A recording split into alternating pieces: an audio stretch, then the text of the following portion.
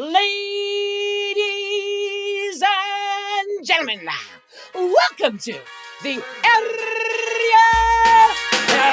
Helwani Show! Back in your life on this Monday, April 7, 2025. Hello again, everyone. I sure hope you're doing well. It's great to be here on a cold and rainy Monday in New York City. I mean, just look at it out there. When is it going to get nicer?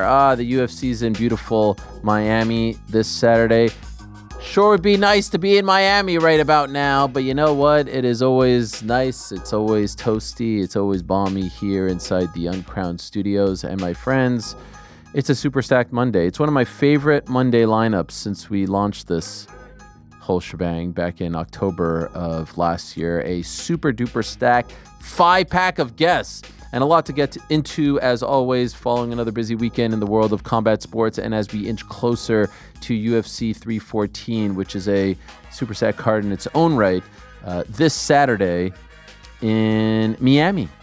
Yeah, big one. Before I get into anything, a quick word that today's program is brought to you by our good friends over at Averon. You know we love Averon, and we are inching closer to the clash of titans, GC versus Sean Brady on the Averon bike.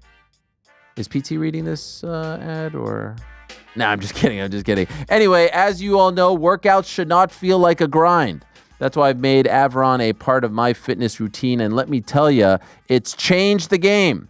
Averon takes exercises to a whole new level using gamification. Yes, you can play actual video games while you work out. Powered by their award-winning Averon World Software and paired with industry-leading hardware, Averon's rower, bike, and treadmill deliver the best workouts you and I and we have done in a long time.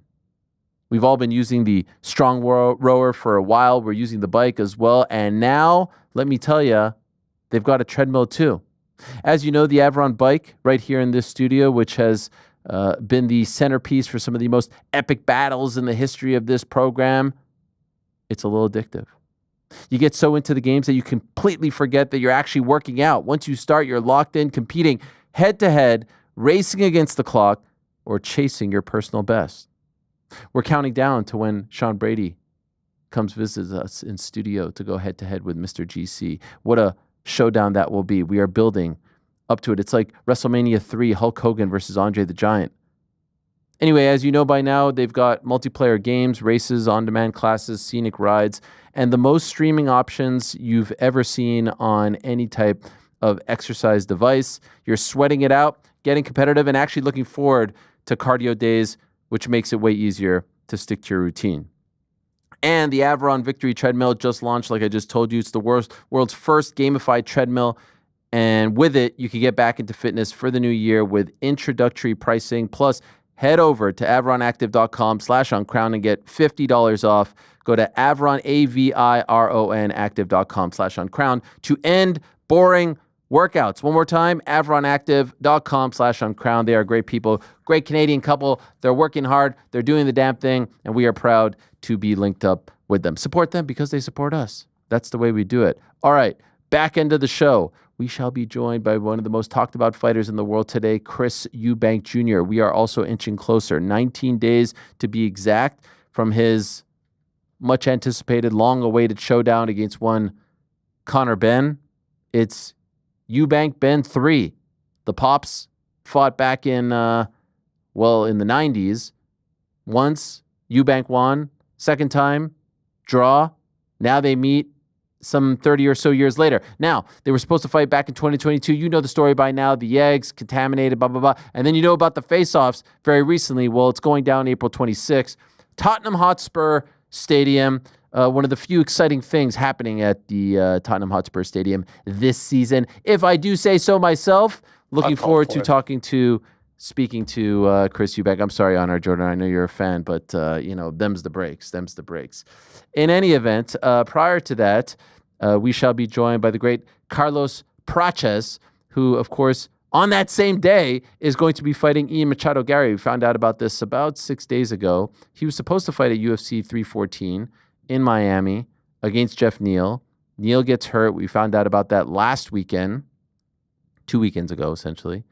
And then it was, all right, who's he going to fight? He's going to stay on the card. He's going to fight Buckley. Is he going to fight Garry? Boom, we find out on a Tuesday night news dump that they're moving him to Kansas City because Roundtree Hill off. And so now we're getting Prates against Garry April 26th, which, dare I say, is a level up. So we'll talk to the big man, the smoker, at 3:30. At 3 o'clock, Sugar Sean O'Malley will join us. You may have heard of him. He's going to be fighting June 7th right across the river in New Jersey, Newark to be exact, The Rock, Prudential Center, UFC 316 against Merab Dvalishvili. A rematch. He's laid low. Not a lot of media. No podcasts. Just one. Came out last week to announce all of this. No social media. He's cut out a lot of things, apparently. We'll talk to him about all of that and more. Looking forward to that chat, as always, with Sugar Sean. At 2 o'clock, Lerone Murphy, who defeated Josh Emmett on Saturday at the Apex and got booed while doing it. Crazy. It's like the most sound, the most emotion, the most energy of any kind that I've seen coming out of that building in quite some time, if ever. Maybe the only time that I've felt anything like that was the NXT event there. Anyway, we'll talk to Lerone where he goes from here. Undefeated, 16 wins, unbeaten in the UFC. He's won 8 in a row. He's on a roll. He's the pride of Manchester. And, you know, it's nice to see at least someone linked to Man United winning these days.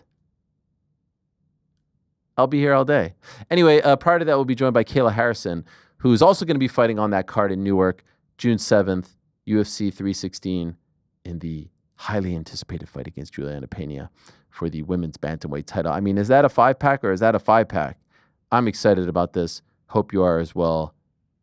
This is going to be a great day. As far as this weekend is concerned, UFC event at the Apex on Saturday, highlighted by the Lerone Murphy win over Josh Emmett, and then afterwards got booed by the crowd in attendance. I think it was just a lot of Josh Emmett, friends and family. You know, it's a friends and family only environment over there at the Apex these days. But it was a hard-fought win over a supremely tough competitor, a litmus test, if you will. I don't like the word gatekeeper, but if you get by Josh Emmett, you're a player. Side note, Lerone Murphy is freaking jacked and ripped. But it feels like after the fact, people aren't excited about, like, he should be in the conversation for a Movsar Evloev after a win like that and considering his resume. We're hearing some reports now that Aaron Pico may have signed with the UFC. This according to Red Corner MMA, usually reliable.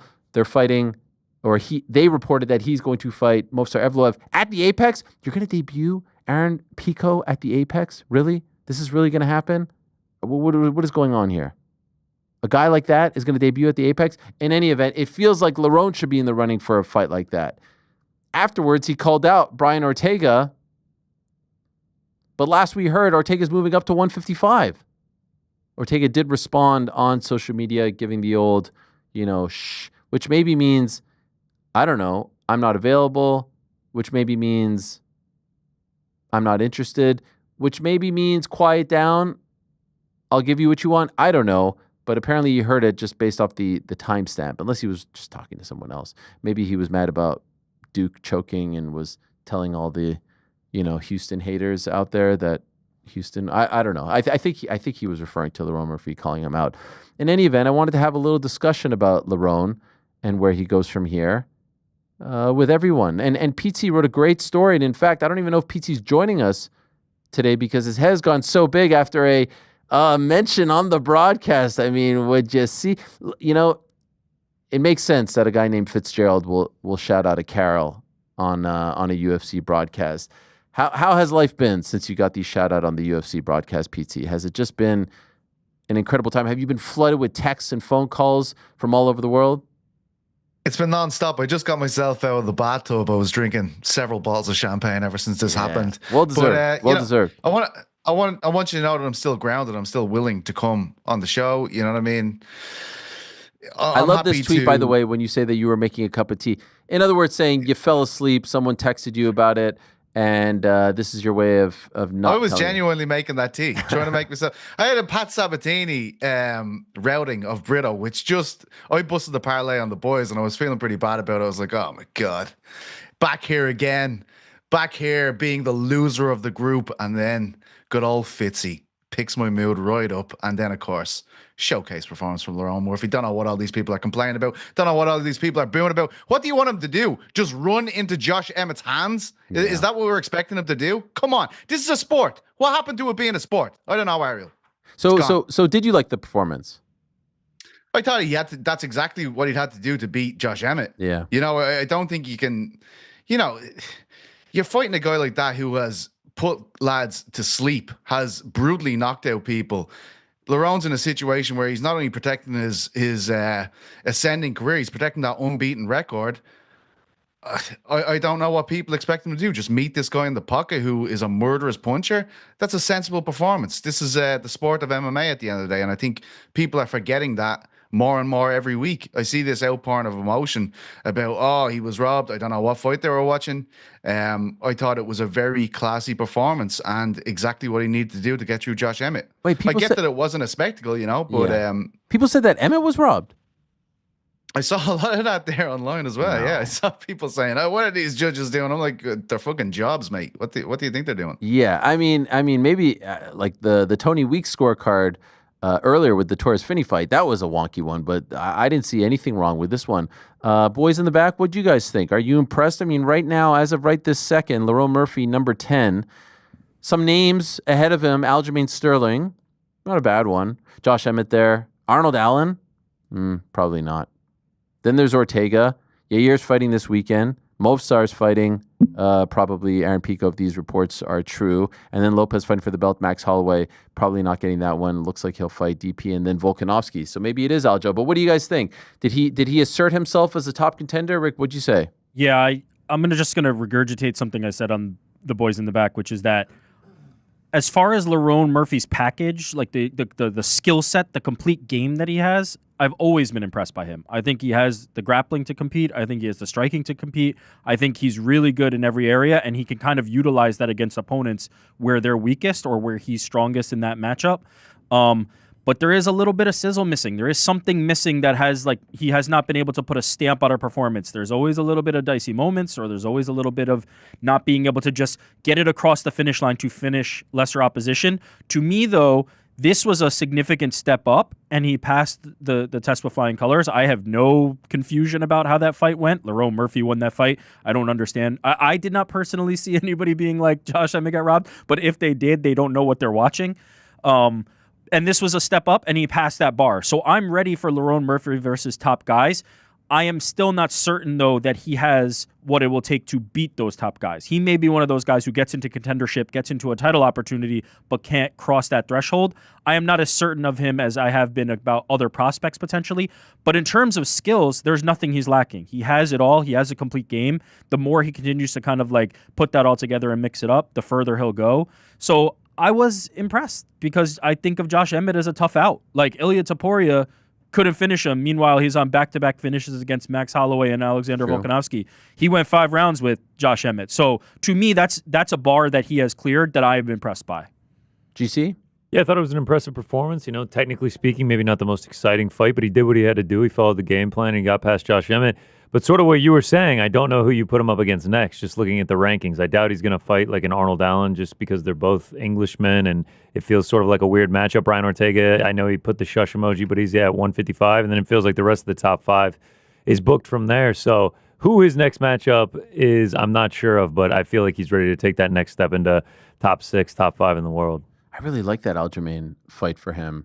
I wonder if Aljamain was complimenting him and the game plan. That doesn't mean they won't fight, but that's not a bad shout. Yeah, let's take a look at that because Aljamain was one of the few out there that I saw complimenting Lerone Murphy after a hard-fought win. I saw no controversy whatsoever. Anyone complaining about Lerone Murphy staying on his bike to stick and move, he wrote, must forget what Emmett does to people. As recently as his last fight, by the way, against Bryce Mitchell, that trade with him in the pocket, which makes Toporia's win over Emmett so much more impressive, in my honest opinion. With those gloves, that's ballsy shit. By the way, if John Silva wins this weekend, or even if Bryce Mitchell wins, is that the opponent? Because the thing is, I do wonder how high the UFC is on Lerone. They were just in England. They put him at the Apex. They were in Manchester. They didn't put him on that card. And I think he didn't, it was coming off another win. But like they could schedule these things a little better when they want to, and when they want to showcase someone. It feels to me like they're a little trepidatious on him. Like they're a little reluctant as to whether or not they want to fully get behind him.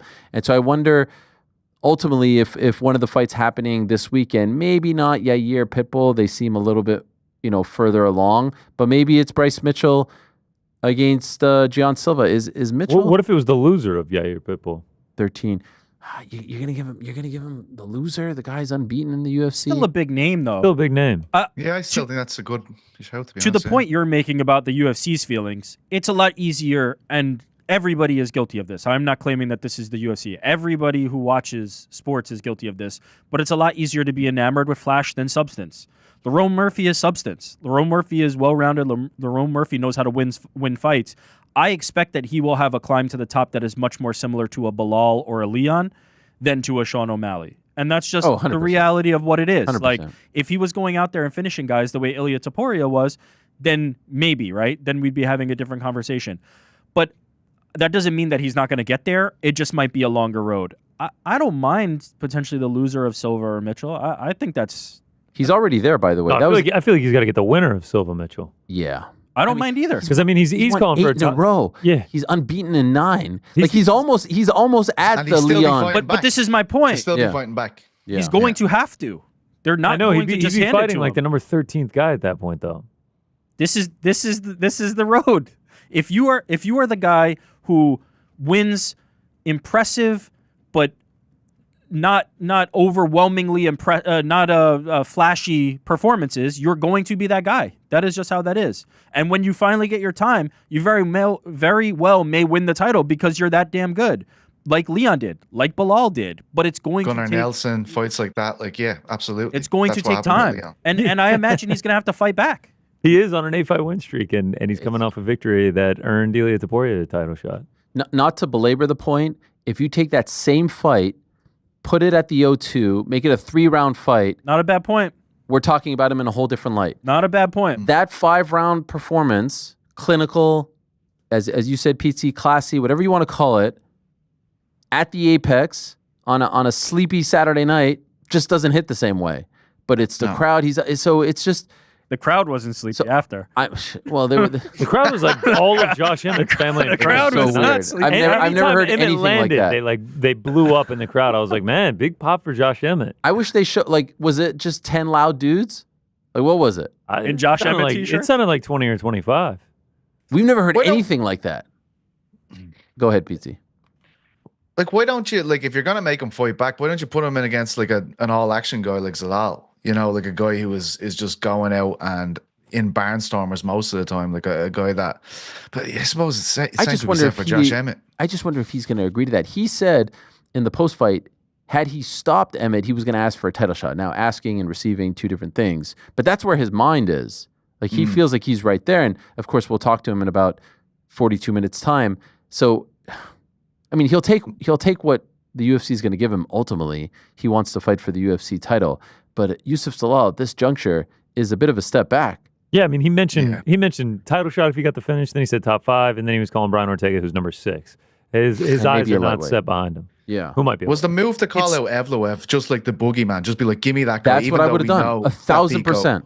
That's what I would have done. Oh, I see what you're saying. Well, did we know Pico by then, or was that yesterday? It was yesterday. Mate, Pico would have been a great fight for Lerone too. I mean, just Patrizio would have been a great fucking fight for him. There was loads of all these new guys. He could have had either of them, and I would have been very happy. Evloev and Lerone are both in a territory where they are extremely good, but nobody wants to fight them and take the risk. They are the perfect pairing because they are the only ones who would potentially want to fight each other because it's the only way you can get benefit. To be fair, respect to Aljamain Sterling for coming in there and doing that because he's the guy who's like, look, I'm coming from another weight class. I'm going to come in here and face Evloev. Maybe Aljo is that guy. You mentioned Aljo. Maybe Aljo is that guy for Lerone. And by the way, matching them up would be doing the UFC a favor because it would eliminate one of them. Yeah. Because they're the Pico one, not only does it not make any sense to have him debut at the Apex, do you really want him debuting against Evloev? You're staring at it Pico is great, but it's not like he can't lose to Evloev. And now you Evloev is great, but you would think if somebody has a style that could kind of combat that, it might be a Pico, right? Maybe they're just like if they're that high on some him, chips on Pico. That's like he can stop takedowns and he can throw those hands. Remember Dana was talking about how much Sean Shelby loves him. If you're that high on him, first fight in the UFC against it's a tough Evloev out. is tough. It's a tough I mean, out. it could easily turn into tough. But Movsar's 10th win by decision in the UFC. Yes, I could also jitters. call me all that. crazy. I could just as easily seeing it be the type of performance that jumps him above guys like Lerone Murphy. Where if he 100%. stuffs the takedown and hits him on the end of something like an uppercut and takes him out, I think Pico jumps higher than all the rest of these guys. If Pico comes in on his debut and knocks out Movsar, he'll be a hero to the fans. Yeah. So He'll be like it's one high away. risk, high reward. Yeah. He'll be That's a a hero. to the division. fans. Well, we'll talk to Lerone Murphy in a moment. I do want to say congratulations to Pizzi. I do believe that Ireland is 3-0 in the UFC in the year 2025. What's happened here? Because for the longest time, you guys were winless. I think it was like 10 years without a win. Now all of a sudden, you can't be stopped. Come Shout on out to now. Reese McKee. No? Yeah. Listen, we're like a sleeping volcano, mate. That's what it was. Everything just needed to align in the correct way. Sean O'Bannon, Caelan Loughran, and now Reese McKee. Reese McKee, who isn't Back. even 30 years of age, but is a legend of the Irish scene. This man won belts in Bama. He won belts in Cage Warriors. He went in against Hamzat Chimaev. And then, do you know what he got as a reward for that? Oh, 10, 15, 25 veteran Alex Morono. He don't even move to welterweight. He loses a close decision. He's back out again. Does he give up? No, he doesn't. He says, you know what? I'm going to go back to Cage Warriors. I'll go back. Wins 3 in a row. 2 of them in Ireland. And now he's back. Big win. Big moment. That's the Reese McKee we know and love. And how about this? Not too far away from Ian Garry v. Prates. I know he's on the show today. Guess what else? Paul Hughes in Belfast coming up in a few weeks too. Yeah. Is this a resurgence of Irish MMA? Feels like certainly- it. Feels like it. What do you think? I just said yeah. I just said Oh, yes. sorry. It was. It cut out there for a second, the music. And I heard him. Oh, okay. Thank Yeah, you. no, Thank you, Frank. it definitely feels like it. The tides are turning. It's great to see. And great story. Sometimes you get in, doesn't go well, you leave, doesn't mean it's a death sentence. We saw that with Yusuf Zalal as well. Build yourself back up, come back in. Well Do you know how done. nervous the Irish scene was about this? Like, it About got Reese. to the point where, it got to the point where I think people, I personally was like, I've done this interview with Reese, I think 2 or 3 times, where you're like, you're going into the interview going like, well, if you lose this one, you know, and it's just getting really rough. And I didn't see a lot of talk of that this week, but he seemed really on top form. And I think having his family there, he mentioned that in his post-fight interview. I don't think he's usually done that in the UFC. His child and his wife were there, and I think that made a big difference. And the guys in Fight Academy Ireland, they are just tearing the fuck out of the place right now. They had Joe McColgan there, another legend, former lightweight champion of Cage Warriors. He came in a cluster of brilliant fighters in that division. Paddy Pimblett, Mason Jones, Joey Herbert, and he still won the belt, but didn't quite get there. I think a lot of people would have loved to see him there, but it just seemed like the lads were in perfect symbionts during this fight. A brilliant performance. And look at the power in those hands. As he said afterwards, we've been waiting to see this. Like, every time Reese McKee hits someone, they're immediately in trouble usually, and we just didn't see it in the UFC. So I think he took some time to get comfortable with it, but as we saw there, there are now 4 knockdowns in the first round. Doctor stops it between rounds. Yeah. Absolutely vintage stuff. And look at those beautiful tattoos. Yeah, What a look man. at that. He looks fantastic. Pat Sabatini also with the win, as you mentioned. Brilliant. Chang Ho Lee, victorious as well, won a bonus for that. Brad Tavares surpasses Michael Bisping in the middleweight victories list. Well done to him. Been in the game for a long time. Ode Osborne with a brilliant win as well. Got a bonus for that. Torres Finney. You love Torres Finney, don't you, GC? I see that you mention him a lot. Okay. Great insight. Dion comment. Barbosa gets the big submission win. I don't know if you guys heard Andy there. He walked away. Reese McKee, as we mentioned. Loma Lukbumi with a unanimous decision win. Victor Henry as well with a UD. Martin Boudet and Talita Alansar. Now, we also had, by the way, look at our new graphics. How nice is this? PFL had its debut on Thursday, and some of us did well, some of us not so well. I think I'm completely out of I think it's the featherweight I think I went winless. Over. I went winless. Oh, Jeez Jesus. Louise. Me? Boy, Dupras just didn't get it man. done. That's actually really impressive to go over like that. I didn't go over. But I feel your pain because my welterweight pick is completely out. I picked Koreshkov and he got smoked by Jackson. Jason Jackson. So I'm done on that. Did they none didn't of us go pick over. that Gene? I know, man. Yeah, none of us. Had Yo, I love that Gene Gene. plug. In fact, he's going to be on the show tomorrow. What a star they shout out. have. What a star. Yeah. A potential star. I mean, he's got to face Jason Jackson in the next round. Golly. He that's- knocks out Jason Jackson. Yes. They've got something. I They wasn't got something familiar there. with his game. I was not familiar with his He's just so game. neither was I. charismatic. He's so much fun. Did anyone go perfect? I don't think so. Yeah, I think we Nathan all Kelly, had yeah. Nathan Kelly, and I think we all had Berkhamov. Damn. Mm. Did anyone else go winless? Like me? No, just you. Jeez. I didn't do Thank so God. hot in welterweight, but I Who didn't the go fuck winless. is we? Yeah. I Oh, went. Frank. I went 3 for 4 on featherweight. And how'd you Oh, go? nice. Okay. Still got both my championship picks in. Yeah. I'm feeling Did decent. I do the same thing as you? You may have. I think I saw you looking over when I was filling out the bracket. Yeah. Look at that You here. went Boric. Sorry. Oh, you lost your mother- championship pick. Ah. Man, dinner's gonna be good. I got to start picking out the restaurant. I also had Adam. Not good. What did you guys think about the new look PFL at the Universal Studios soundstage? Seemed like the event rolled along a little bit quicker. Yeah. No? Look, there wasn't like a. It didn't to me feel like wow, this is a completely new PFL product. It felt like more of the same from that perspective. But what I will say is this bracket is a lot easier to follow. And we talked about this on Boys in the Back. I was like, I kind of like the change. I really do. Like I know, look, do I think tournament formats are the thing to make your money on in 2025 in MMA? Potentially not. I don't really. But if this is supplementary to the super fight cards where you're doing the bigger fights that people want to see and might even pay pay-per-view prices for, I kind of dig it. And as far as tournaments go, this is better than the previous. It's better than that season. 100%. It's better than now we have the playoff structure. This works for me. 100%. Win and in, Yes. or win and go home. Win or go home. That's Thad it. gets I that love big it. win, then it's like, okay, he's in first place. No, if Thad Yeah, gets that no. big win, Now he's he gets facing Jason the former Jackson. champ. Yeah, like Yeah. this is fun. This is better. Yeah. I'm better. with you. I like it better. Couldn't really tell, once it was kind of like the Sphere. Once they were in the cage, you couldn't really tell that they were at the Universal Soundstage. Was hoping for maybe a roller coaster in the background, something like that. But Nah, you can't. Is it? But honestly, if you're PFL, is this not where you want to do something like this, right? Like, look, these are, let's be realistic about what the level of talent here is on this. There's some names and there's some people that are potentially going to win championships that are going to make them $500,000 richer. But these are not the main draws, right? These are not the Patchy Mixes, the Francis Ngannous, and on and on and on, that are going to be the ones that are on pay-per-view that you put in an arena. I kind of am okay if this is, a studio production. I get that. Well, okay with they announced the locations for the future rounds, and they're all in big venues. So let's see if they build some momentum. I will say this: I like the Thursday night, Thursday night was I like great. the Thursday night a I lot. like not doing it on Saturday, not trying to oppose the UFC. or even Friday. There's something about the Thursday that I kind of dig. Yeah. Maybe this is GFL's filling in Sunday and Monday for the NFL. This is our supplement for Thursday Night Football. It feels like PFL and GFL working together on this one. By the way, I threw to you about Torres Finney, and then you. I know. I'm sorry. I forgot to refill my water bottle. I was dying Oh, no. of thirst back Wow. here. I thought you guys were going to talk Good time. about the Irish. You want to for a say why second. you like him so much? Torres Finney? I mean, it's just the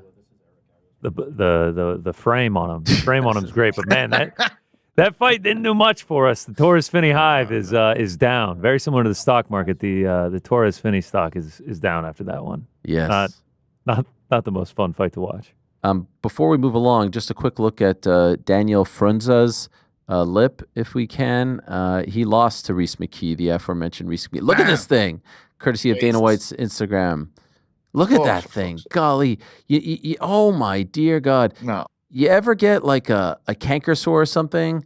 That thing will bother Dude. you when you eat for like 3 weeks. Could you imagine how annoying this must be? I get one that you can barely even see in the mirror, and I'm just like, man, it hurts so bad to eat. Yes. That dude is going to hurt for a month. Anything. Could you imagine like something spicy? Can you you know what I mean? It's just awful. It's absolutely awful. Kudos to him. He appears to be in good spirits. So that's what your boy Reese McKee did to him, Pete C. All right, let's move along. It's such a great pleasure. It always feels like a very important, exciting day when we're joined by our first guest of the day because, she's royalty at this point. And in fact, if you'd ask me, she should be in the United States Olympic Hall of Fame. That's how damn talented she is. And on the 7th of June, right across the river, right here in the tri-state area at The Rock, the Prudential Center, she attempts to become a UFC champion, further cementing her place among the gods of combat sports. And dare I say, if she does in fact do it, may just go down as the greatest combat sports athlete of all time. Yeah, 2 gold medals, a PFL championship, a UFC championship. I think that would qualify. It's a great pleasure to be joined by the one and only Kayla Harrison right now. Is she there? Yeah. Hello, Kayla. How are you? That was. All right, don't be doing blasphemy though. All right, don't call me a god. There's only one God. Okay, you're right. I just mean like among the legends of the game. Is that true, by the way? Speaking of Hall of Fame, Okay. also, Yeah. not to like start off like with a bunch of corny stuff, but you can vote for me to be in the Olympic Hall of Fame. Yeah. It's actually on my story right now. Oh, by the way, why do you think we mentioned that? What do you think? You're so Come good. What a on. plugger. Look at what this. a plugger. You think we just pull this stuff out of our back pocket? Look at you. So, by the way, there's some legends there. I see my guy Mello up there. What is this? Like the fans vote on who goes into Hall of Fame? What kind of Hall of Fame is this? I don't know, to be honest. Okay. But this is the legit Hall of Fame? Yeah, it's the United States Olympic Committee's Hall of Fame. I think it's like 50% fan votes and then like a panel or something. I don't know. Okay. All right. Well, good luck. I just show up and kick ass. You know how it goes. Amen. When do you find out if you're in? I don't know. Okay. Perfect. We'll keep our eye. What else was I going to say? It's good to see you again. It's been a while. It's good to see Where have you been? Where have you been? I feel like you've laid low. Keeping my nose to the grindstone, baby. Yeah, you kind of have. I feel like you've just kind of like stayed out of the line. Like I don't hear much. You're not popping up places. Is this part of the game plan? Well, first of all, the job's not done. So I got work to do. And second of all, like I don't care to be seen or, like I love my life. I hang out with my kids. We have like our little stuff. I get to do what I love every day for a living and chase my dreams. Like I'm not trying to be famous. So respect. You've been there, done that. No, but it's different. I think with age comes a little bit of wisdom. And maybe when I was younger, I wanted everyone to know I was the best and I wanted to be seen and I wanted to be famous and I wanted to be rich and I wanted like all of these things. But the older I get, peace is really a priority for me and like protecting that peace and just keeping the things that really matter to me in mind and like at the forefront. So what really matters to me, being a good person, being a good mother, just carrying myself the way I believe we're supposed to carry ourselves, but like the other stuff doesn't matter. How long have you known about June 7th?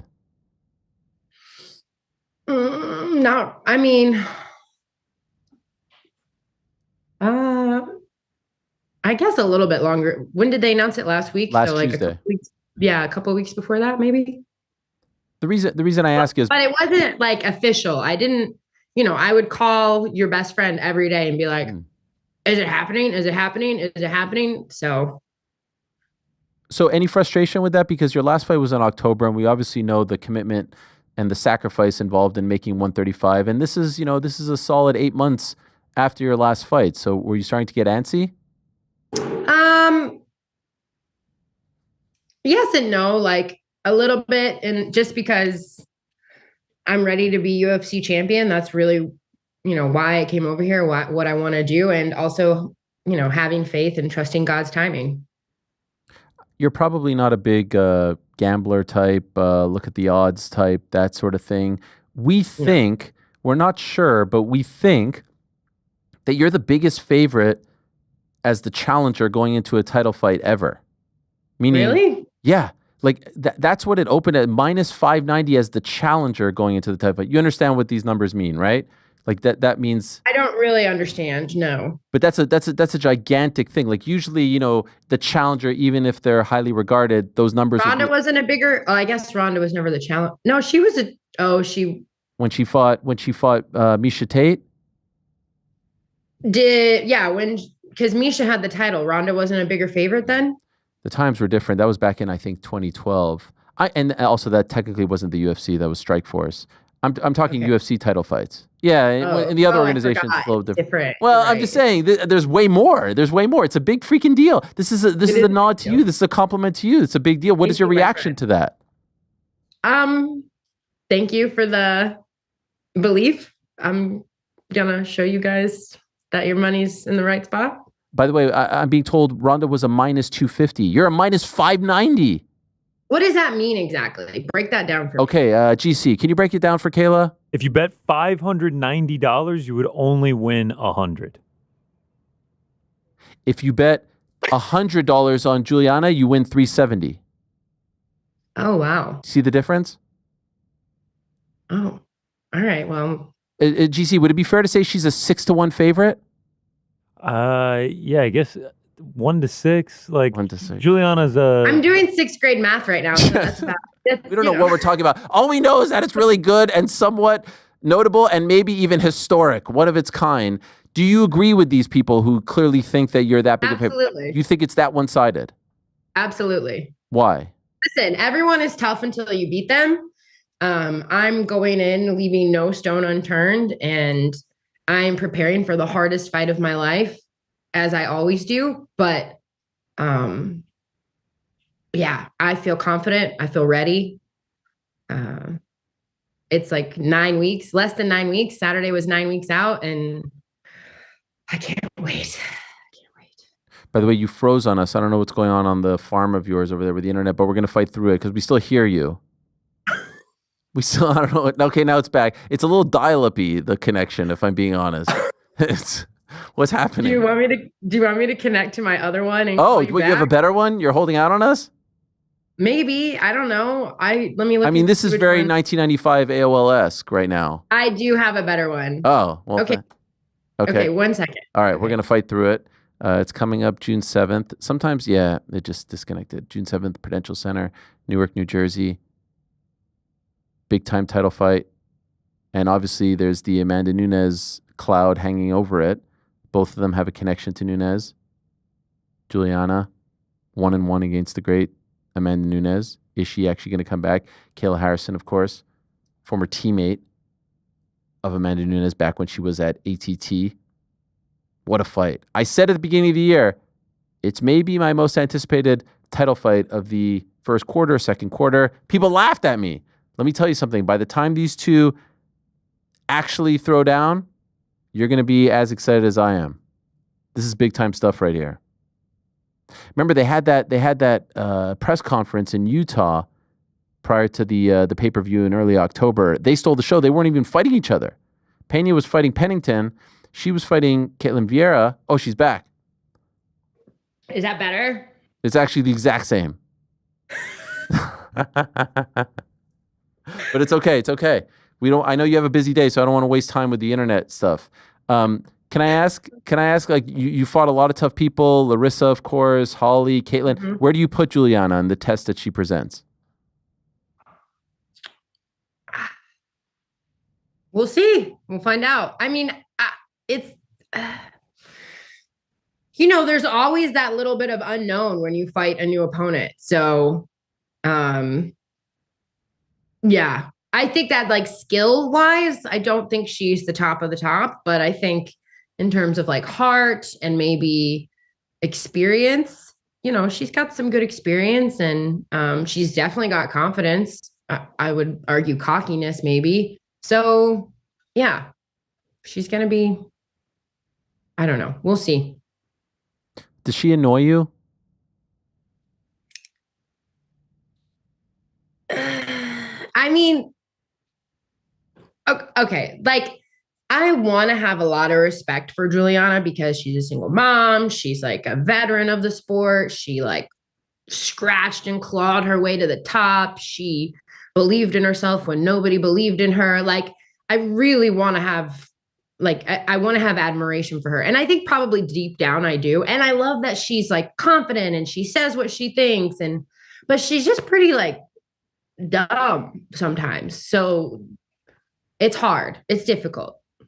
What do you mean by dumb? Like, what does she do that? I mean, just like some of the stuff she's just like, cheesy, like very cringe.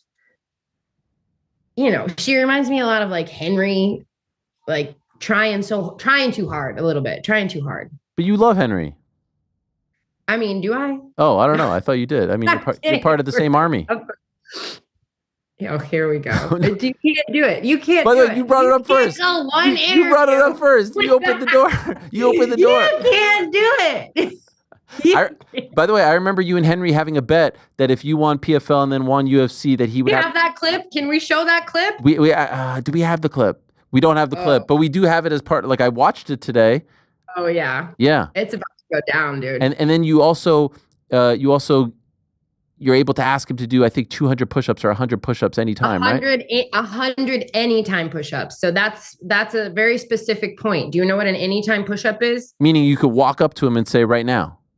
Meaning he could be in the delivery room for the birth of his child. And if I FaceTime him and say, hey, give me 5, he has to give me 5 push-ups. More importantly, do you think he'll acknowledge you as such?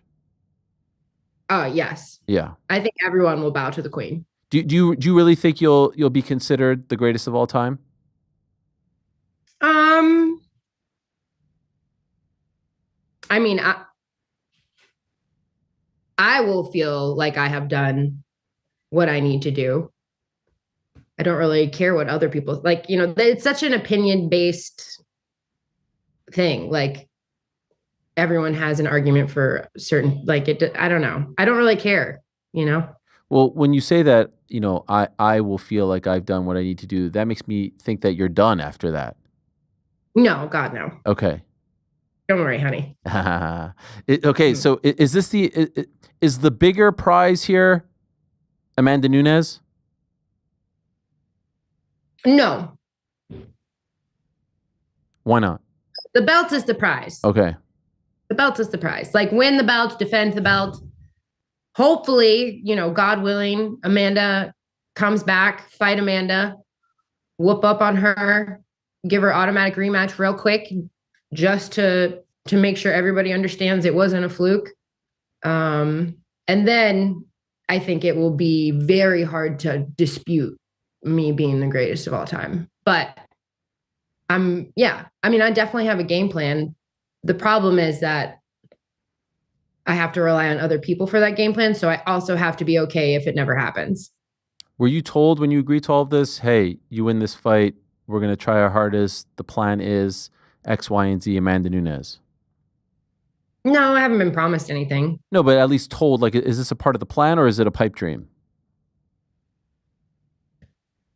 It's a part of my plan, but I haven't been told by like the UFC, hey, we're going to make this happen. Like that's not. Do you know if they're interested? Of course they're interested.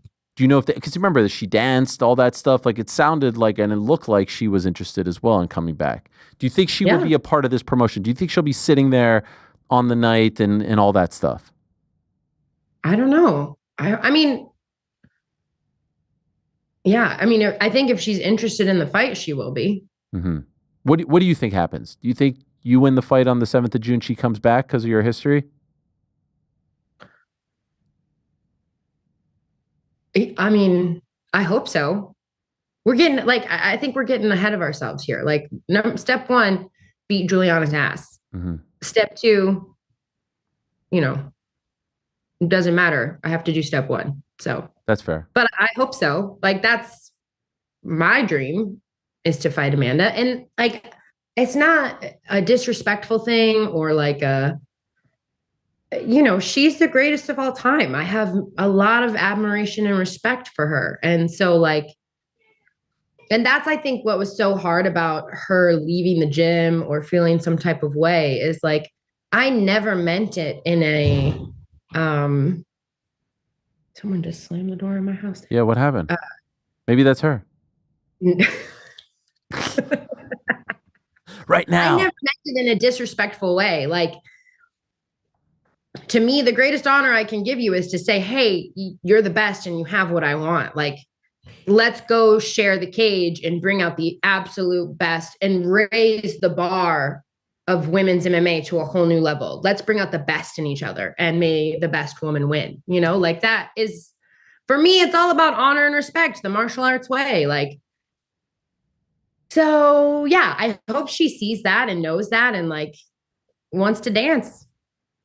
I saw an interview recently with Megan Anderson in MMA Fighting, and she talked about how the cut is miserable for you and it's going to mess up your hormones and all that stuff. Do you see this? And do you have any thoughts on what she said?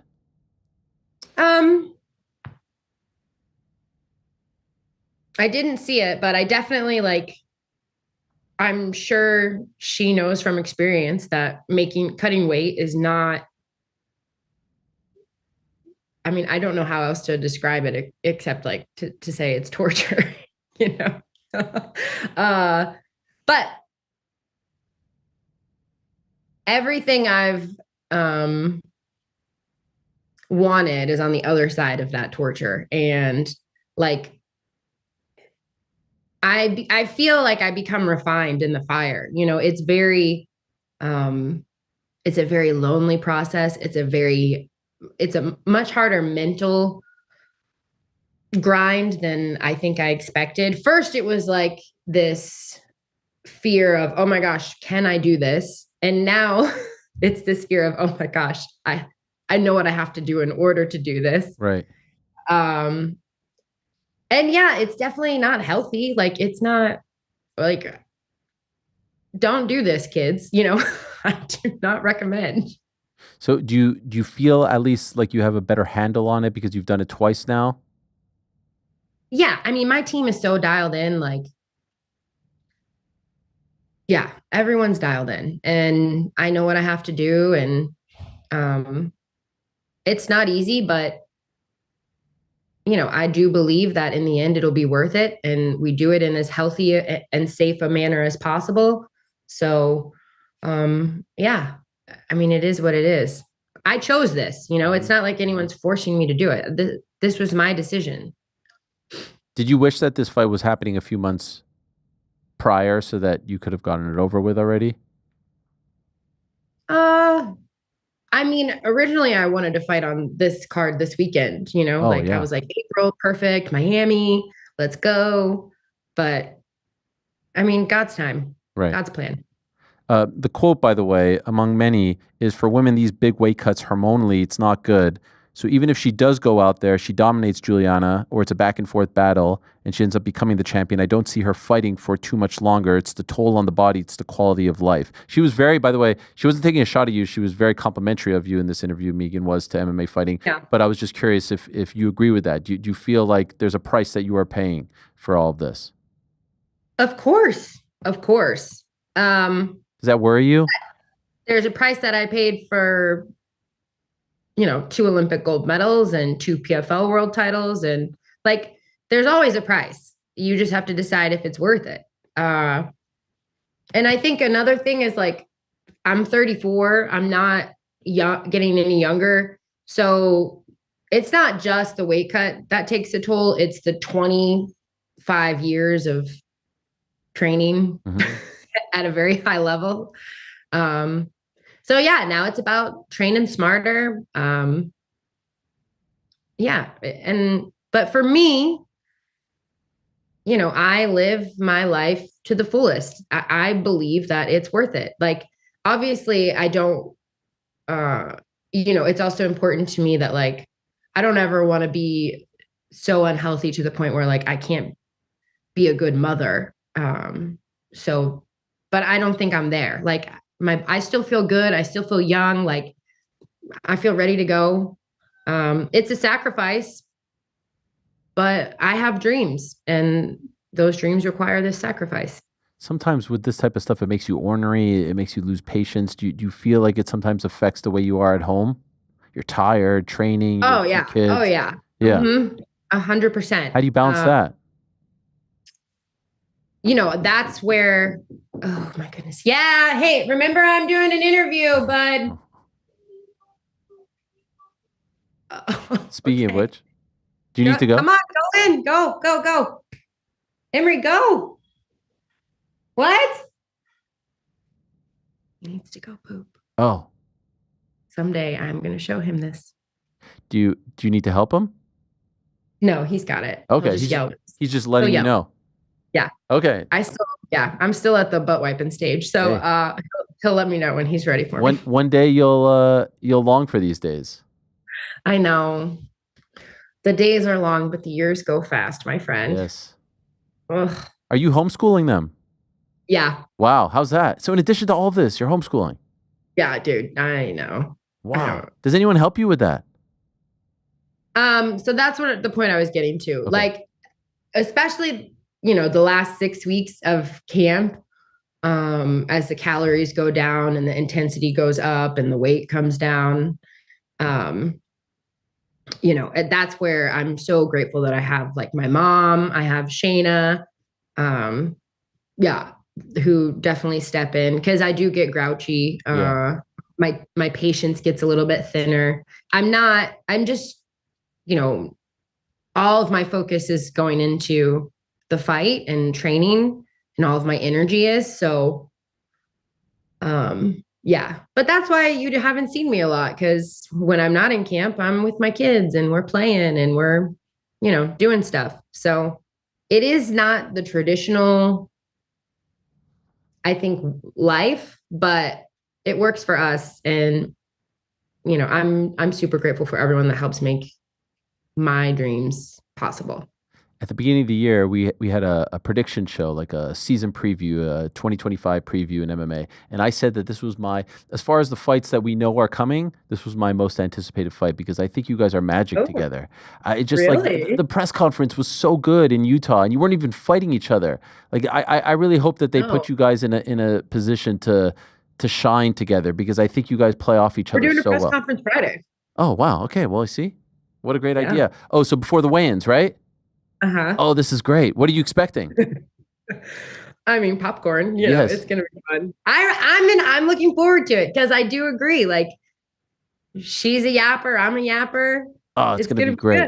It's going to be magic. Because with all due respect to your two opponents in the UFC and even some of the PFL ones, they didn't bring that to the table, right? Holly's so respectful, quiet. Caitlin, not, you know what I mean? Larissa, you've never had that foil. And I think you're such a good trash talker that it brings out a different side of you. And she's such a great trash talker too. Like, and she hasn't always had that foil. Pennington's not that person. Nunes is not that. Like the two, this is rare shit. Like this is really nice. I love this. I can't wait. And it's a great fight too. But I think the build is going to be fantastic. I agree. No, I think that is something that for women's MMA could probably use a little bit more of that, right? Yeah. A lot of people miss the Ronda effect. And, and Julianna brings that. And I think that I can bring that. It's going to be fun. It's great when she questions your credentials and you're like, yo, like I was winning gold medals when you were, on the Ultimate Fight. Like it's just the back and forth is great. What about this Norma Dumont? Have you heard her? She wants to be the backup. She wants to fight you for the interim belt. She's been very vocal lately. What do you make of what she's saying?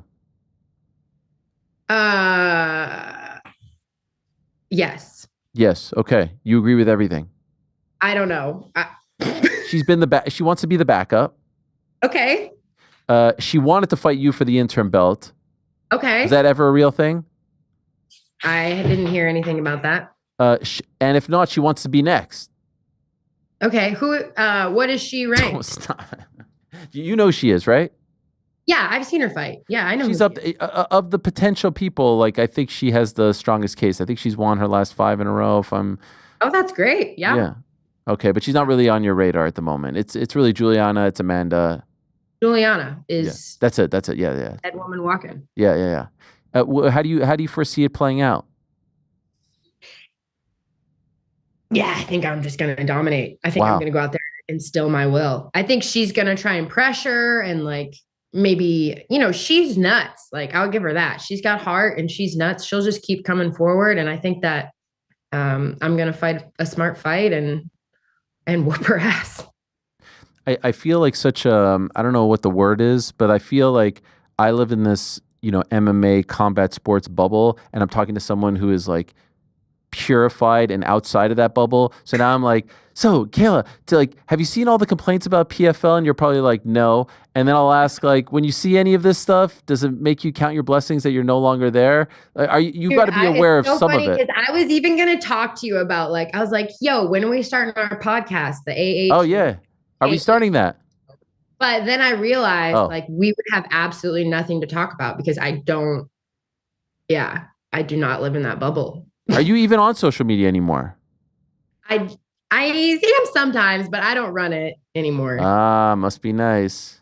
Who does? It's Ali? like, dude, it's toxic. And it's like, I would rather live in the real world. Like, it is such a beautiful place. And like, to be outside and to be connected and to be like with my people, being present, like, that's what's up.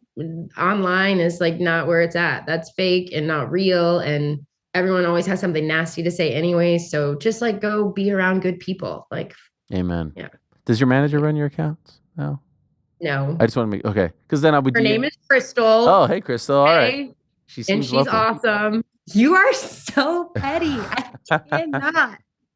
Okay, but what about all the people? I'm sure you heard of Pitbull. He's fighting on this card this weekend. Yes, I'm super pumped for that. Aaron Pico apparently is coming over. So when you hear, Ryan Bader got released, there's some disgruntled people. Does it make you feel like, okay, and also they changed the format. It's no longer the $1 million.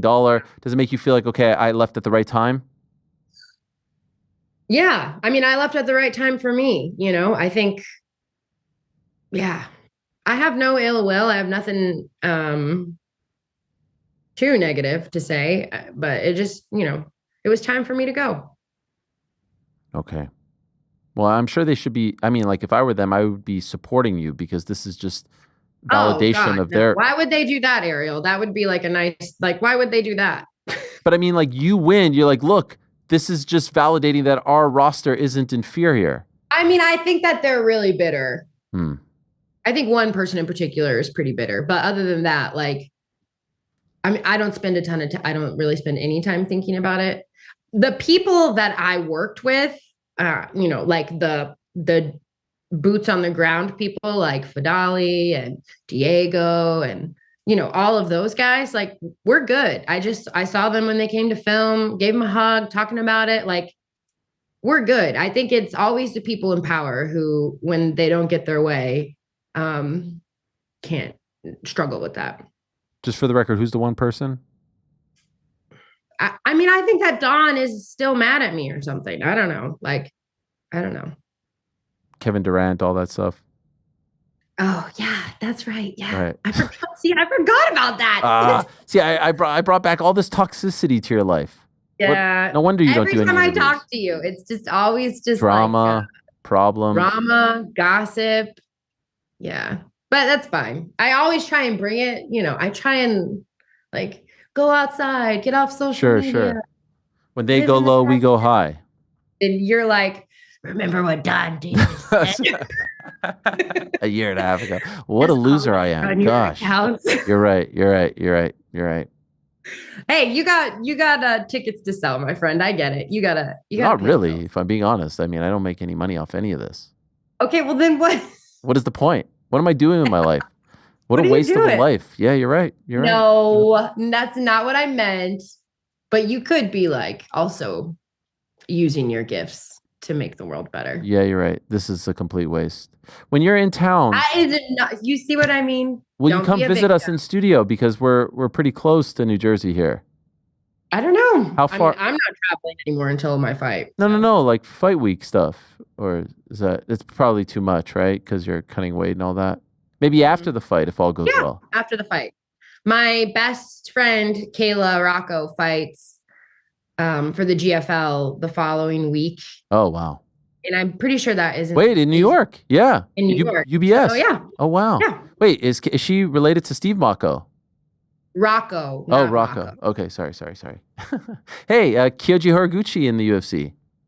Let's go. Yeah, it's all. You guys are all about to see what's up. I mean, we like some of us have been watching the UFC since before you got in. There, we know how good he was. He fought DJ for the belt. I was there, UFC I 186. know, but that was like literally a lifetime ago. He's And a different fighter. Okay. He was so young. Like you guys are about to see. Like Kyoji is a beast, bro. All right. Yeah, I'm gonna, excited. I'm excited for it. I'm gonna let you go. Just last two quick things. Can you tell Julianna not to be mad at us anymore? She's, I think, a little bit mad at us. Yeah, I can. Listen, Julianna, it's not their fault that I'm better than you. Oh, Don't be mad at them. No, this is not what I wanted. What did you want? I just wanted you to say that we're good people and that she should come back to her favorite He show. means well. Yeah. You should come on his show. He doesn't need you because he's got me, but you know, you should come back on his show. It's not their fault. Thank you. Any final messages to her before you see her on Friday? See you Friday. I can't wait. This is going to Text be me or great. call me if you want to like discuss wardrobe. Okay. Thank you, Kayla. Appreciate it as always. Good luck.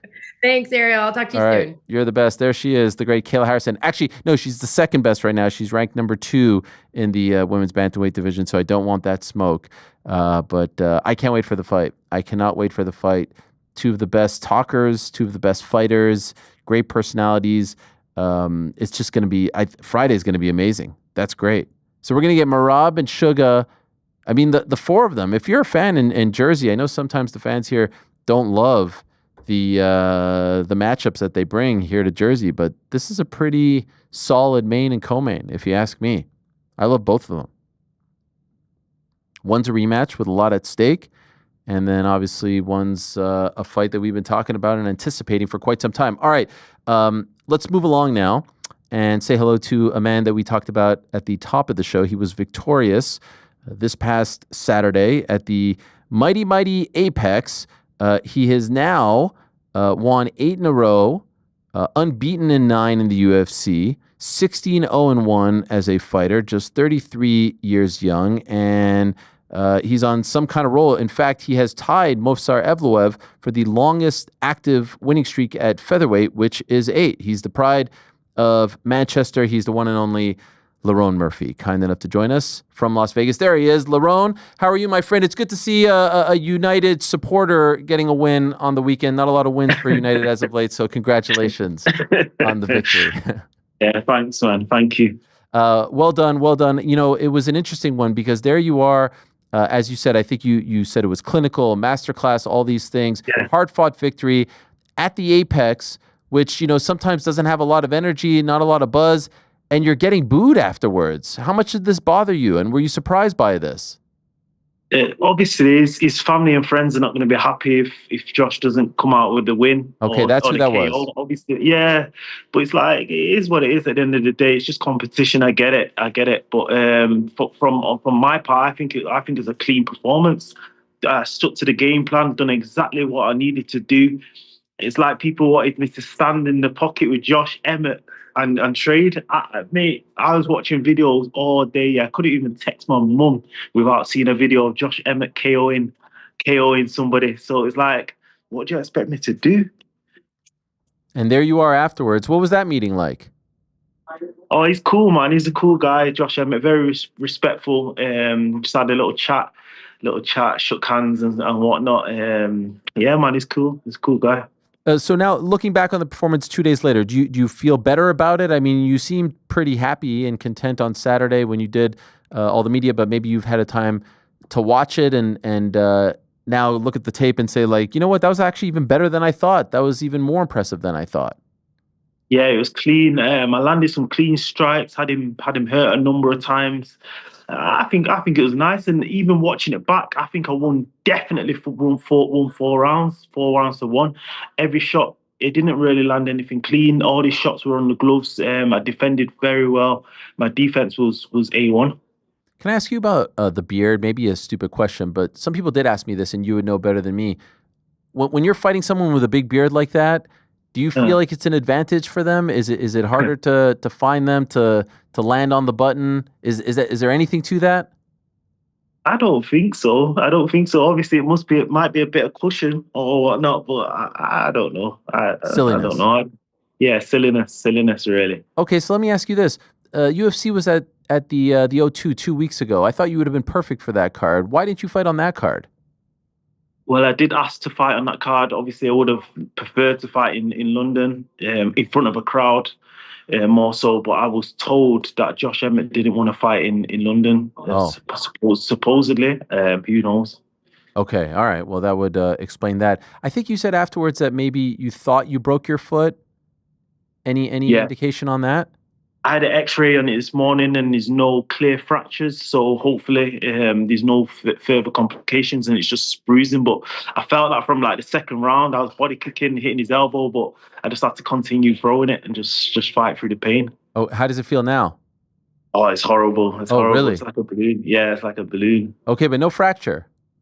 No, surprisingly, no. I think it's just bruising from the elbows. We were talking earlier, Emmett, supremely tough.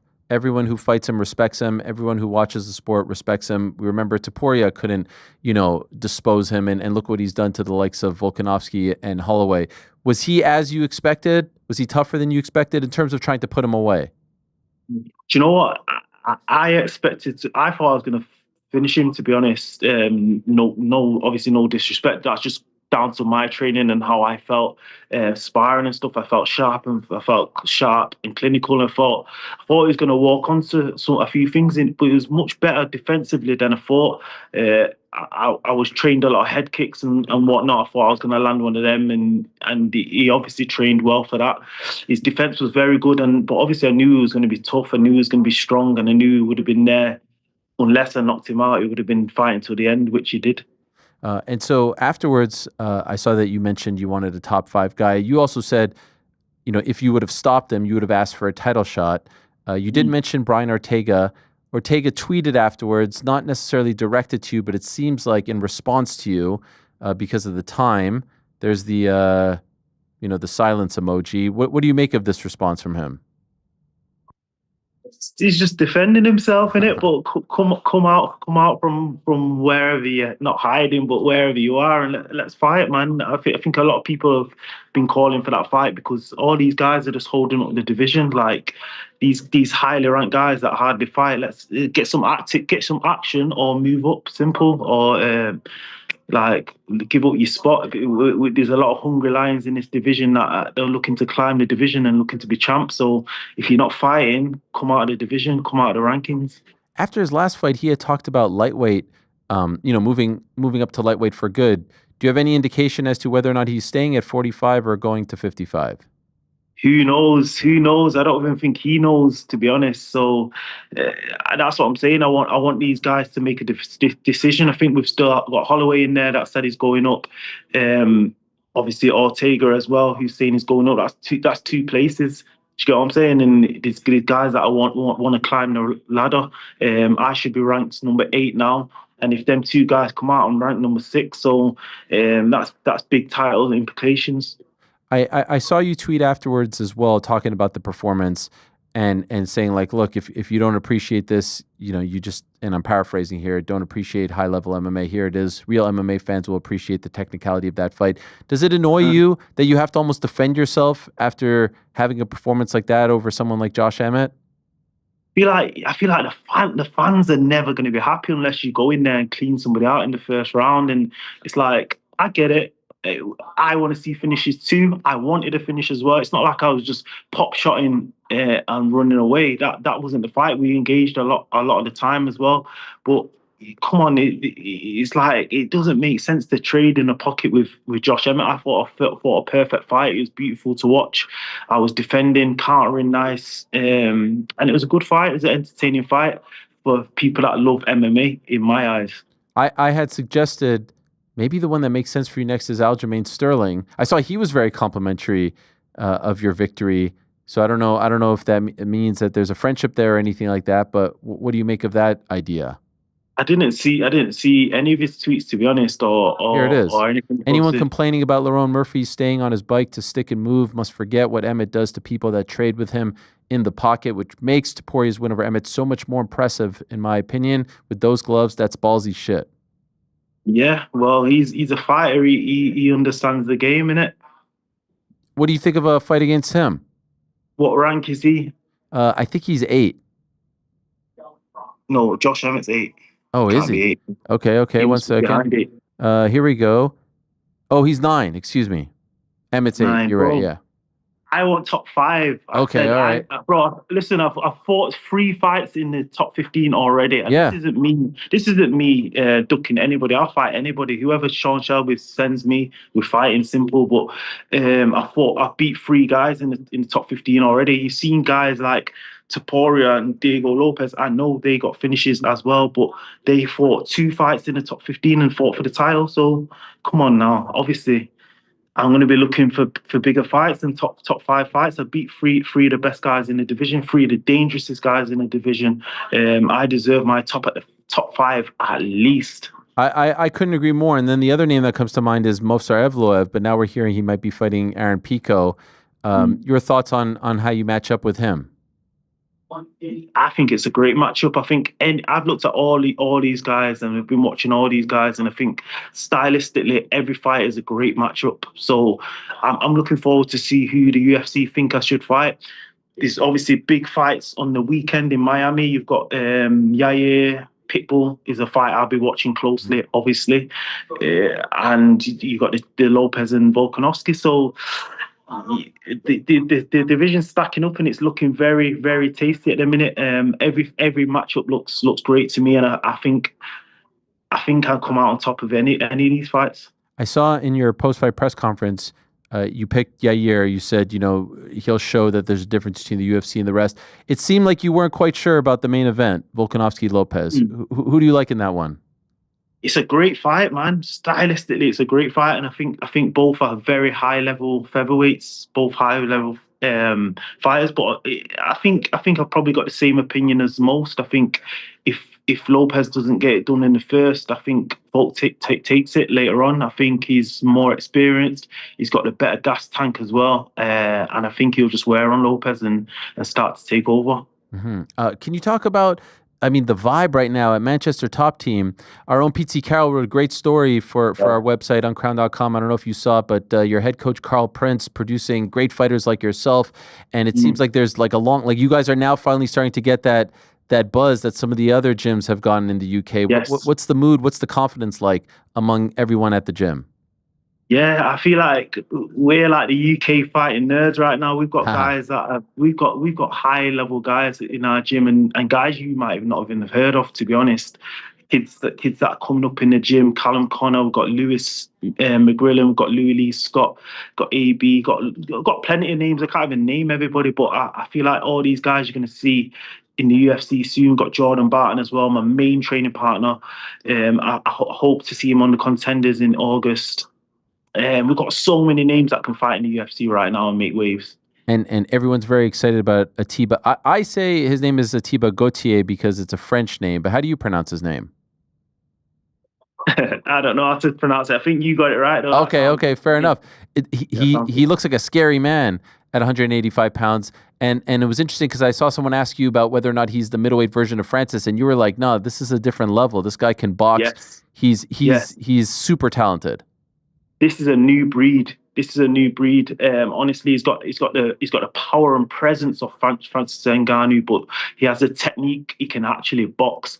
I've moved around with him myself, and I was very surprised of how he understood striking. I thought he was just like a brute. You get what I'm saying? And I actually moved around with him, sparred with him. It wasn't a play spar, actually. He nearly knocked me out in 2 before the fight.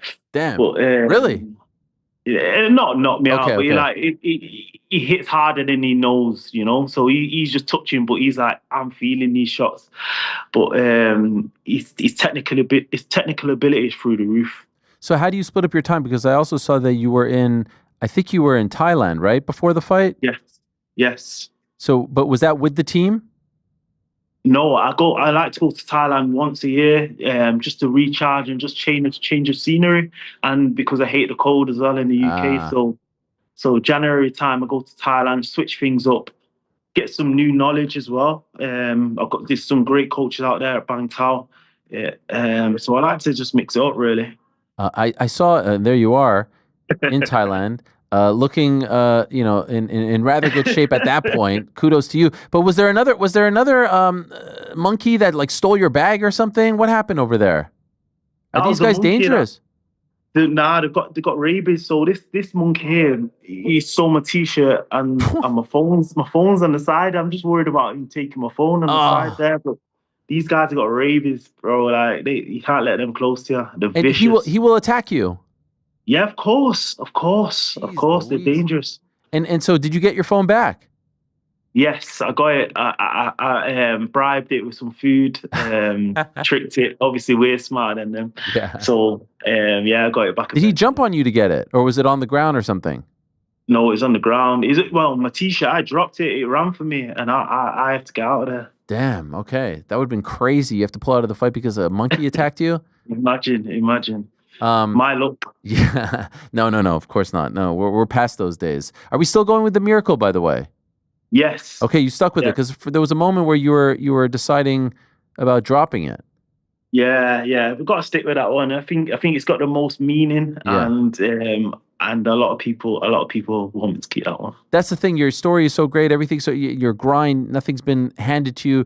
It's frustrating to see people boo you or not appreciate it. Not every fight is going to be a highlight reel first round knockout. It just can't be. By the way, what I said earlier, that exact fight. Probably 3 rounds because it's not the main event. At the O2, you're being showered with love. The fans are loving you, especially on that night a couple of weeks ago where, there wasn't a lot of British fighters who looked good. Everyone would have viewed the fight differently. It's because it's in that venue where it comes across as a little bit different. You know what I mean? I think so. I would have definitely preferred that fight over 3 rounds. I think we both could have went for it a bit more earlier on. I think it would have been more of a war, especially just giving both athletes and even the fighter Josh is in front of a crowd. We're gladiators, bro. Get us in front of a crowd, and I think that fight would have been wild. I saw you tweet something recently, maybe a month or two ago, saying that Topuria is going to come back to featherweight. Why do you feel that way? Who knows? I don't know, but I don't know. Who knows, innit? Let's see how his run goes. I think he's one of the best fighters in the world, to be honest. I think he can do great at lightweight, but I just feel like he might have 1 or 2 there and just come back to featherweight. You've seen the fighters that are coming back to the division now, and I feel like he's going to want to fight a few of them guys. You think he could beat Islam if they fight? Oh, it's a great fight, man. And I think if anybody's going to beat Islam at lightweight, it will be Topuria, but I'd never back anybody against Islam, to be honest. Okay. Well, by the way, how are your weight cuts? My weight cuts are good. I get pretty light pretty early, but I don't think weight cuts are fun for anybody, to be honest. I'm a big featherweight as well. Yeah. That's why I asked. You also tweeted something about some of the best PFL fighters coming over to the UFC, and I'm wondering what you're trying to tell us here. It's looking like the UFC will have all the best PFL fighters by next year too. What are you trying to say to us, Lerone, here? What kind of news are you trying to break? I don't know I don't know. Well, who tweeted that? That wasn't you? No, but they are. If you look at what's going on now, they are. So everyone's coming over to the UFC, innit? So I'll just see all the Bellator fighters and PFL fighters complaining and saying they want out of the contract. That's what I was referring to there. Okay. I seen like Patchy Mix and guys like that looking to get out of the contracts and come over to the UFC. So even Pico as well. So it's looking like all the best fighters are. How do you think he'll fare in the featherweight division, Pico, if in fact he does come over and fight an Evloev? That's a tough first fight in the UFC for someone like him. I think that's the level he has to fight at, though, isn't it? He's one of the best fighters over there. I think as soon as if he does come over here, he's got to be fighting in the top 10 for sure. And he's a great addition to the division. Already stat division, I think he's a good addition. He's got a good style. I think he's a good fighter. So you said that you wanted to fight 3 times this year if all goes well, which means maybe the next one in the summertime?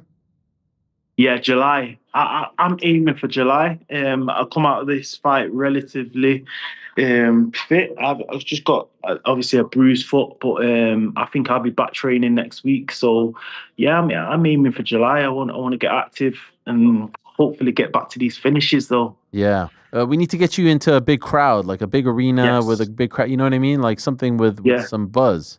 Especially if it's the States. If it's the States, I need to be in front of a crowd in the States. I've done 2 Apex cards now. Oh yeah. So if it's not one of them, just put me in Abu Dhabi in July. Oh yeah, that's right. You're only 2 fights in the States for the UFC. We're at the Apex, right? Yes. That's yes. tough. Yes. Don't judge us. I mean, like the crowds can be good here. It's just, it's do tough. you know what? The Apex has pros and cons in it. Like I feel like when you're fighting, you can actually zone in, and it feels like it's just another sparring session, kind of. Okay.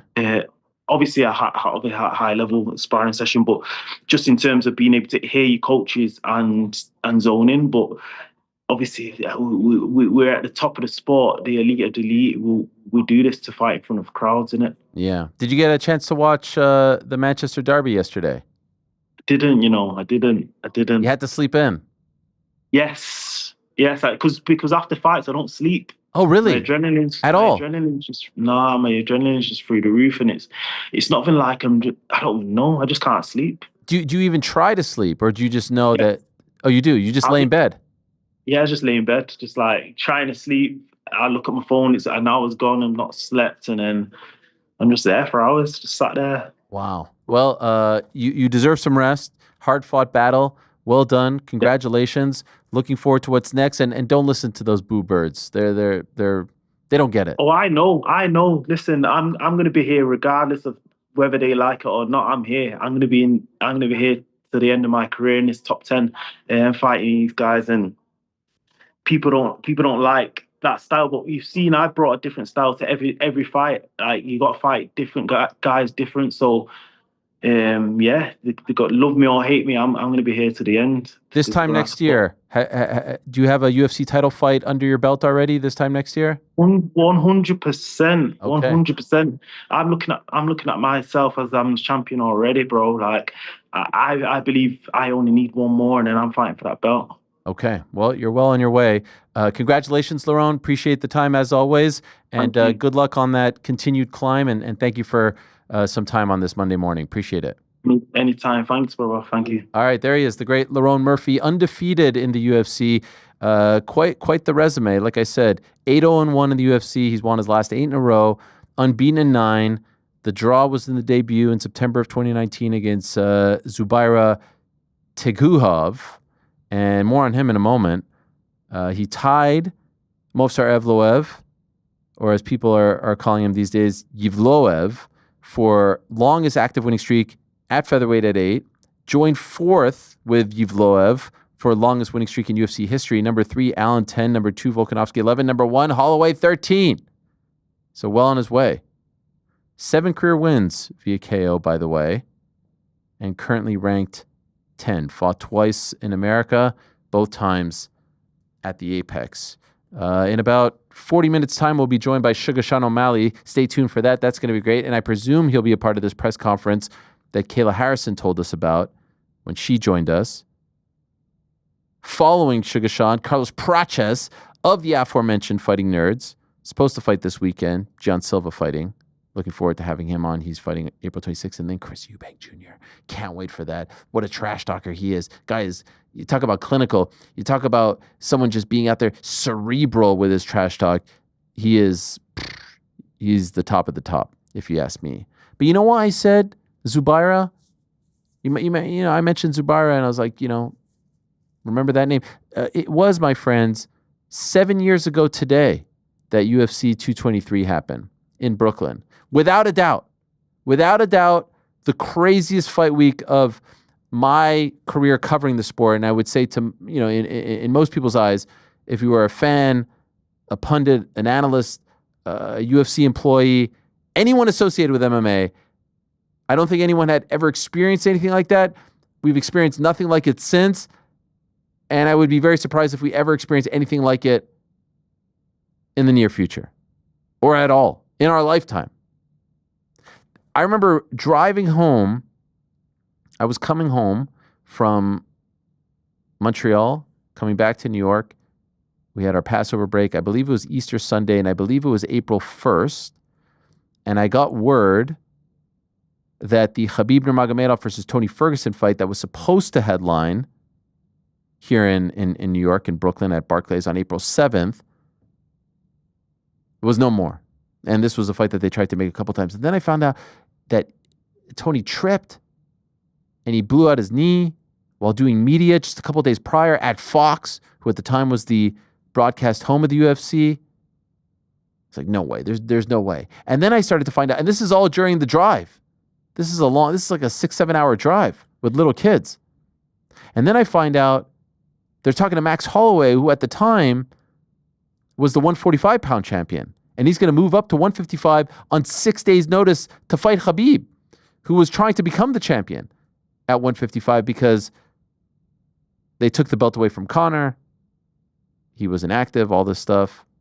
Man, this is insane. Now, there's two things that I'll definitely never forget about that particular day. Number one, Khabib was scheduled to be in studio on the show the next day, back when we were all friends. And this had been in the works for a while, and I was like, I guess we're not going to get him.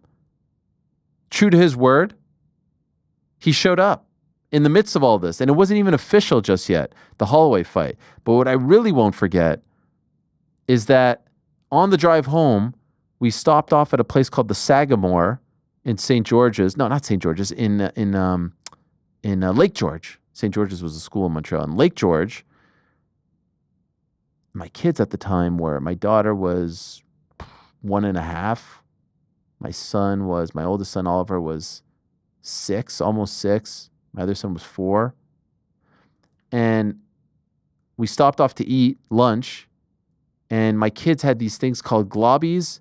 I think I've told this story on the show before. These little things that these little like plastic balls that you put them in water and then they expand. They get really big. Oh, yeah. And I don't know if that was like a mocking or if you know. Anyway, I went to the bathroom. I came back, and my wife said that some of them are missing, and she wasn't sure if my daughter ate one of them. And then I freaked out. I freaked out. And so we had to give her, so raisins would make her go to the bathroom, number 2. So we had to give her a ton of raisins to make her go to the bathroom. And we stopped off at an urgent care, but they were closing. It was a Sunday. They wouldn't see us. I was so nervous. She starts going number 2, like she's Lupe Godinez before a fight in Mexico, if you get what I'm saying.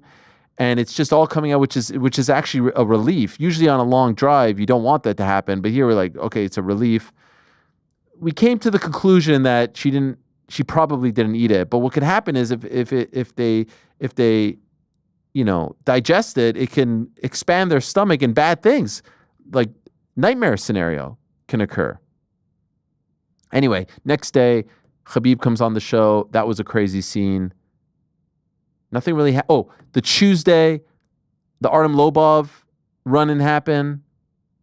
The Wednesday, I remember there was like an ice storm here. A tree fell outside my house. They had the press conference in Brooklyn.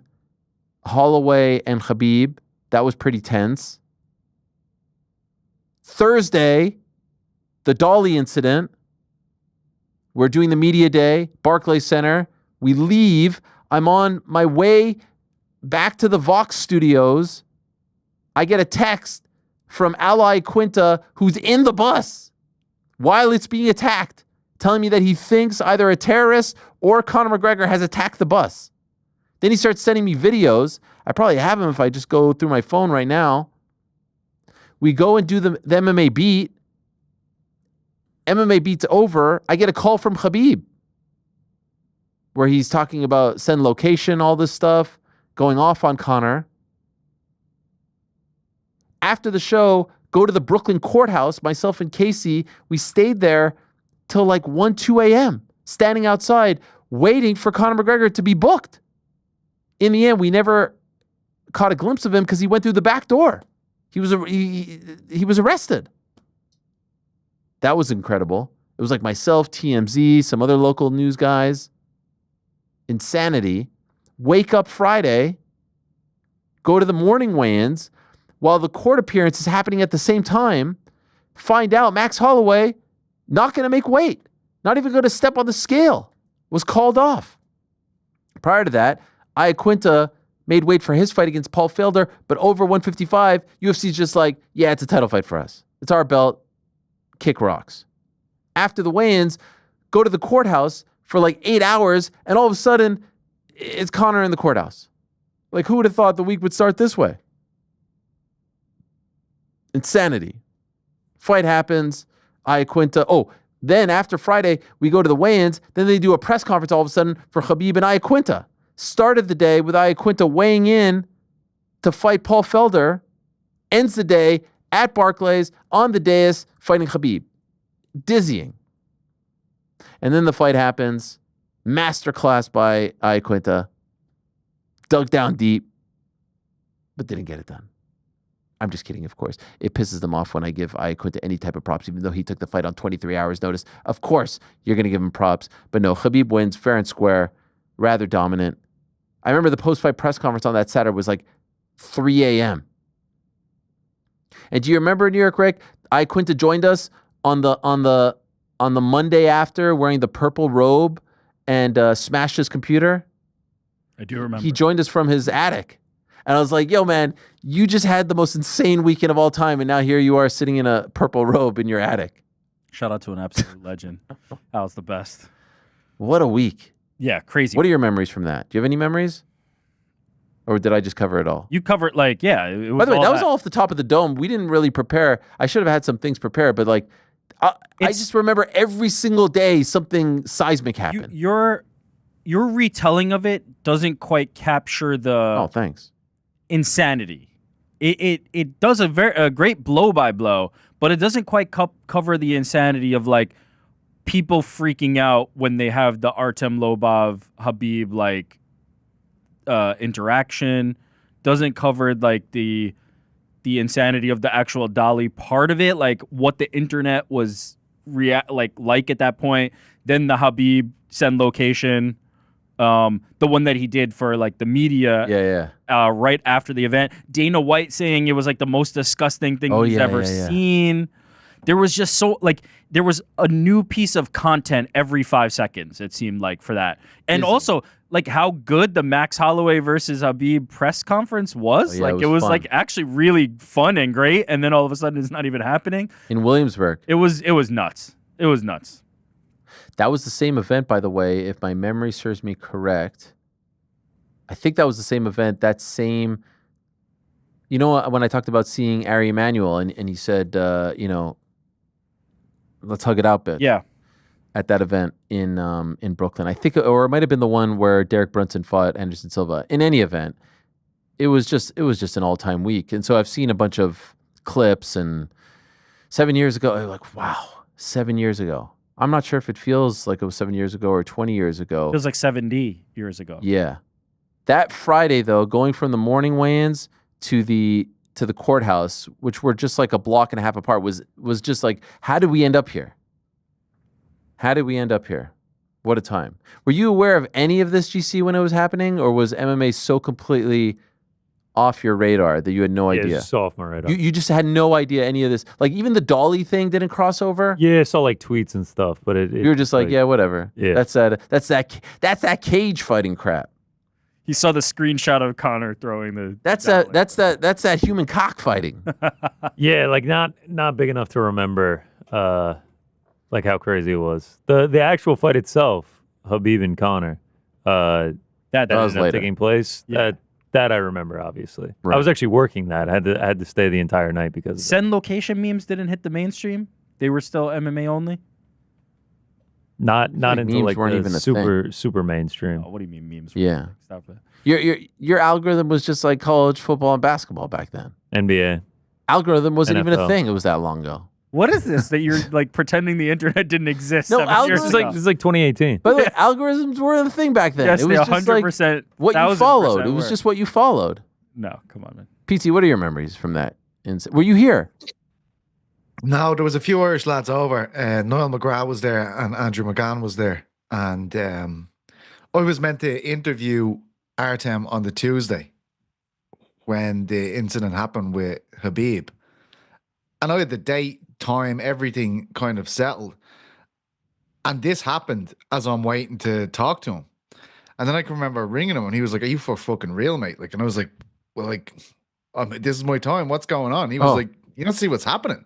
And I was like, "Yeah." Like, I was hoping I'd interview you about it, you know? And he was like, "Absolutely not, dude. No way."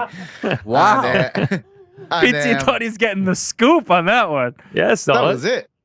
And then I fell out with Artem around then because of that. Because of me looking for this interview at the time, he didn't take it too well. Now we're all sorted now, of course, but it was very stressful.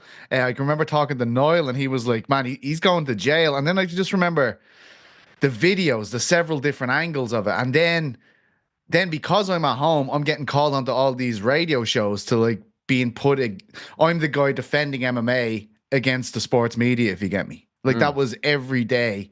And it was obviously a very hard thing to do, given that this is what they were seeing. And I really just remember it being a really, really, what I thought would be the low point for Conor in terms of the media, because there was a few incidents in the lead up to the Mayweather fight, the New York press conference, especially that he'd been kind of dragged in the Irish media about comments he made. And then I believe, and maybe I think my timeline's correct, after the Feely fight with Artem, there was some comments he made, a homophobic slur backstage, and that was big. And then suddenly this happened, and it was like, wow, I don't know how we're gonna, I don't know what kind of saving grace you can take from this, because it was all the talk about let's ban the sport. This is ridiculous. This is pro wrestling. This is not an actual sport. This is all choreographed. Look, they're going to use the promotional materials. Do you remember how long we spoke about that for? Like the inevitable usage of this material by the UFC. Oh my God, yeah. That was talked about for months and months. Will they use it? Like, it was never about like, who do you think is going to win? It was like, will they use the footage of Conor hitting the bus with the dolly? Which they did. Yeah, I mean, as they should have probably. But crazy stress. I just remember being up through the night. There was credentials being taken away. All this stuff was going on. So I was up every night till like 3, 4 a.m. Not too indifferent what I'm doing now, to be fair, but really, really stressful time. The whole footage thing was only because it was juxtaposed with Dana White coming out and being like, "That's right, the most deplorable thing I've ever seen in my entire life." So the logic was like, well, if that's the case, if that's how the president of the company feels, certainly we're not going to cravenly capitalize on this, right? And then, by the way, I agree with you. Like, that's what they should do. It's the best way to sell the fight. But it feels weird to have the heavy hand and then all of a sudden be like, yeah, well, here's the footage of it happening on our platforms. I'll never forget standing outside for 4 or 5 hours. It's pretty cold in early April in New York with Casey, waiting for the shot of him going in and then finding out. And the shot's iconic, though. Like, I mean, him walking out was just one of them holy shit. Oh, like, after on the Friday morning, but we were waiting on the Thursday night to see him go in. And then we find out that they brought him in through the back door. Like, golly, we've been waiting out here, freezing our asses off with these guys. But yeah, it was quite the time. It was quite the time. UFC 223, by far the craziest fight week of all time. It seemed like Henry Cejudo had quite the weekend. Did you guys see what happened to his? Did I? Yeah. This was impressive. What was more impressive? Like what happened? Him apprehending the perpetrator, or just like the production value of the video that he released? This thing is unbelievable. Look at this. Some guy drove into someone's house. Look at the footage. B-roll. He's still voicing this over. He's getting B-roll of the perp getting apprehended. They should know this dude's going up a ramp and then smashed into my neighbor's yard. He's voicing this over. Yeah. He's with the car. He's exclusive interview with the car. With the first responders, bloody neighbor. Oh my gosh. Jesus. He said he walloped on dude. Yeah. Did he like Olympic slam him or something? Still in the PJ. You can tell he just ran right out of the house. PJs? Oh, yeah, shout out. Triple C. Gotta get the gold going. Look at that. No. Talked about the neighbors coming up and doing some drumming on the guy too. Oh my. Yeah, he said he let the neighbors get some shots in. Shout out. Was the guy drunk? You have to admit. Yeah, you blow through a house in suburban America. You gotta have had at least crazy. 1 or 2 drinks. By the way, this happens crazily enough. Like, I know it feels like ridiculous, but this happened to my stepmother-in-law. Yes. Imagine chilling on your couch and an SUV comes plowing through your living room. Step-grandmother. The mother of my stepfather. This happened to her. Okay. Yeah, that'd be the step. Wait, that someone drove into her house? Yeah. That's Drunk person insane. drove into the house. Was she okay? She was okay, yeah. Everyone okay? Everyone was fine. The house was not fine. No, I know. What does the drunk person do? Oh my! They just get out. Well, they probably tried to run, My and Henry bad. Cejudo was like, Cejudo took him down, God. flattened him out. Well, luckily, it doesn't seem like anyone got hurt there, which is The just, neighbor neighbor looked had like he a had pretty a- bad Well, I gash. mean, like seriously, like, the gash, but you could die. You could kill someone. Hell yeah. It is. It's very scary. The idea of you're just sitting in your house and somebody crashes through your living room is fucking nuts. Like, you're It just is in your nuts. house and somebody just crashes through your living room is ridiculous. First thought is obviously like someone is doing it on purpose, and like you don't know what's about to happen next. Yeah. And some guy that's just had a few too many. I mean, a few dozen too many gets out. Yeah, you need to be shit faced Yeah, to be crashed yes. into a house. To go through someone's living room is crazy. Well, kudos to Henry. He got that up rather quick. Yeah, I mean, Guys, work on this. the editing was Get was some good great for it. engagement. Yeah. Oh, come on. I Well, hate well. He did a I- good thing. He's I hate to allowed. imagine that it was just a phone. I would like to imagine someone had the over shoulder camera filming all of it. You think someone had like a news cam? And that's what I like to imagine in my head. I know it was just a phone. No. So he actually apprehended the guy. That's what it said. sounded like. Yeah. And then he said he was like taking some shots on him, and then he said the neighbors got to get a few in as well. It was like a piñata party. Yeah. Everyone just up there like, No, Guy honestly, deserves good on Let Henry Cejudo. Yeah. yeah. Yeah, no, 100%. That was shocking. Some bad news. The highly anticipated Rampage Jackson versus Rashad Evans boxing match has been apparently canceled. I Oh don't know if you guys saw this. no, you're just not breaking this to me. Yeah, breaking it's my heart at the canceled. same time. Apparently, people not keeping their word. Rampage upset. Well, what's wild about this one is Rampage said that other one, the Shannon Briggs one, he was like, the promotion was shady. I've learned my lesson. This promotion seems on the up and up. All is going to be good. And then the same thing happens. I think he's just got to not work with these promotions. Yeah. That all of a I sudden feel like he's had some bad luck. up and up. The Yeah. Shannon Briggs fight in Qatar, this one in Albuquerque. Yeah. Just go to GFL and make it easy, right? Well, at least a reputable promotion. These promotions that are like coming out of the woodwork, like Fly By Night, to just do an event, it doesn't seem like they have the backing that they probably say. One fight that is scheduled to happen is Brandon Royval against Manel Kape, UFC 317. It's going down. You guys excited about this? Yeah. I like this fight. Yeah, This makes what? sense. Yeah, love It this makes fight. me think. This is So a by the scrap. way, 317, for those that don't know, is International Fight Week. Makes me think we're getting Kai France against Pantoja on that card, Well, it right? feels like Kai France came out. He posted the Yeah. Instagram, was like 12 weeks out, and now Pantoja's like, yeah, I was supposed to fight on Miami. They took me off the card, but like, yeah, it's looking like it's going to be late June now. It feels like that's where it's going to be, which I like. This could potentially be like the number one contender fight. Yeah, or the backup. Yeah, or the backup under their title fight. And this fight is a banger. Like Who gets the call? Who gets the call? call if they need a backup from these two? To me, you got to give it to Royval. I know he's lost to Pantoja, but he's the number one contender. What the hell is the main event? I don't know, but I saw a tweet on maybe a couple days ago that the International Fight Week main event was announced like on this week the past 2 years. Ooh. So like this like early April. Yeah. Well, they Maybe just we'll get it. just got June 7th out of the way. Yep.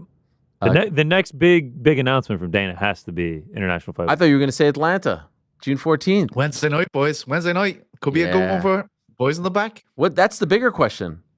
Who's headlining the ATL? That's what I want to know. We already got the Rose fight on there. Rose Miranda That's right. Maverick. Is that the main event? I don't think it's main. State Farm, right? Yeah, State Farm. I don't think that's main event. No. No, it can't be. Look, I mean, you need something. Yeah, it's just what? I mean, fighting out of Macon, Georgia, Torres Finney, Stop it. top 15.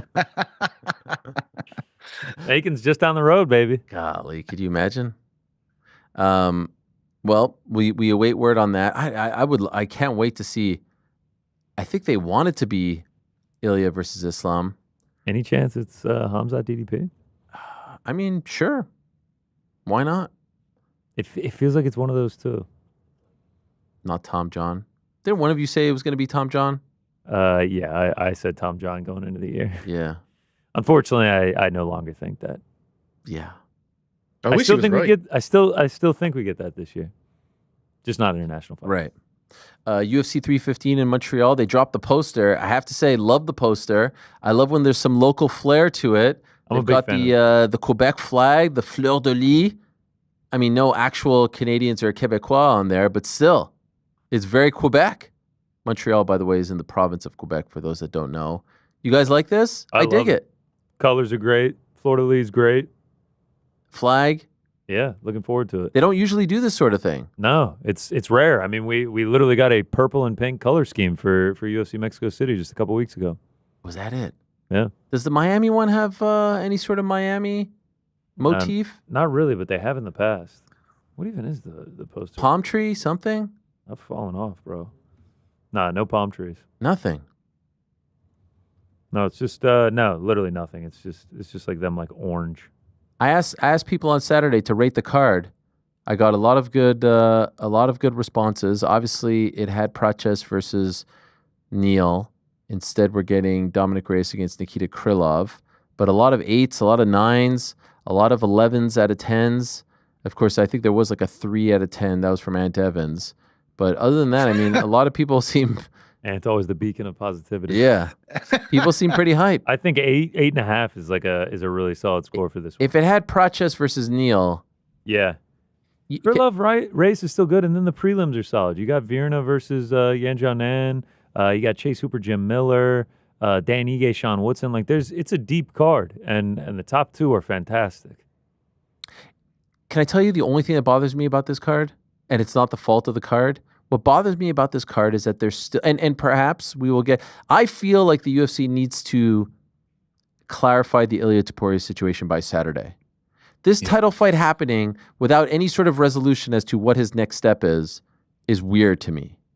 Do you know what I mean? Like if they come out on Friday and be like, it's Ilia versus Islam, okay, now I understand why he vacated the title. It makes sense. If we get nothing, I feel like this will feel like an interim title for some reason. Any chance they announce it on the broadcast on Saturday? Sure. Ooh. Why not? I could see like that that. happening. I would like, if I could just ask my friends at the UFC this one thing, I would like some sort of clarity on Ilia Topuria's situation by the time we get to, are you ready? Are you ready? Let's get it on. I know not everyone says that. I'm sure but you they'll get the point. hear you out. I'm sure. No, they'll you know hear what I out. mean? Like, it just seems weird to me that this title fight is happening and we don't know what he's doing. By now, when did we find out about this fight? February or so? Late February? Yeah, I think late February. We need some clarity. What's taking so long?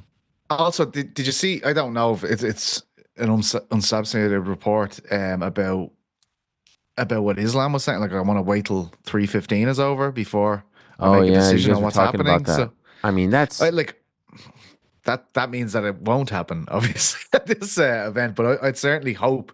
You know what what if you were it's saying Charles? is correct, but if he's waiting for 3:15, we're not going to know. Or what are you saying, Ilia v. Yeah, I'm Charles? saying, what if it's just Ilia versus you really Charles? think that Ilia gave up the belt to fight I don't think Charles? so, no. Unless Yeah, unless they're pulling a fast one on him. Unless they're saying, yeah, give up the belt so we have this title fight main event because we didn't have any other title fights that could main event Miami, which is a huge market, and we'll deal with that later. I mean, I just don't get it. That'd be dirty. It feels like the easiest fight to make. It's right there. I would just like some clarity before we get to the fight on Saturday, because then I feel like the fight on Saturday stands on its own. If there's clarity, okay, he's moved on because he gave up the belt and these two guys are fighting because they're the next two guys and that was the former champ, X, Y, and Z, great. But if he's just kind of lingering out there, it feels like they're fighting for an interim title. Well, they still got like 130 hours to change that. 5 days. 5 days, yeah. But Ilia's given up the belt. It's done. Why? But why is not No, I want that the why. much of an influence to If he gave up the belt because he had to move up, okay, now it makes sense. But he's moving up regardless. No, his then next fight's not 45. Do we know that for sure? What if they said to him, I you think know what? we do know. I hope not. Okay, That would be a Rick's weird face. one. Well, that's what I'm saying. If they said to him, you know what? We want you to fight Charles. And he's like, wait, so I just went. Well, Charles is being not the 45. No. We want you to fight Charles at 55. So then he goes back and says, you know what? I'll go fight for the belt. Because at least when I fight for the belt, I get pay-per-view points. I don't know. They're in a pickle. That would They're be in a the pickle. most shocking of all Yeah. outcomes. That might be more shocking than if he fought Conor McGregor. Yeah, that would be I'm just truly saying, shocking. Once this starts to linger longer, we're waiting, we're speculating. Just saying. gets a little weird. I think it's weirder for the 55 picture than it is for the 45 picture. I don't think it has any impact on 45. To me, the champ is the champ. Whoever wins on Saturday is the champ. The 55 picture is the part that this has lingered so long that it starts to cast doubt on whether Ilya will fight for the belt next. The linealness has been broken. The lineality has been broken. How so? Such a great word. The belt is up for grabs, and whoever wins it The Saturday line, if wins you it. There's a break in the line. Yeah, there you go. That's all right. Linearity. That's all right. We don't play lineal around here. But how? I mean, he was the champ, and now He technically never lost. The Yeah. belt. He just gave it up. there's a break. Yeah, he will be the lineal featherweight champion. Well, technically, I mean,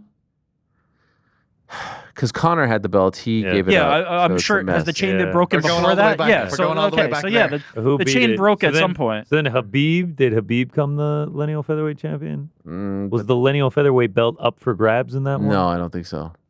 So it's just stuck with Conor McGregor So I'm technically, sure he Connor's still the fights champ. until he fights at featherweight Connor's again. still the champ. We're so back. No, because whoever You're beats so- Conor becomes the champ. Conor's next loss, Was to Khabib.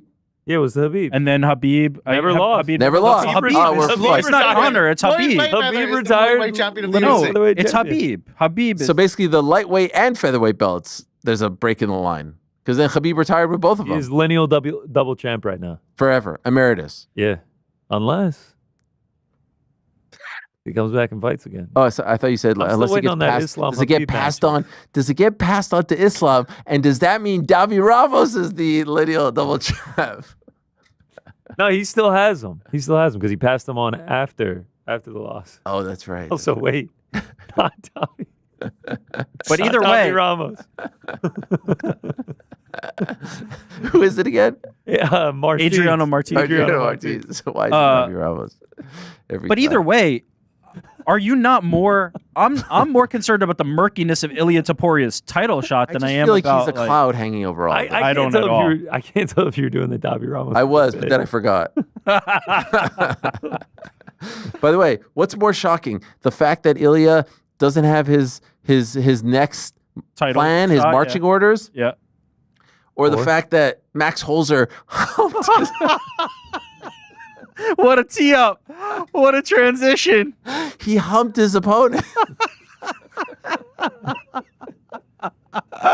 Look at this. He submits Dennis Ilbe on Saturday at Octagon and then humps him. I think he kissed him and then humped him. He did kiss him. He kissed him on the back fully, of the head. grabbed his hips and humped him and everything. It was way over the top. And then Dennis was like, F you. And then ran across the cage. And then Max fell out the cage. What, did he attack him right at the door? Is that how he came Yes. flying out? They were walking out. They were walking in, and so the door was open. Okay. As great a moment as this was, we have to talk about the text chain. We must address the text chain. Yeah. Okay. Can we get a screen grab? Pizzi drops this in. Says, this is wild. I'm like, holy shit, that was wild. I ask, what's the story there? Why did he act like that? Pizzi says, because he humped him after the sub. Which is true. Which is absolutely what happened. Brother, I'm talking about the kiss and the humping. The rest of it was crystal. I understood why the guy who got humped would want to punch the other guy. The rest of that was clear. That part was crystal clear. He goes, I think that's what prompted the reaction, though. Thanks, Pizzi. Detective Pizzi on the case. And then Rick just puts in the slanting face. So good. Yeah, I want to know why the guy kissed and humped him. What explanation? I don't know. Do they have bad blood? I don't know. That's what I'm asking. This is the unknown part. We're gonna find out. Why would the guy want to punch the guy who grabbed his hips and humped him? That part I got. That part was clear in the clip. I mean, that's all that needs to happen. People are throwing hands. You try to hump a man walk down the street and Kiss try to and do hump someone. him. He's gonna try and why? fucking hit you. Why did he hump him? Because you're trying to hump him. Because you're trying to hump him. He's gonna try and hit you. Why did he hump him? Wasn't it Octagon 69 too? Oh my God. Was it really? Yeah. Wrong position. Fitting. Wrong position. Oh Fitting. my dear. Well, the good news is, thank you, PT. We will get the answer to that question Thank you. tomorrow because Max Holzer is going to join us on the program. Pizza. You're gonna ask him why did he hump him. Pizza's gonna say because he kissed and humped him. Main eventer of Octagon 69. I need some Octagon 69 merch. I'm gonna have you ask him that question. Okay. Why did you kiss and hump him, Rick? That's your I'm time in. to shine. I'll ask about the I've been Octagon. dying to know. I've been dying to know. This precedent. It's about the merch. Adesanya set this precedent that you hump a guy after you win. No, I that think was he just yeah. That was Israel actually. Yeah. He actually commented on our Instagram post. I think he wrote something like "Oh my" or something like that. My tweet of it blew up, PT. I used a good term, "Oh my days." People like that one. Oh my! I think days. Lerone dropped an "Oh my days." When he was Yeah, I talking like to an you "Oh my days." People got really mad when I dropped the Jesus on Boy, Friday. you've been saying Invicta. Jesus for years. Yeah, you've been a guess. decade-long Jesus user. You know what I mean? Shut up, Booze! Suck it, man! I felt the same way this morning. I'm walking my dog, and I'm like, "Oh, DAZN Boxing is live from Portman Road, from Ipswich Town, and it's Big Baby Miller and Fabio Wardley going back and forth. Did you guys see this? And then come Saturday night, Look at this. I'm gonna make you cry, man. Shout out Your to rap Norwich. song, I got something for Come that. Saturday Don't worry. night. They call you Big Baby because you don't shut the fuck up. You need a pacifier in your mouth. That's why they call you Big Baby. Come make me shut up then. Come make me shut up. That's what June the 7th Come make me is for. shut up, bro. That's what You June talking the real 7th tough is now. Make me for. shut up. That's what June You the talking 7th real is for. tough on the telephone, on Promcast. Make me shut up. I ain't bailed you on the Come phone make me shut once. up. I ain't talked to you on Come the make me phone shut up. once. Come say That's what bro, June you come make 7th me is shut up, bro. for. Come say it to my face. Like the game. Come say it to my face. Let's be real. Come say it to my face. Come I picked Come you. say it to my face. I picked you. Come say it to You my talk face. about No, I'm Frank, avoided. No one come wants say it to me. No my one wants to face. fight Come me. say- No one wants come this. say it to my I face. picked you. Come say it to I my picked face. your name. I looked at the list and I picked your name and I said, cool. Who's the big guy who thinks they're the big I am in the division? Big Baby. Let's pick that one. Let's teach him a lesson. I DC picked Bader-esque. Yo, Frank, you know how to build up some dudes, boy. You be patting their records up, boy.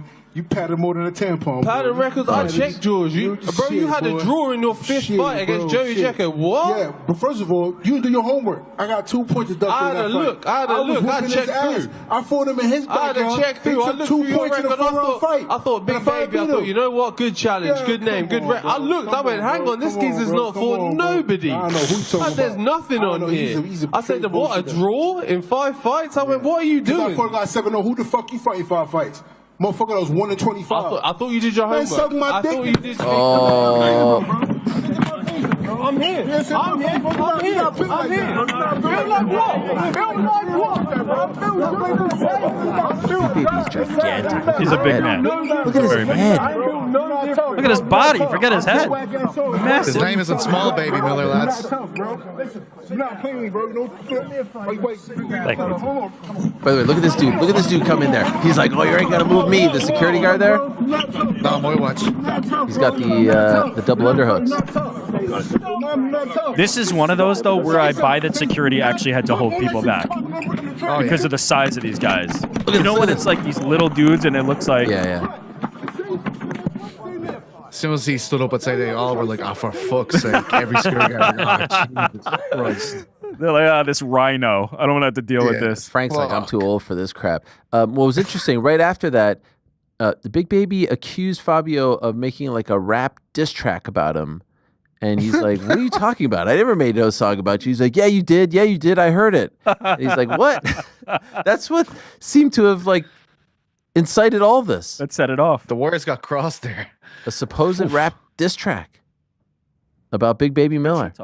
Yeah, that was good stuff. I mean, it's good to see some sort of like excitement at Ipswich Town. You know, it's been of a.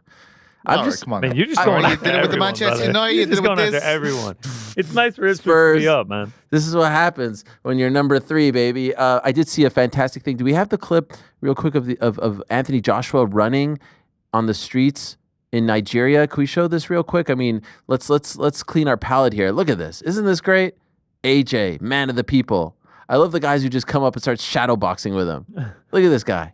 This is a man of the people right here. Yeah.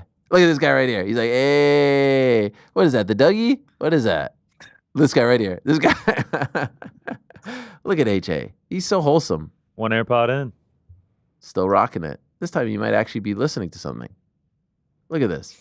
Imagine you're just chilling and there's Anthony Joshua Campeón del Is Mundo. that a Jeremy Shockey? Shout out. Yeah. Look at this guy. Oh, he's about to tackle him. Oh, he's doing a selfie. Sorry. What a guy. That's wholesome. That's Rocky-esque right there. I love that stuff. No? No one feels the same? That was good. It was No, it's cool. great. It was nice. Oh. Yeah. Wow. I'm more interested in the Jeremy Shockey jersey. Oh. I thought you were going to say you were still breaking down. Did the kiss come first or did the hump come first? We're going to Was find the out hump- tomorrow. No, it's because he kissed him. That's why he threw the punches. Pizzi, you're supposed to be our European expert here. Do you not know Right. about the beef between these two? I don't know. I don't have a clue. I do need to spend more time watching Octagon, I believe. They're crushing it. 50,000, 60,000. Honestly, the being stadium serious. shows are doing unbelievable. And we even have Irish double champion Will Fleury over there. I mean, another one in the Why don't you crown pay of Irish attention to MMA. Because there's just so many promotions. Yeah. I don't know what to do. Like how many times are you going to ask me about Octagon in a week? You know, I should have probably did a research on Humpgate, but I'll be prepared next time. Well, I saw some people actually in the comments of my Oh My Days tweet debating whether it was Octagon or KSW as the number one promotion in Europe. Your pick. That's certainly like I think you'd have to give it to KSW Yeah. based on the prestige and the history. But I think you don't get an Octagon without a KSW. I think they've followed their playbook very well. They've identified big stars where they put on their events, and that's where they're getting the big numbers in. So it's working very well for them. It's very like KSW. I feel it can be quite region specific. Like I've tuned in for Flurry fights and just had no context as to what was going on in the other fights, but everybody was losing their shit. You know, I just didn't know what was going on. But they're definitely doing brilliant stuff. I'm actually surprised that they're able to use the word Octagon, even spelt with a K. UFC's Genius. pretty strict with all that stuff. Yeah, I they think it's copyrighted with a probably all K. the- I don't think yeah, so. All the K. Yeah, no, it is with a K. Do they use an 8-sided cage? I think is it the Pentagon they have or something, or a hexagon? I don't know. Pentagon and the Octagon. I don't know. All right, I told you. I mean, can we get a breakdown of this on the next episode of The Crack? Full episode. Yes. Why did that man hump him? That will be the Maybe thumbnail. just some more intel in the promotion. I mean, Or just crushing maybe it. the top 5 humps of all time in MMA. Because we also had Dennis Frimpong, who humped someone in Octagon once as well. We have Adesanya with a hump. I'm sure we've had some other humps as well. So a lot of humping going on in MMA these days. All It's what the right. people want. Well, we'll talk to Max tomorrow. For now, though, in a matter of seconds, we are going to be joined by the man himself, the man who will be fighting for the UFC bantamweight title, men's bantamweight. So we're getting the men's and women's bantamweight title on the same card, June 7th. Again, right here in New Jersey, across the river, across the Hudson, at The Rock, at the Prudential Center. This a rematch of a fight that happened in September. We have not heard much from Sugar Sean O'Malley, the former champ looking to get his title back from the man who took it away from him, Merab Dvalishvili. He has kept a low profile over the last few months, but he reemerged last week. Once the news broke, we got a very, I thought, really interesting hour-long show with himself and his longtime head coach and very good friend Tim Welch, the Timbo Sugar Show. And it gave some great insight into what's been going on in his life. And so without further ado, it's a great honor and privilege to be joined by the man himself, the Sugar Show himself, the great Sean O'Malley, kind enough to join us on this Monday. Hello, Sean. How are you? Uncle Ariel, what's up, brother? I'm doing great. It's great to see you. What a setup this is. Golly. Yep. In the old warehouse, just got done training, could barely keep my eyes open. Okay. Well, thanks for taking some time. How many cars we have back there? Ariel, that would be 1, 2. Okay. No, I just didn't know if there were others out of the frame. Nope, just the 2. How's it going? How you been? How's life? Life is good. Life is good. It's so great to talk to you. Like I said, you've kept a low profile, so it's nice to see you reemerge. I have to say, I listened to the entire chat. You and Tim. It was very sincere. It was very open. It was very honest. I was blown away by all the things that you have done. I was actually, dare I say, envious of the changes that you have made to your life. It seems like you have really, you have really grown. You have really matured. Your life is in a much better place. Can I ask what was the catalyst? Because, like I said, you got rid of social media. You're a lot healthier. You're doing these great things on a daily basis to disconnect from the world, among many other things. What was the catalyst? I don't know. I mean, yeah, deleting all the social medias off my phone has definitely probably been the biggest one. Just very, it's been nice. I feel like I got my life back in a sense. It's something that you gotta do to, it's something I can't explain. You just have to, you'd have to do it to experience it. But it does feel good to be off social media right now and just not taking in a bunch of information that I don't really necessarily want to take in. So it's been good. Life's been good. Did you do that immediately after the fight? No, it's something I did. I think right around Christmas, I decided it was like I'm 2020. Well, I was thinking I was like I'm gonna do it for 2025, and I was like, well, I mean, I might as well start now. So it's something I did right before Christmas. Yeah, I mean, since the fight, so I had surgery right after the fight.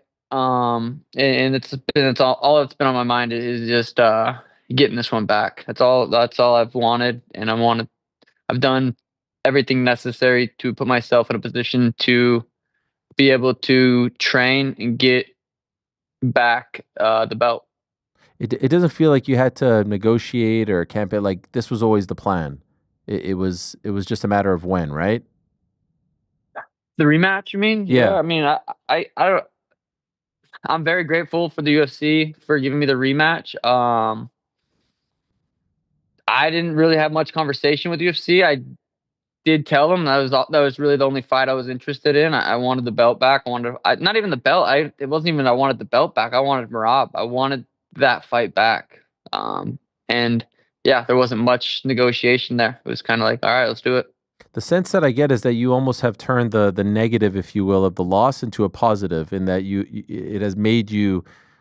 It's almost like a catalyst for all these changes, and you don't look back on the fight or the loss with disdain or regret. You appreciate what it's done to you. Is that fair? Yeah, I mean, I think that's pretty much. I mean, there's two ways you can go from taking a loss. You could either go up or down, and I wanted to go up, but yeah, the fight didn't, the whole fight didn't go obviously as planned, but I feel like it's going to make this one that much sweeter. I'm going to be a massive underdog. I'm already, people aren't going to expect what I know I'm capable of on June 7th. So it's going to make it that much sweeter. I had to wait 3 years, 3.5 years, whatever it was, to prove that the first Cheeto fight wasn't the way it was supposed to play out. This one, I didn't have to wait nearly as long, but I'm excited to go out there and do something similar in the rematch with Merab. You said that you tore your labrum about 10 weeks out from the fight, the first one, right? Yeah, it's funny. I've journaled all my fight camps, right? So 10 weeks before the fight, I tore my labrum. I didn't know it was torn because I hadn't gotten an MRI yet. 8 weeks before the Sphere, if you remember, the Sphere was one of these cards that was like, hey, who's going to headline it? No one really knew. So 8 weeks out, I write in my journal, like Hunter called. He told me I got the Sphere. But 10 weeks out, 2 weeks before that, I had torn my labrum. So I really, looking back, probably should have said, hey, Hunter, I probably shouldn't have taken that fight. But again, I just feel like it's going to make it that much sweeter going into this next fight because I'm expected to just absolutely get smoked. And I enjoy being in this position. I've been in this position before against Aljo. I wasn't supposed to go out there and win that fight. So I feel like this is a very similar position. And I know I'm capable of beating Merab. I wouldn't want this rematch. That last fight it was close in a sense and it wasn't. The second and fourth round were the rounds he won. He dominated those rounds. I won on the judges' scorecard the third and the fifth round. The first round, in most people's eyes, they said Merab won that fight. If you look at damage, I believe I did more damage in that fight. But I wouldn't want this fight. I wouldn't have asked for this fight. I wouldn't have accepted this fight if I didn't know I could go out there and beat Merab. So I'm wondering if you lamented that decision in the aftermath, if you regretted it, like, man, why the hell did I say yes? I shouldn't have said yes. I should have told them no if I wasn't healthy. Did you stew on that a lot in the aftermath? Not really, because I knew and I had this knowing that I was going to get a rematch. So again, me going out there losing, still the biggest gate ever at the Sphere. So that's a record that that I hold, which is pretty cool. I do understand that a lot of that was obviously the Sphere, and but hey, I'll take it.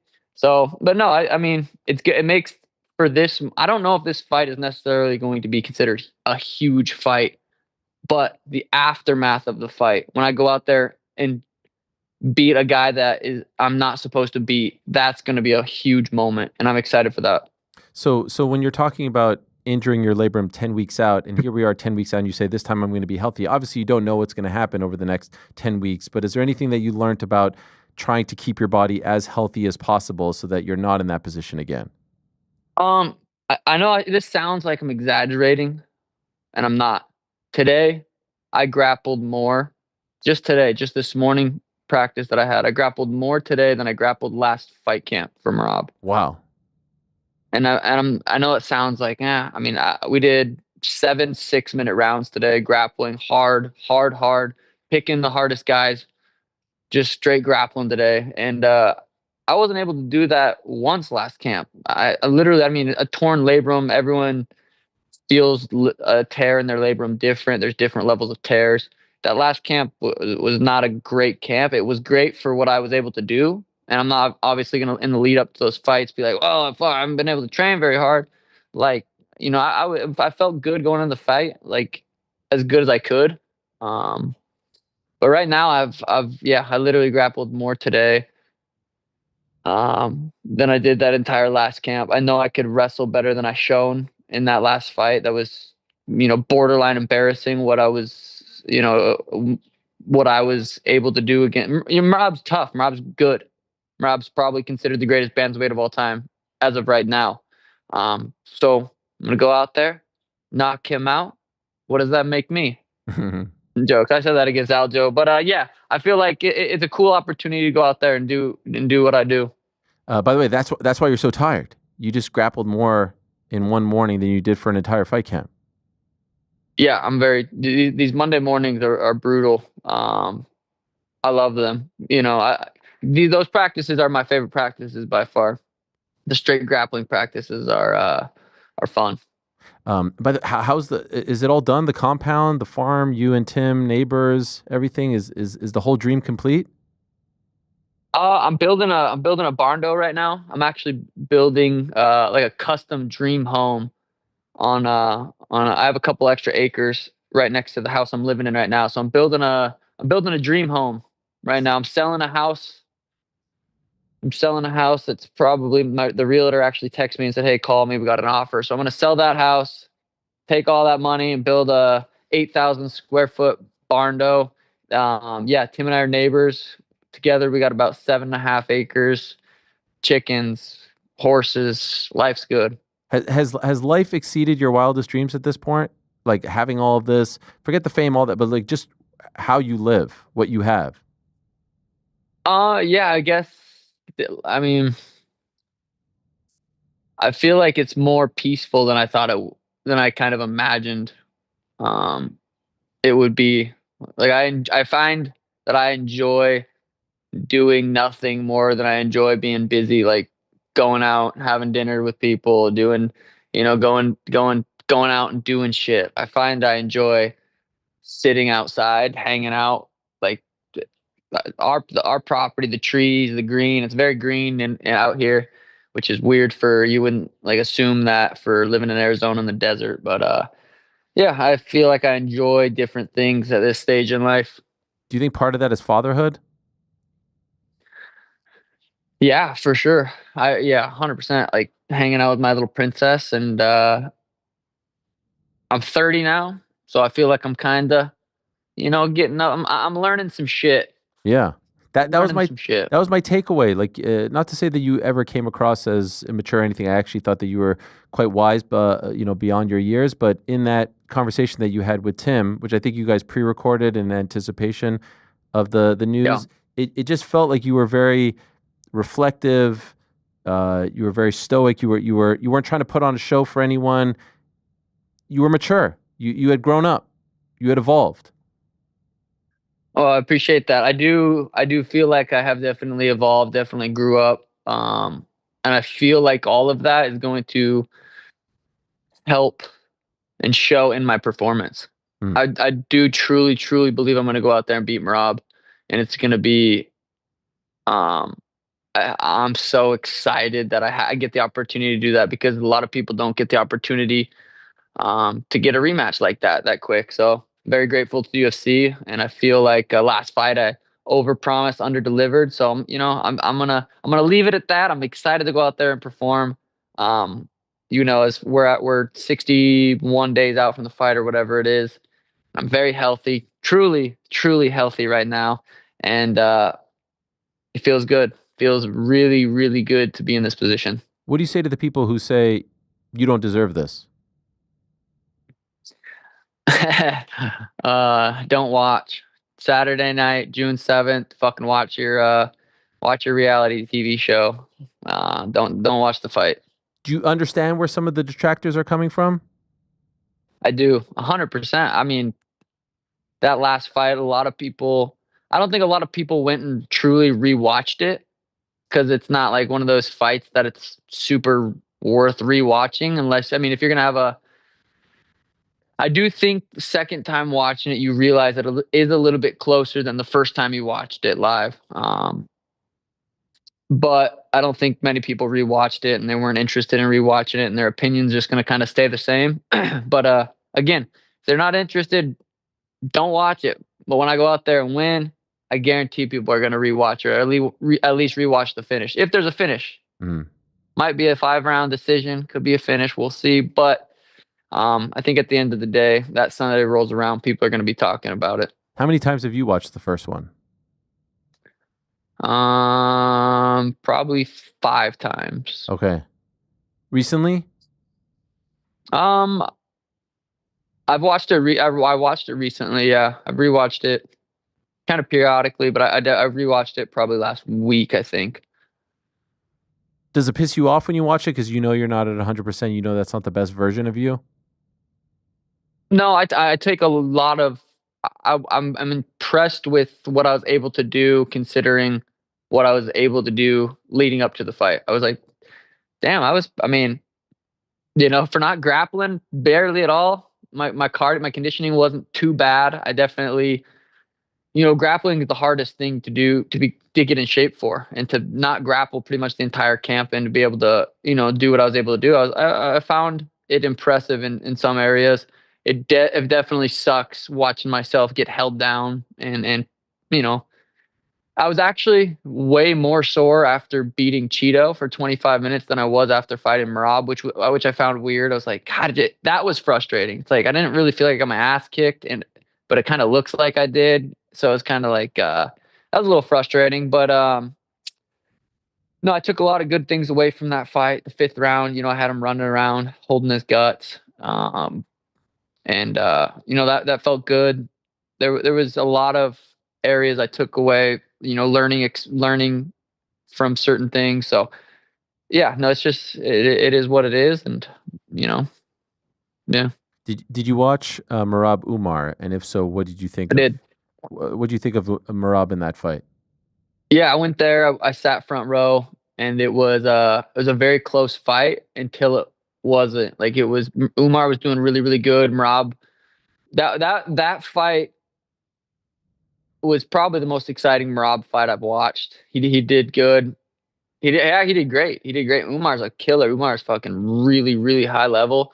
And Merab went out there and did what he needed to do and put on a show. He really did put on a show, and it was an impressive performance.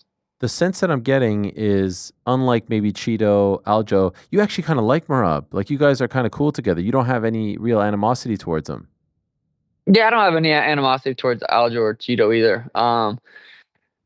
I feel like the Merab fight, the first fight, was like I wanted to not like him because as a fan, I enjoy when two fighters don't necessarily like each other. There's beef there. I enjoy that. So I felt like I kind of wanted to create that, and it wasn't very authentic. Cause I don't mind Merab. I met him a few times. He's a nice guy. It's nothing. he's just on his own path, doing his own thing. So, I think that I don't know if that affected the performance or what, but yeah, no, I don't mind Merab. This is you seeing him at the PI here from your YouTube channel, video blog. This was after the fight, right? Was that the first time you saw him after the fight? Yeah, that was a couple weeks ago. Yeah, okay, that was for the UFC, whatever that UFC Vegas one was. I don't remember. Oh, Pereira versus the Magomed. Yep. Ankalaev. Yep, that was around that time. Yeah. Is that awkward at all? No, it wasn't awkward at all. I didn't think it was. I didn't think it was awkward. I was there showing my buddies the PI, and I told him, I said, Merab fucking lives here. He rents a room at the cafeteria. He's gonna be here, and sure as shit, ran right into him at the cafeteria, and he fucked with them a little bit, but it was all fun. It was all fun. Do you think in the build up to the fight you'll stay off social media as well? 100%. I have zero desire to get on social media. I feel just like I never thought of myself as like anxious or like I have anxiety, but you don't really, when you have a borderline anxiety, I think from like looking at social media, you don't realize it, but then getting off of it, I'm like, holy shit, I actually can just like kind of chill out. Like I've been doing puzzles. I like puzzles now. Yeah, I do puzzles with my daughter, and like I really don't have any desire to get on social media right now. Like I just feel like it's a distraction. It's right now I'm very happy with where we're at. I'm focused on training, recovering. I'm spending minimum 2 hours a day recovering, whether it's sauna, cold plunge, hot tub, PMF, red light, stretching. So I'm putting a lot more energy into useful stuff. Can you tell me how to do this? Like, do you do it cold turkey? I want to get rid of it. I feel the anxiety that comes with it. What do I do? Do I just delete it? That's it? It's that easy? You don't feel like you're pulled back in? Well, I feel like I've been able to build, the brand Sugar, the social media into something that I have Garrett. He runs my YouTube and my TikTok. And I have Blake, who helps me with my Snapchat, Twitter, Instagram. So I have a team that kind of still does it. I still have stuff to, I still want to end up promoting the fight, promoting these brands and stuff. So Sugar is still active on social media, but it's not me right now. Just, I'm not on it looking and surfing. But yeah, I think it's a great idea for you, Unc. I think you should try it. Yeah. And the pod too, you paused that. Yep. That's been a big one too. I'm definitely not done with the Timbo Sugar Show.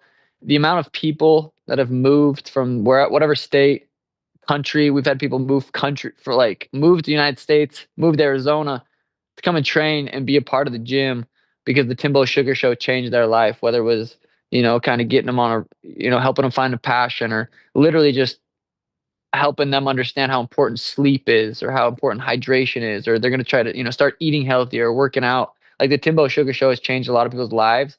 And I feel like no matter how, even if I don't want to do it, eventually I do feel like I should do it to give back. And if I can help people change people's lives just by, me and Tim chatting for an hour a week, I'm going to do that. But right now it feels really good not to express my opinion on everything, every single fight coming up, every single fight that had happened.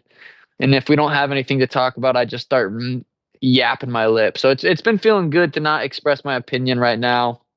I haven't done an interview. This is the first one since the fight, I think. So Thank you for that, yeah, I was gonna. I know I ghosted you for a couple hours. I don't even know. It might have been a day. I was like, "Fuck! If I do this, I already know everyone's gonna start hitting me up for interviews." No. But I'm like, sorry. The fight's gonna get. Once it gets closer, I understand. We got to promote the fight. The fight's gonna be, it's coming around the corner, so it's fine. I don't not enjoy this. I enjoy talking to you and giving the people an update. But yeah, I'm excited to go out there and prove people wrong. Are you doing a presser on Friday? Yep. Yeah. I did not want to fly to fucking Miami, but there's some things you just can't say no to. I literally can't say no. I tried to. I'm like, hey, I don't really we don't care. You're going. I'm like, fuck. All right. So I'm flying to Miami Thursday night, flying out Friday night. I got a great schedule right now, sleep schedule. My diet is dialed in, training is dialed in, and I've been. This will be a in total about a 14-week fight camp. So I've been in camp for a long time. I'm ready to go. Well, I'm getting ready. June 7th is the day.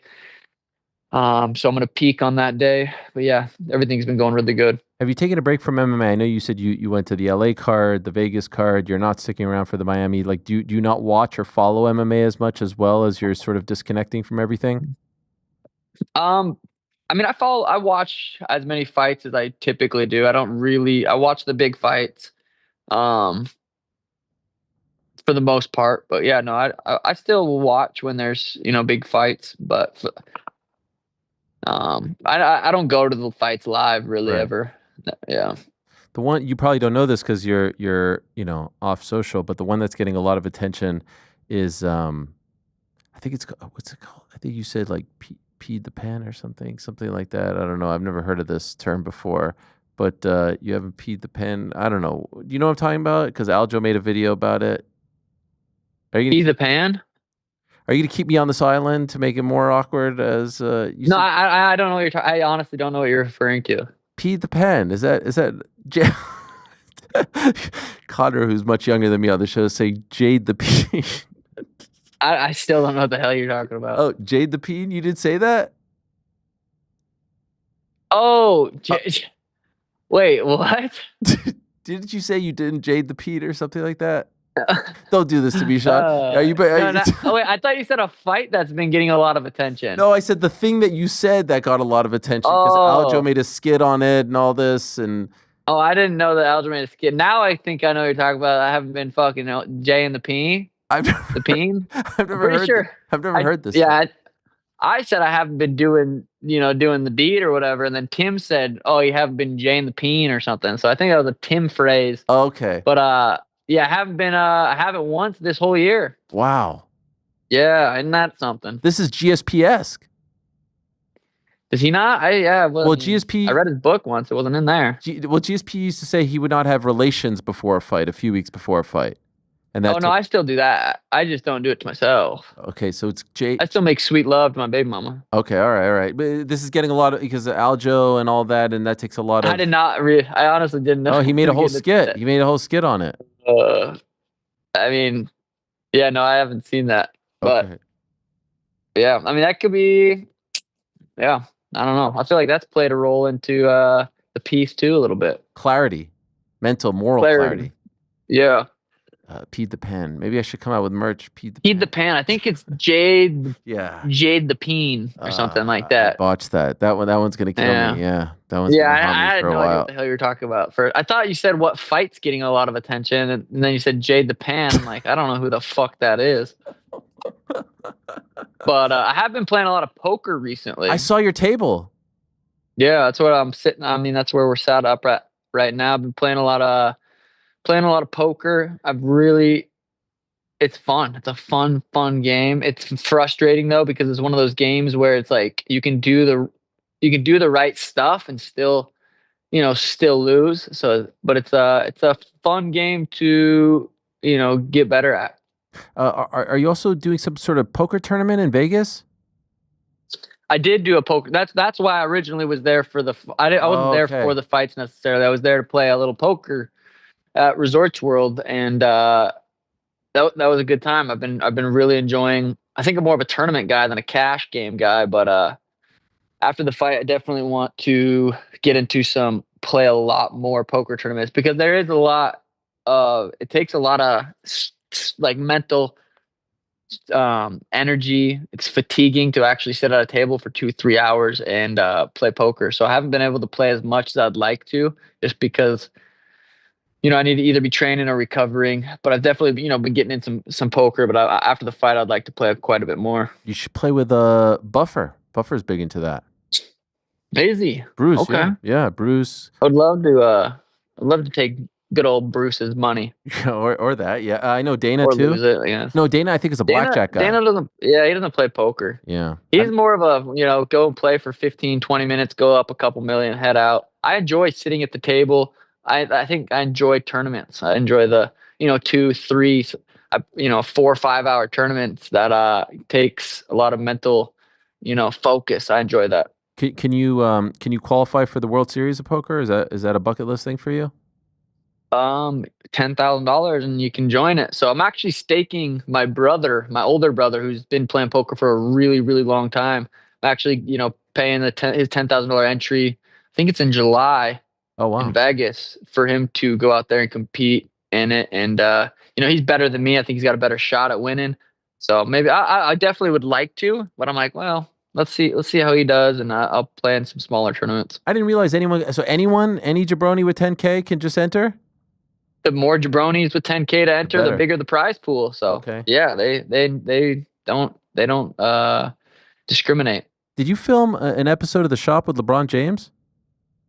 That was a long time ago. Yeah, that was a long time ago. I don't even remember. Did this come out?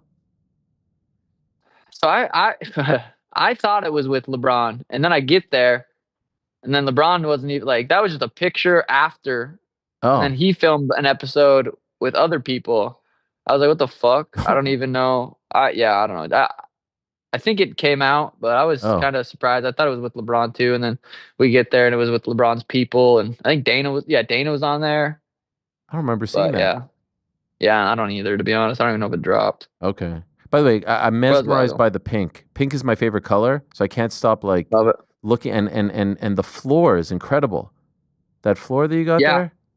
Yeah, I did some epoxy. Yeah, I love this warehouse. I trained. I had the full-size octagon in here for a while, but I moved it to Tim's gym because Tim's opening up a new gym. Oh, yeah. April 25th. It's kind of like pretty much right down the sidewalk from where we're at right now, but it's a 12,000 square foot warehouse.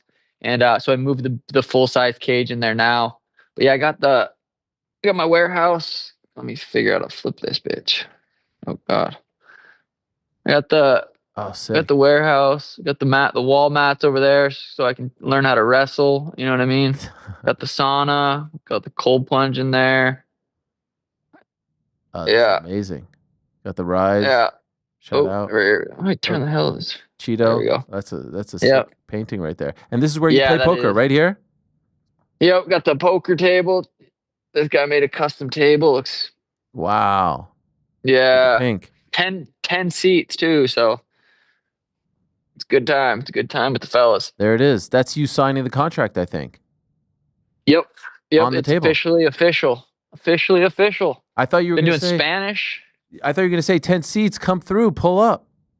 Anytime. Isn't that, I mean, you're always more than welcome to come to Arizona. I know. Well, yeah. The always. state. Or do you mean like to the come hang barn out. dough?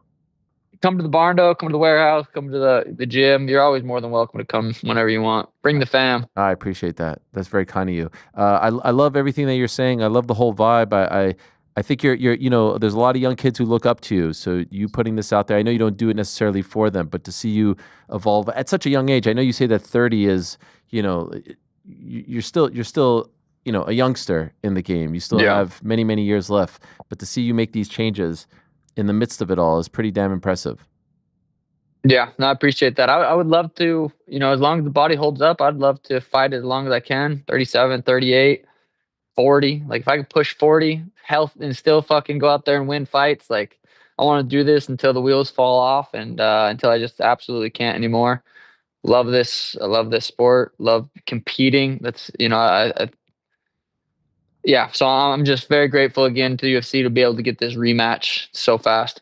2 last quick things. Are you anticipating a trilogy with Merab? Meaning, all goes according to plan on the 7th. Do you think they'll do an immediate rematch then? I mean that would be deserving. I mean, if I'm getting one right away, I think that would make sense. But to be honest, I think I go out there and do what I know I'm capable of doing with Merab and beating him. I think there's some really, really big fights around the corner. So I think one fight at a time. One fight at a time. But that's a possibility. Big fights at 35 or 45? 35. I mean, 45 is definitely going to be an option someday. But there's a couple guys at 35 that still make sense. Okay. All right. Well, for now, it's Merab. Looking forward to seeing you out there on Friday. Thank you for doing this. I know, like you said, you don't do a lot, so it's really appreciated and it means a lot to us. Congrats on everything, and we'll see you out here. We're a stone's throw away here in New York, so feel free to come by. Feel free to pull up before or after our new studio as well. There we go. You know what I mean? We'll get a nice car for you. All right, that might make sense. We'll have to make that happen. Maybe like the Tuesday when we fly in. Hell yeah. We'll or Wednesday maybe. Yeah, we'll figure that out, Uncle Ariel. You're the man. Thank you so much, Sean. Good luck. Appreciate you very much. All the best. Thank you. Yep. There he is, the great Sean O'Malley. He's a good guy. He's a great guy, and I'm looking forward to that fight. That's a big time fight going down in Newark. Wow, look at that. It's very foggy outside. Am I screwed with the Pete the Pan or what? Yeah. Jay the Peen. You've heard this? Oh yeah. But can I just ask what you thought Pete the Pan would even be? Like, what were you thinking you were saying? I don't know what any of it means. I'm reading what you wrote. Oh, you definitely know what. I think you know what Jay the Peen. I really Jay don't. the Peen would mean. How did you have that conversation about something you didn't know about? Huh? Well, I knew what he was talking about, but I didn't know exactly what the term was. Pete the Pan, you know? I still don't even know what you were saying. I don't know. The funniest part about it is he thought I was talking about a fighter. Yeah, Pete the Pan. Jay.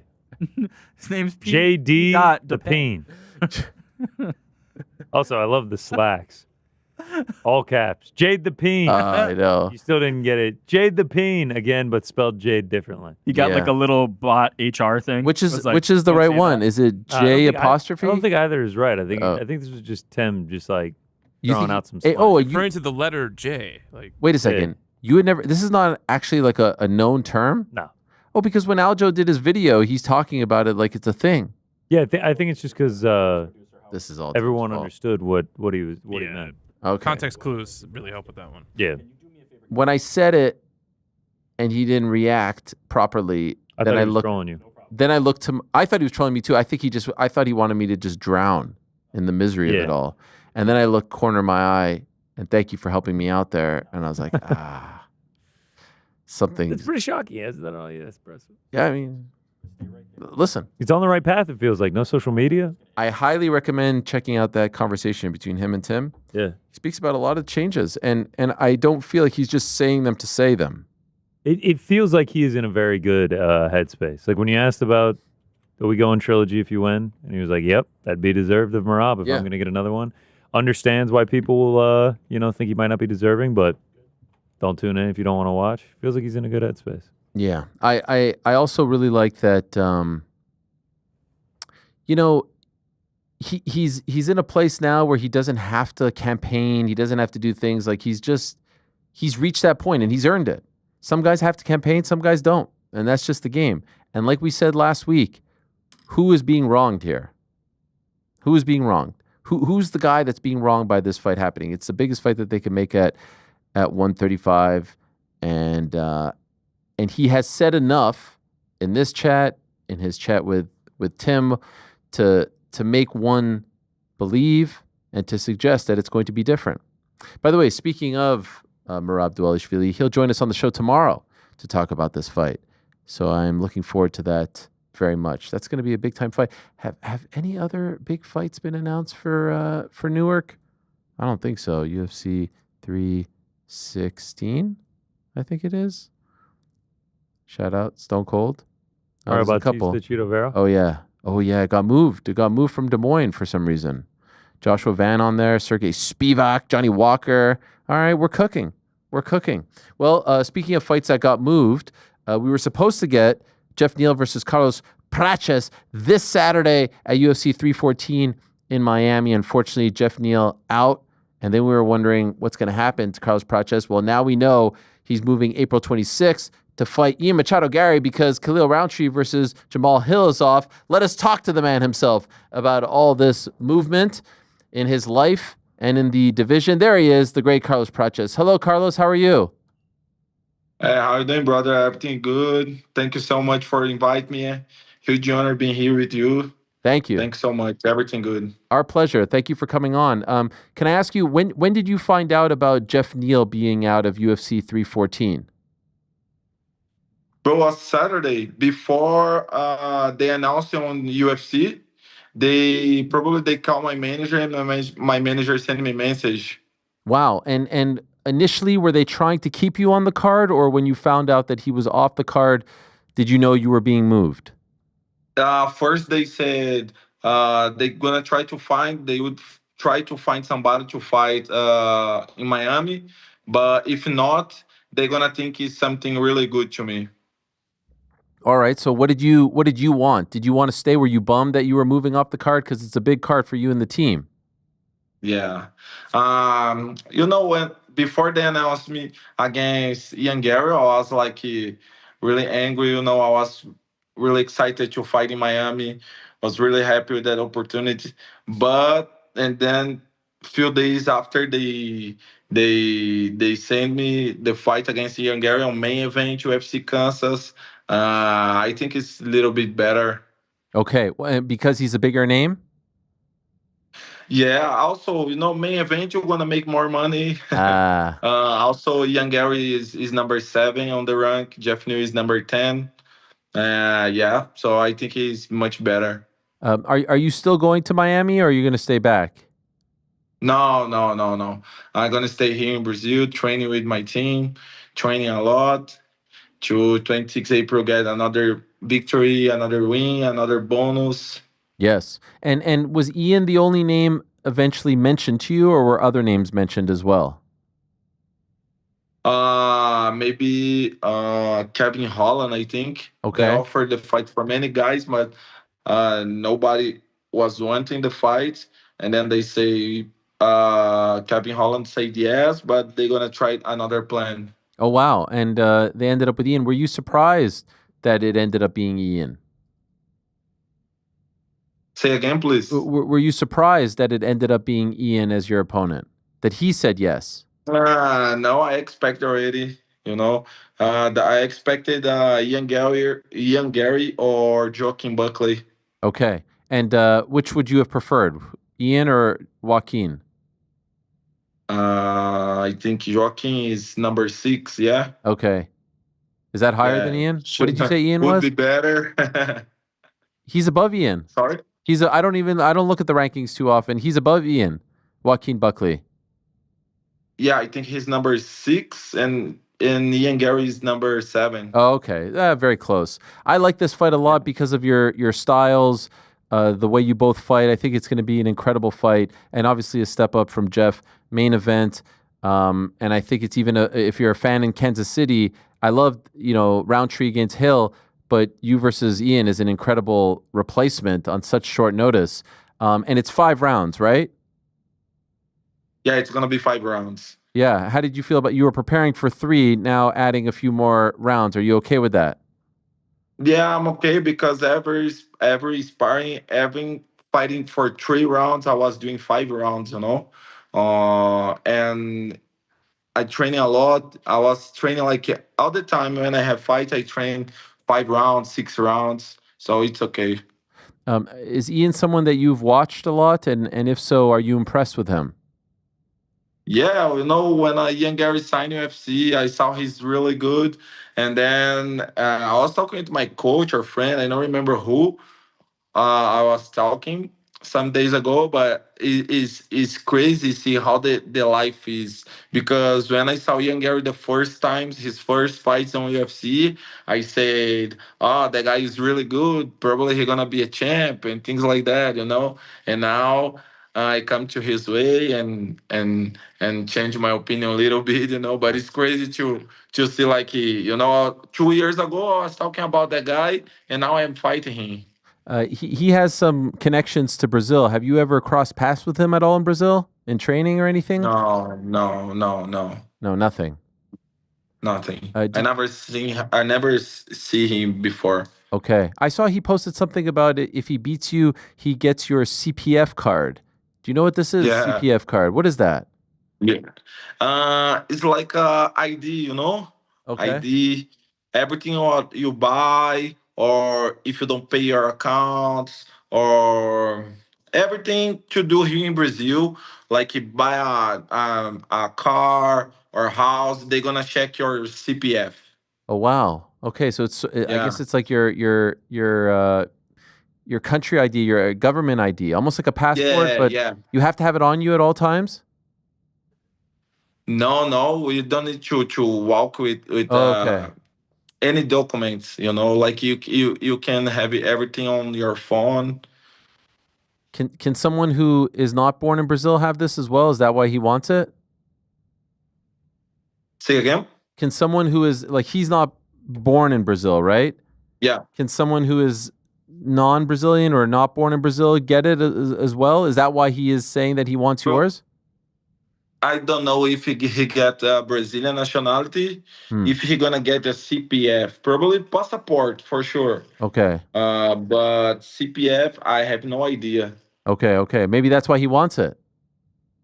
Yeah, but like I was expecting something cool, trash talk or something like that. But sometimes like make me laugh a lot or make me angry, but not the time. I just reply like, okay, we know it's not gonna happen, but.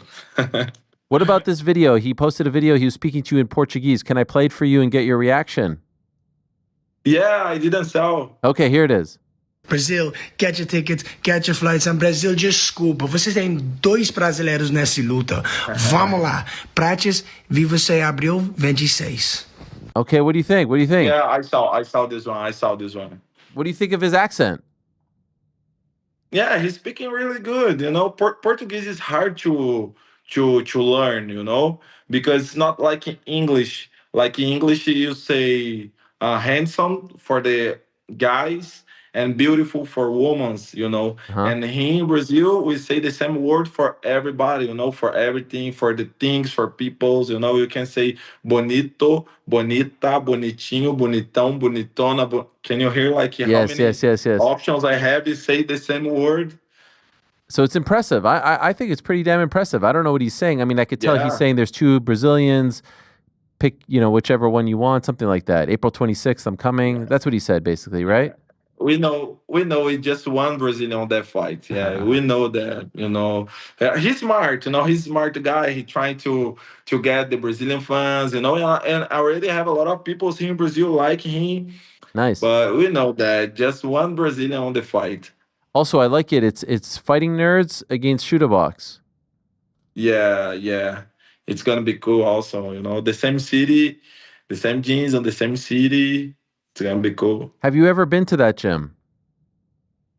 The Diego the Diego Lima's gym. Yeah, a few years ago, me and my coach was training at the shooter box. Okay.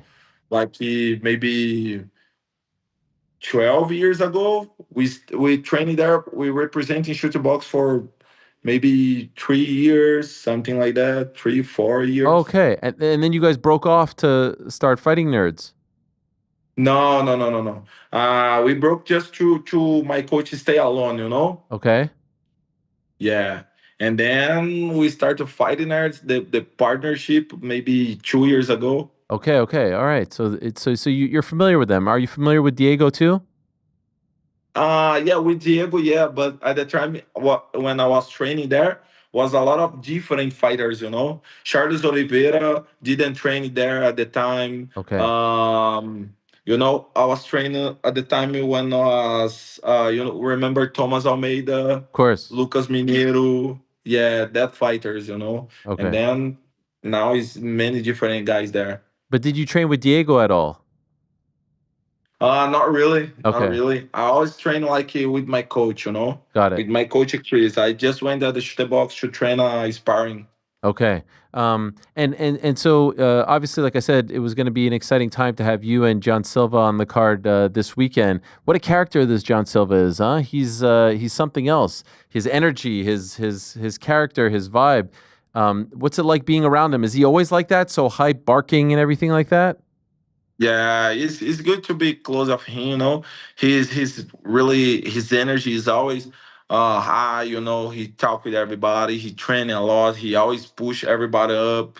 So it's good to be close of the guy like that. Before he's about to fight Bryce Mitchell, obviously, and the press conference, the two of them was amazing. I don't know if you saw it, them going back and forth. How do you feel about his chances before the biggest fight of his life, his career? He was really happy. He's crazy. He's was all the time happy.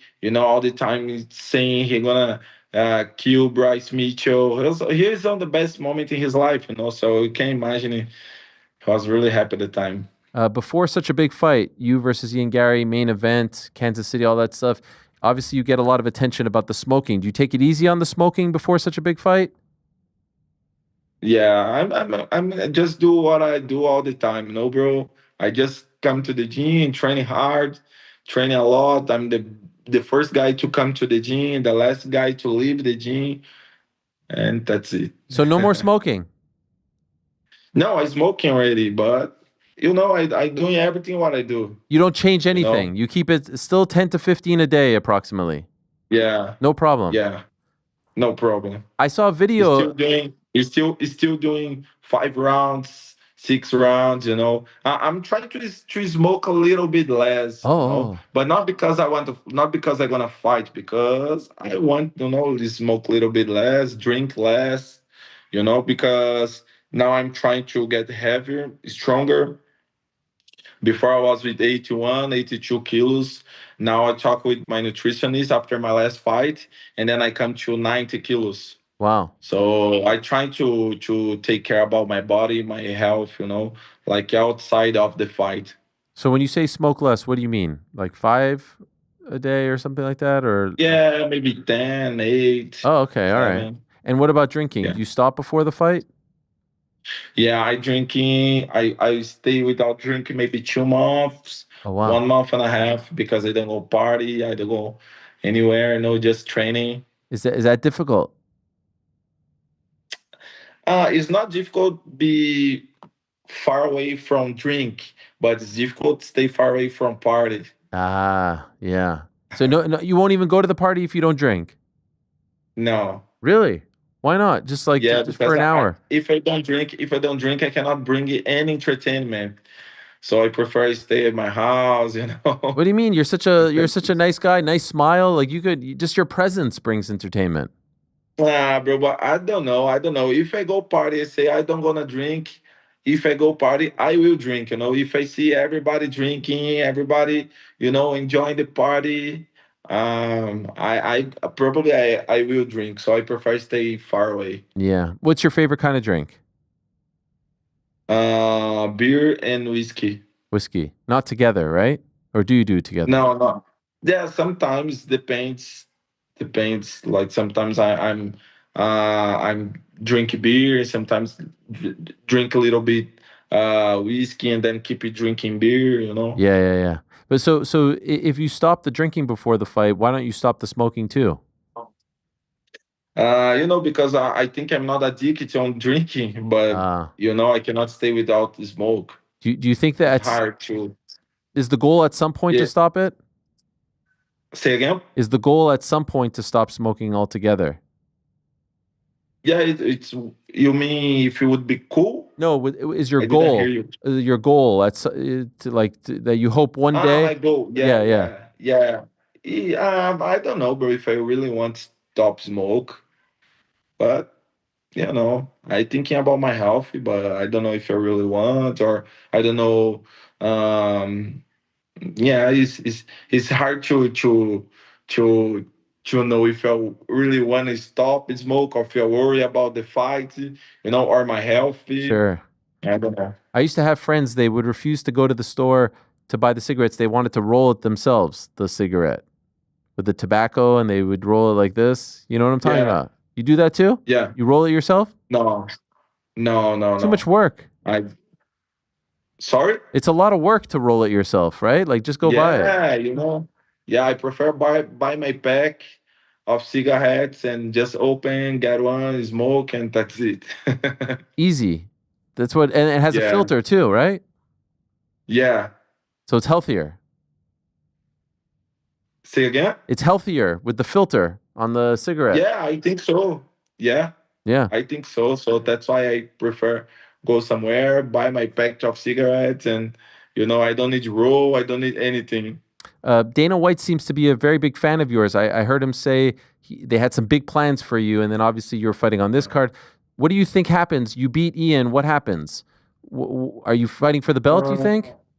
Bro, I don't know. I try to not think about that, Yeah. I try to just wake up every day, go to the gym, work hard, because anyway, if they like me or not, if they gonna bring me to the belt or not. I need to be ready. I need to be prepared. I need to be strong. I need to be healthy. You know. So I trying to take care about the things what is under my control. You know, if it's not my control, I trying to not think about. You know, not spend my energy, my time thinking about that. That's good. I agree with that sentiment. It just seems like right now there's so many good guys at 170, young, hungry guys like yourself. We just saw Sean Brady. He looked amazing. Did you see that fight against Leon Edwards? Yeah, yeah. He's very good. He's looking really, really good, strong. Have a really good cardio. You know. Shavkat's still there. He hasn't gone. He keeps. He was supposed to fight for the belt. He had bad luck. Yeah. Bilal got hurt. Now he got hurt. You think Bilal's going to beat JDM? I heard you say, right? Yeah. You think it's not going to be close? So. Bro, I think by unanimous decision, and still, with always the same boring game. I think not any surprise during the fight. Who do you think is going to be the first one to beat him? To beat Bilal? If not Shavkat, I think Carlos. That's what you were supposed to say. You, right? You're Carlos. Yeah. I was waiting for you to say it's going to be me.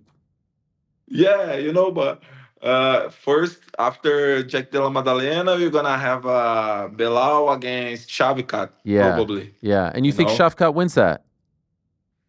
And bro, I don't know. Because Belal is really good on his game, but Shavkat is really good also. But I don't know. I'm not sure about that.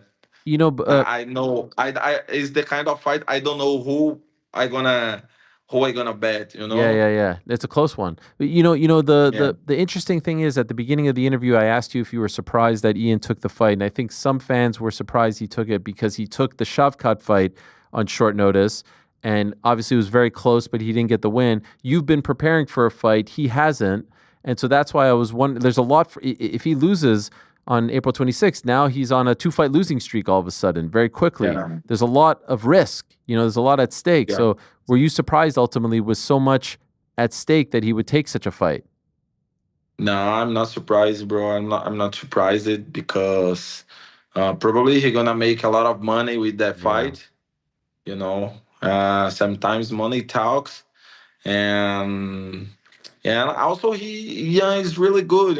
His mind is really good. His mindset's really good, and he's really think he's gonna come to Kansas and gonna beat me. So I was not surprised. Have you ever been to Kansas City? No, never.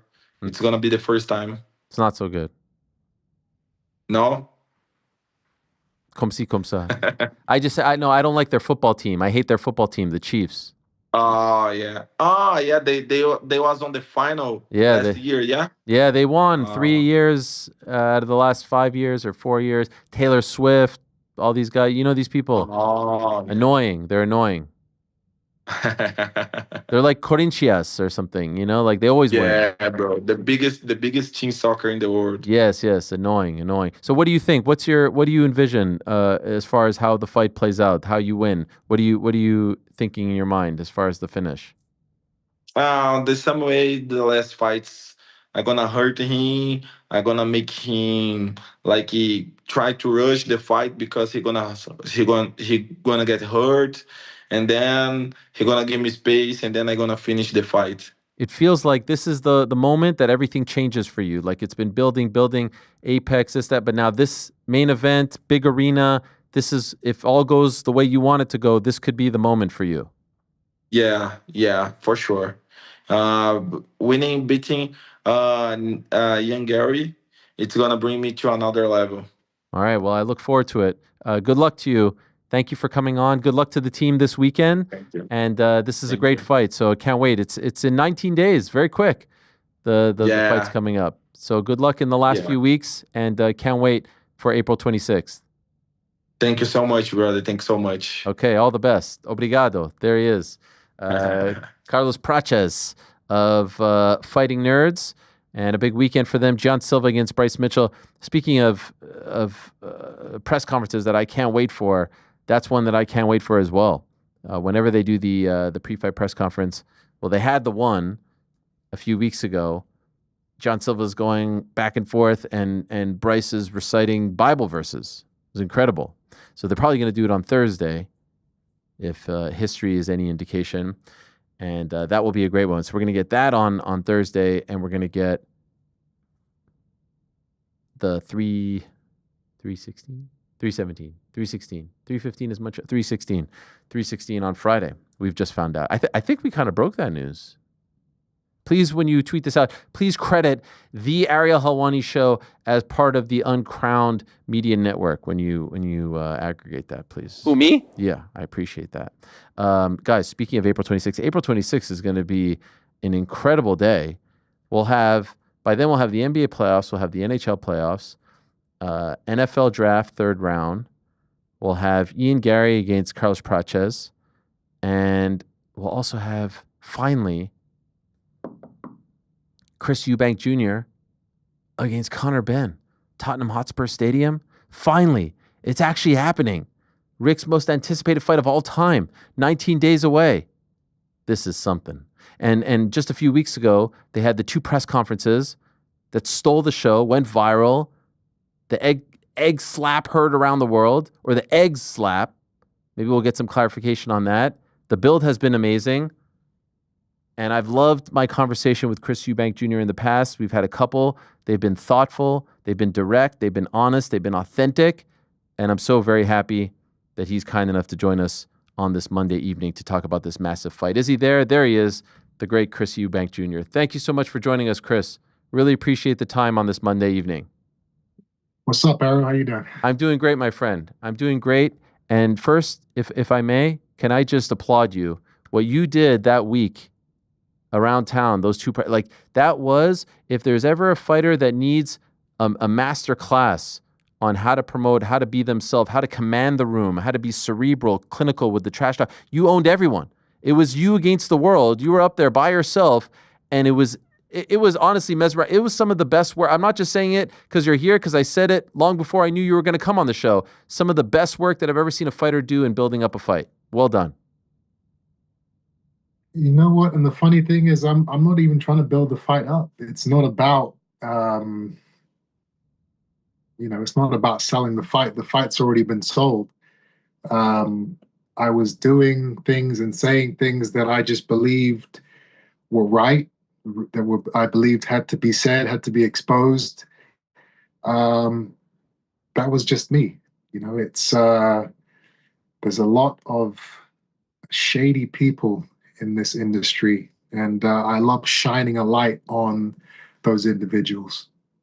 I know you were sitting up there, next to coaches, Ben Shalom, etc., but it felt to me like it was you against everyone. Did you feel that same way?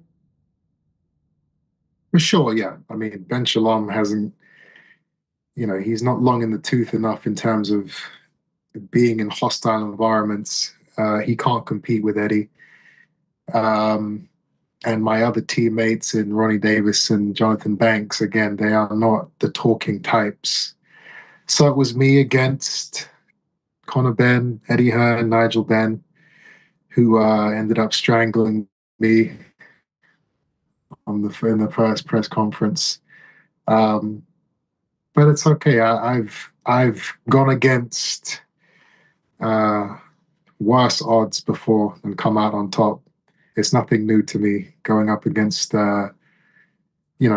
multiple people at the same time. One fascinating byproduct of it all, I thought, was that for whatever reason, maybe you've had like a love-hate relationship with the British public. I thought after those, I kept reading the comment sections. Everyone was like, man, I really love this guy. I'm really rooting for Chris. I'm backing him on this one. And I don't know if you pay attention to this stuff, but I felt a massive shift in the support that you were receiving. Did you notice that? To be completely honest, I stopped reading and focusing on comments and public opinion a long, long time ago. I've been the bad guy for many, many years. I said it in that first press conference. I've been booed into every single UK fight against the UK fighter for the last 11 years. So, being a good guy or having the support that a lot of fighters have or want, that dream kind of faded away for me a long time ago. I expect to be booed into Tottenham Hotspur because I've been booed into every arena, leading up to this fight. I don't see why it would change. I thought maybe after my fight against Liam Smith, getting booed into that arena twice, going back in there after losing the first fight, avenging that defeat when everybody said I was finished. Everybody said I was washed up. Won the fight. Was respectful, shook everybody's hands, didn't do any of the trash talk. I thought, okay, well, surely now I'm gonna get some support, be the good guy, whatever you want to call it. And then I go to Daniel Dubois versus AJ at Wembley Stadium, 80,000 people. I walk into that stadium. I come up on the screen. My face comes up on the screen as I'm walking in, and the entire stadium boos me, even after a career best performance. So it's not in the cards for me, and I've accepted that, and I've come to terms with that. The interesting thing about this fight is that there will be two bad guys walking into that stadium on April 26th. It could be the first mega fight where both fighters are getting booed into the arena, which is, I don't think has ever happened before. This is the potential to be that. But again, it's not something I focus on. I've dealt with it for years, and it's kind of something that it's just a part of my journey now. It's a part of who I am as a fighter. It's fun. I enjoy it. I love the haters. I love the doubters. I love getting booed into arenas and drinks flying and seeing that anger in people's eyes. I feed off of that energy now, as sick as that sounds. So it's okay. But Conor does not. That's the big difference. Conor is a completely different animal to me. Conor is, he used to be the golden boy. Everyone was behind him. Everyone supported him. Everyone wanted to see him become the next big thing.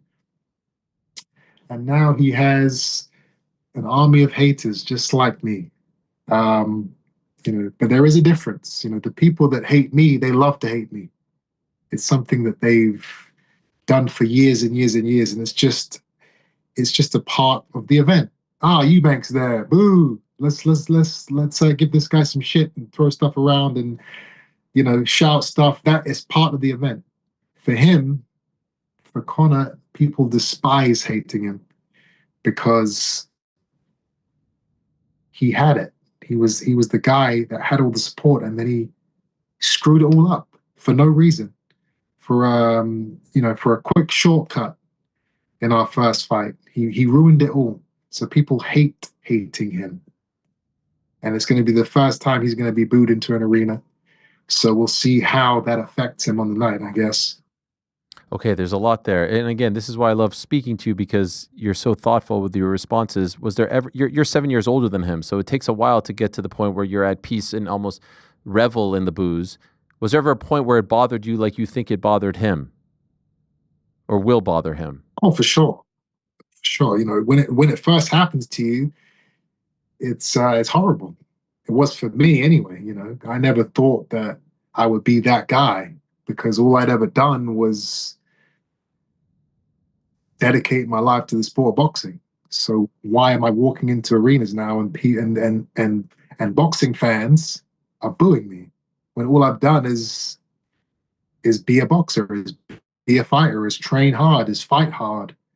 The first time I got booed into arena was against Billy Joe Saunders 11 years ago. And it was a dark, harrowing experience. And it's happened every single fight ever since.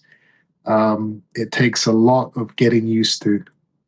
Conor Benn is not there yet. He's never had that. So it's going to be very interesting to see how it affects who he is in that ring on the night. I think you're in for a surprise on the night because I think you are going to get cheered. I think that people view you as the anti-hero in a way. You're anti-establishment, and I'm wondering if you feel those cheers. Obviously, you're focused in the moment, but even in the build-up, will there be a part of you saying, "No, you don't get to come around now. You did that to me. You turned on me 11 years ago. You don't get to cheer me now. You don't get to be on my team now." Do you feel that way towards the public? No, I have no animosity towards anybody, except maybe Conor Benn right now. The fans are the fans. They are the reason us as fighters are able to do the things we do. The people that are booing me and wanting to see me lose, they're still paying their ticket. They're still buying the pay-per-view. How can I be upset with these people? How can I be against them? And yes, of course, I do have fans, but it seems that the people that want to see you lose are a lot more vocal, especially in my case. You see it online, the trolls, the keyboard warriors, and it's become a part of who I am as a fighter. Being people loving to hate. I still don't really get why, because if you're talking about real villains, real bad guys, that's the drug cheats. That's the people that lie and steal and who cut corners and have no morals and no respect, no dignity. Those are the actual real bad guys. And it's funny because a lot of those guys are the ones that get cheered into arenas. So it's like, what do? Do you sell your soul? A lot of guys do. A lot of guys become people they're not, for, to try and build a fight or to become a name. I've always just stayed true to myself, Just before you said you have no animosity towards anyone except maybe Conor. You have said, I don't hate Conor, just like your father said he didn't hate Nigel Benn. Nigel Benn said that he hated your father, and you've sort of echoed the same sentiment, but I hear you say now some animosity. So have things changed at all? No, animosity and hating somebody are two different things. Of course, I do not like Conor. Of course, I have disdain for this man. He tried to cheat. He did cheat in our first fight 2.5 years ago. He took performance-enhancing drugs. He was caught, and the fight got called off. So animosity is rife between me and him. But hate is that's a very dark energy. That's a very consuming mentality to have towards somebody or someone or people. I would never give anybody that type of power over me for me to be able to hate them. That's saved for Yeah. Oh. Did we lose you, Chris? Conor Benn. I'm not giving him that. I'm still here. Okay, yeah. It just kind of froze there for a second, but I think you're back.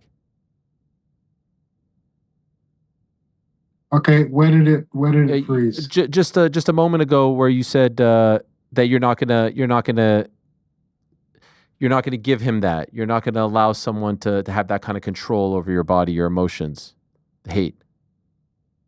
Yeah, it's too much power to give somebody, especially someone you're gonna get in the ring and fight. For me, emotions do nothing but complicate and stifle and ruin a performance. You know, when you really hate somebody, you're not thinking straight. You're not acting accordingly. You're not sticking to the game plan. All you want to do is tear this guy apart because you hate him. You know, I do want to tear this guy apart, but I'm going to do it clinically. I'm going to do it with a boxing brain, not a mind full of hate. The animosity seems to stem from the drug test failures. The first time around, there was none of that. It was just about, you know, the two sons going toe to toe. Do you subscribe to the notion that this time it's much different? The build is much different. The connection or lack thereof, whatever you want to call it, between you and Conor is much different. This is a completely different fight than the one that was supposed to happen in 2022. The motivation as well. For sure. It's very, very personal now. Before, you know, it really just was, all right, our old men fought 35 years ago. The people want to see us fight. What a great story. And it is a great story. Now, me and Conor have our own history. We have our own beef. We have our own story. You mix that together with the fact that our fathers have fought and were two of the best British boxing, best British boxers of all time. It makes for, you know, an insane event, an insane story, an insane night of fighting, because it's real and it's never happened before in the history of boxing, and it will never happen again. And that's what excites me about this fight. It cannot be replicated. It's impossible. Unless, you know, me and Conor have sons now, and in 35 years they get in the ring and fight. But that's not going to happen. So, well, you know, never say never, but it's just, it's so impossible to think about. This is a one-off fight. And I'm excited, man. I'm ready. Is there a rematch clause for either of you? Yes, there is. For who? For both of you, or? I believe so. Okay, so there's a chance you might be doing this twice. There is a chance we may be doing it twice. Yes. Okay. You know, obviously I want you to clear something up if you can. Everyone talked about the egg slap, but after careful, you know, breaking it down and all this, we looked at all the different angles. My determination was that you were actually holding multiple eggs when you slapped it, because the noise and the amount of yolk. Is that accurate? Because everyone said egg, but I feel like it's actually eggs slapped. It was too much. Am I accurate? I had multiple eggs in my pockets. Okay. The Louis Vuitton jacket I had was filled with at least 9. Some of them rotten, some of them were, you know, old. Oh wow! But I only had time to grab one in that particular instance. I would have loved to have grabbed more, and I thought, you know, when I was thinking about it, the dream was to be able to just unleash. But one was all I could muster, and one was enough. Did you take rotten eggs on purpose? Absolutely. I bought the cheapest, oldest, crustiest eggs I could find from the worst store I could find. You know, that's what this kid deserves. The worst of the worst. And how long before the presser did you come up with this idea? 2.5 years ago. Okay. So you said the next time you see this guy, this is what you'll do. The day I found out that, you know, they were saying that these drug tests, these failed drugs tests, were because of contaminated eggs. The day I heard that story, that fabrication, that fantasy that they really kind of stuck with, I said there and then, I'm going to hit this guy with an egg across the face as soon as I get a chance. And that was 2.5 years ago. Wow. And you sat there the whole time with the eggs in your pocket? Yep. I sat there. I walked into the press conference. one of those puppies cracked. Actually, in the jacket, you have like a Louis Vuitton man bag or purse. I don't know what you call it, but it's attached to the back of the jacket. And I had a few eggs in there, and one of those puppies did crack, unfortunately. But everything else was that were in the pockets in front. They were fine. And yeah, I knew what I was doing. It was planned. It was anticipated. It was an egg of justice. It was a symbol. It wasn't about attacking him or hurting him or slapping him. It was about making an example. This had to, I had to shine a light on the fact that he was a cheat. Too many times these guys, so many guys in the industry, they get popped for drugs, they pay a fine, they serve a little ban, and then they're back in the ring, and 6 months later, a year later, like it's nothing. And people forget. I couldn't bear for that to happen in this instance. I had to do something which was going to let people or remind people for the rest of this kid's life. You are a cheat, and there's no hiding it. There's no forgetting it. This will stay with you for the rest of your life. Are you really being fined $100K by the BBBOC? Are they really fining you $100K? Yes, they are fining me £100,000, which is actually about $125,000. Yeah. Which is, it's strong, man. These guys have never fined anybody that much. And I think that, you will know that there's been way worse things happening in press conferences than a guy getting hit by an egg. So it's unjustified, I think. And, we're going to have to, we're going to have to deal with that. Are you going to appeal it?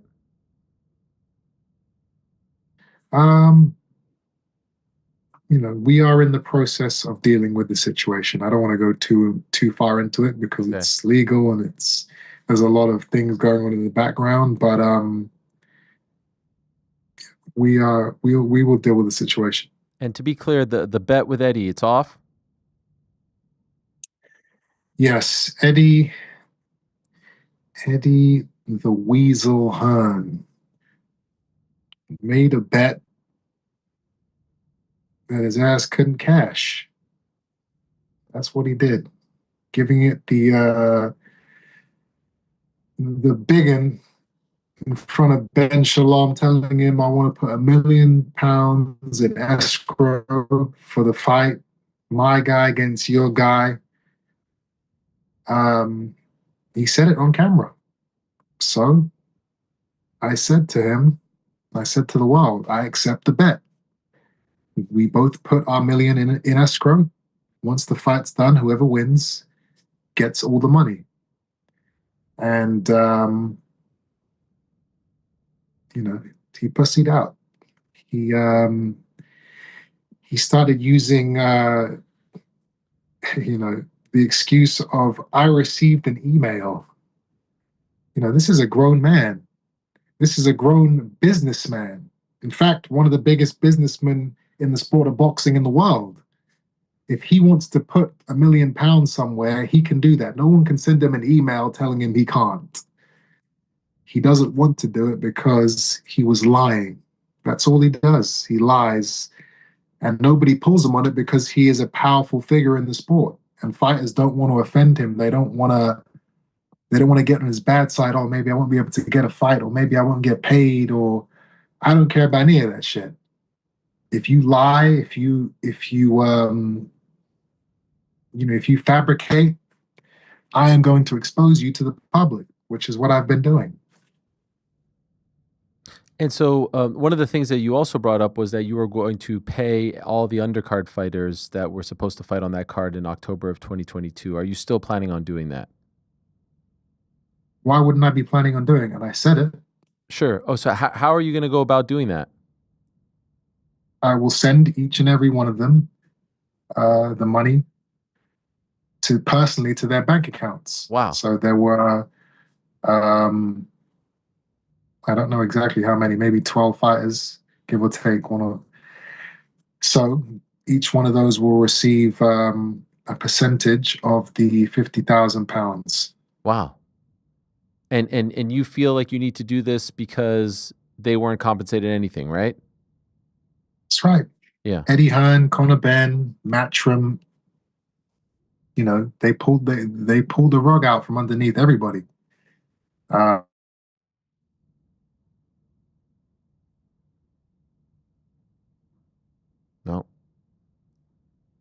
Froze up again. We're going to try to connect with him again. Fight through it. Or maybe we'll connect with him again. Man, he's so good. He is so freaking good, that Chris Eubank, fighting Conor Benn on April 26th. God, he's so good. There's just something about the way he speaks. Mesmerizing, captivating. He's amazing at it. I can't wait for this fight. Fatal Fury, City of the Wolves, April 26th, Tottenham Hotspur Stadium in London. Beautiful stadium. I was there in late August. Saw Spurs, Everton. Good game for Spurs on that day. I think they won 4-0. Brendan Johnson, 2 goals this past weekend. MBD, I think 11 on the season. But it is going to be some kind of scene. It's a great card, especially for the British public, but it's a fight that everyone's talking about. Okay, let's go back to Chris. Is he there? There he is. I'm here. Yeah. Okay, so you said you're gonna reach out to them and pay them because they didn't do that. Right. So Eddie Hearn, Conor Benn, Matchroom, they pulled the rug out from underneath all of us. They tried their hardest to make the fight go ahead, knowing that Conor was using steroids, but it ended up not happening. And all of these fighters had to pay for entire fight camps. And a lot of people don't know that these fight camps can be very expensive. You got to pay sparring partners, you got to pay trainers, nutritionists, accommodation, physiotherapists. There's a lot of things that you have to pay for as a fighter. None of these guys were compensated by Eddie or Matchroom, and they were the ones putting on the show. They should look after their fighters. They didn't. Obviously, I didn't get compensated either, but that's not the point of this. I always felt bad about that. I know how much I spent on my camp. Luckily, I'm in a blessed position to where I can spend money in a camp, not fight, and I'm straight. The money I've made in my life, inside and outside of the ring, I'm set for life. I could stop boxing today and I'm good. So it doesn't affect me. But for most fighters, going through a whole camp and then not fighting, that puts them in a really bad spot. So knowing that, I said I would pay £50,000 towards the group of fighters that were involved in the first fight that never ended up being able to fight. And I will personally be sending each and every one of them money to their bank accounts very soon. Well done. Much respect. This is the big one. The last time we spoke, Chris, you were very open and honest about the relationship with your father, the state of the relationship. And you've been asked about it and you talked about it that week. I do understand last month you did see your father at an event, right? I think Harlem was fighting, right? Harlem Eubank. And I understand you spoke a little bit, right? How did that go? It was good and bad. There was some good parts, and there was some not so good parts. We haven't spoken since, so it didn't go that well. But I'm still hopeful that we can at some point, figure out a way to get into this fight. I do still hope we can do that. We'll find out in the coming weeks. That time that you just spoke together, was that the first time in years that you spoke? Yes. Yeah, it was the first real conversation we'd had in a couple of years. And it wasn't that long. We didn't have time. He was there for Harlem, and they had to go and do the walkout before his fight. But it's a start. It's something to build off of. Are you confident he'll be at the fight on the 26th of April? No. Like I said, I haven't heard from him since that day. So I'm not confident of anything, but I will try my best to get him there or to facilitate him being there. Did you invite him when you spoke to him? Yeah. And what did he say? He said the fight isn't going to happen. Why not? Why does he feel that way? You know, your guess is as good as mine, buddy. It's it sounds crazy, but at the same time, he said the same thing before the last fight. So it's like I can't even call it crazy now because it did happen the first time. But it's just not going to happen this time. It's impossible, virtually impossible. Nothing's impossible, but it's virtually impossible. And you know, even if that was his mindset, I feel like he should still be, you know, supporting. But he has this mental block about this whole thing. I don't know why. It's you know, it's obviously just something. He's got his demons. He's fighting, and he's got something in his mind that he can't get over. And you know, I don't know. I got to just try and help him through it, I guess. Safe to say you'd like for him to be there. Of course, you know, this fight is you know, it's happening because of what he did 35 years ago in the ring against Nigel Benn. That's how this whole thing started. Yes, it's taken on its own story, and now it's become this big thing between me and Conor. But if you're talking about the origin, that is him and Nigel Benn. So of course, I would love for him to be there. Are you prepared for the feeling like on fight day or fight week as we approach the 26th of April? If you come to the realization that he's not going to be there, will you feel deflated, disappointed? This is your father. You still do love him. How will that affect you on the night if you realize that he won't be in attendance? It won't affect me because I've been doing this alone for too many years now, you know? Mm-hmm. So it's not like it's something new. It's not like he's been with me this whole way and then all of a sudden, where is he? Right. I'll be disappointed for sure, but it definitely won't affect what I have to go out there and do. The task at hand stays the same. The game plan, the mentality, the mindset, it doesn't change. It changes for nobody. I have to win. When Conor says, like when you're on the Piers Morgan show or at the presser, that he doesn't like you, does that sting? Does it sting? It doesn't sting. Conor doesn't know what he's talking about. He's saying things because he's a meathead who's just trying to get a reaction out of me. He doesn't know the real relationship that me and my father have, what we've been through. You know, it's just more annoying than anything because it's just like, come on, like, that's all you got? That's all you can say? You know, your dad doesn't like you?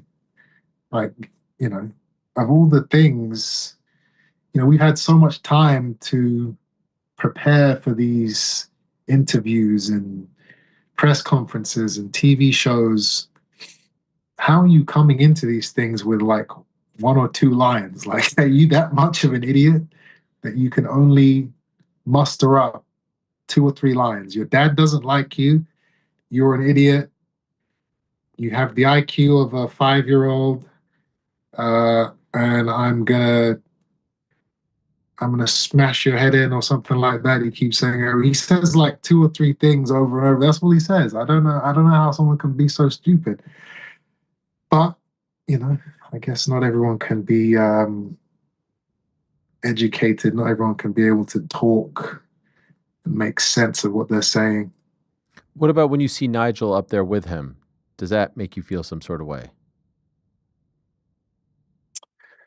No, you know, it's a father and son. You know, he's backing his kid, and that's how things should be. Yeah. shortly after that meeting, and we'll let you go in a moment, and I really appreciate the time. I know it's getting late over there. Your father did speak to the Ring magazine. Did you happen to see what he said about your conversation?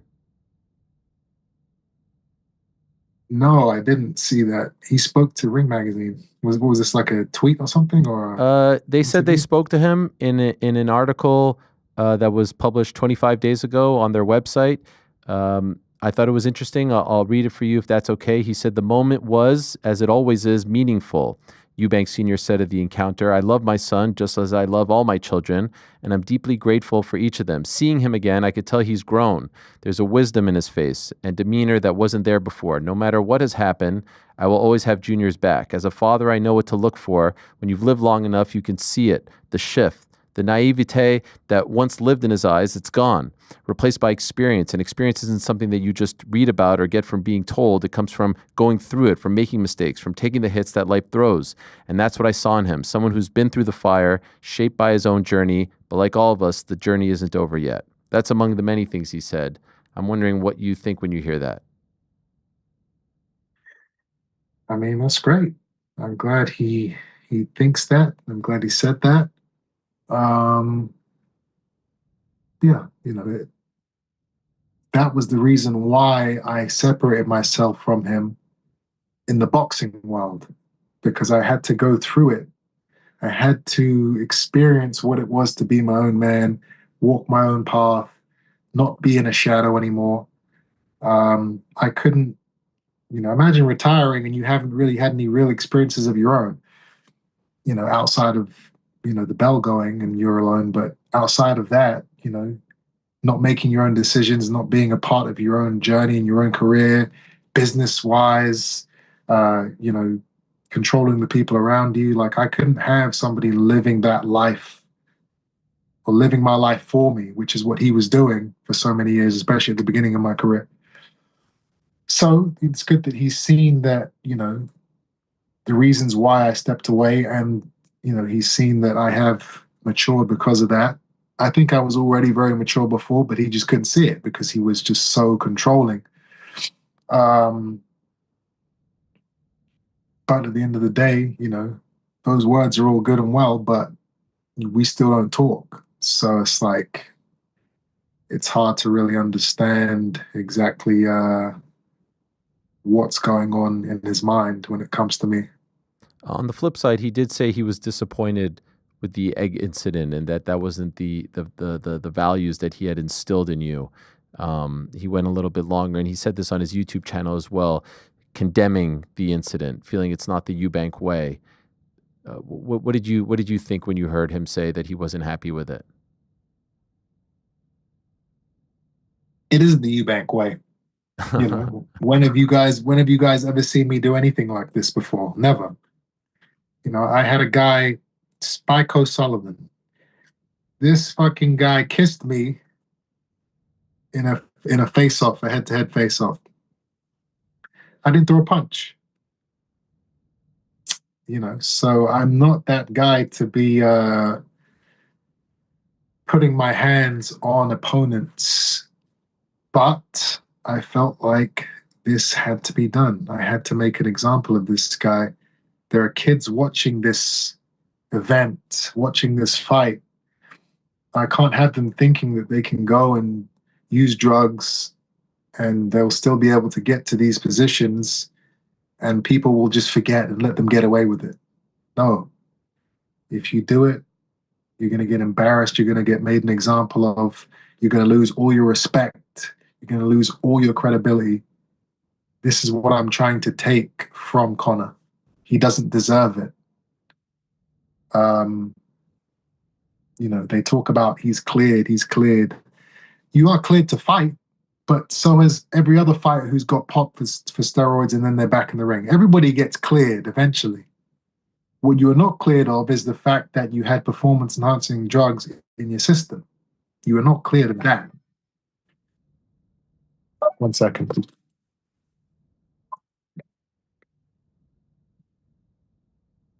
We'll reconnect there. I don't know if he's thinking of. You are not cleared of being a cheat. And the only way I could make sure that it was never forgotten, and that he could never go back to being the golden boy and the good guy of boxing, which he was before, is by crushing an egg across his chin, getting that snapshot of him, with the yolk dripping down the side of his chin piece, and he's gritting his teeth. I'm going to make a T-shirt of that. That image is going to stay with him for the rest of his life, and that's what kids will see. If you treat with jugs, you're going to pay for it. One last thing I just want to ask you about what your dad said. He said that he would like for you, at the end of the day, to fight Canelo. To beat Canelo, he must listen and adhere to his father, his trainer, the one with the all-seeing eye. If Junior truly wants to cement his legacy, then there's only one road left, and that road leads to Canelo, saying after this fight, that's what you should go after. Do you agree with him? I do think that is, a next logical fight, and this fight, Turkey is saying, can put me in a position to get in the ring with Canelo, which would be amazing. So I agree with him on that. But that doesn't mean that I shouldn't fight Conor. He thinks that Canelo is the only guy I should fight. And that's not how boxing works. This is a fight that the fans are demanding. They have been demanding it for years. This fight is bigger than boxing. It's mainstream in the UK. In the UK, it's probably bigger than a Canelo fight, because the general public don't know who Canelo is. The boxing fans do, but the general public don't, because, the general public aren't boxing fans. They don't know anything about boxing. This is a fight where you got kids, you got grandmas, you got people that don't know or care about boxing at all, and they're going to be at that fight. This is a very special thing we have here. So yeah, people ask me about what I'm going to do next. I have no interest in even thinking about it, because this fight is so huge for me, and yeah, I cannot wait to get in that ring. Are you concerned with the rehydration clause? Concerned? Sure. It's something I've never done before. And I still don't know how I'm going to do it. I said I'm going to, I'm going to have to, I put on maybe around 14 pounds after a weigh-in.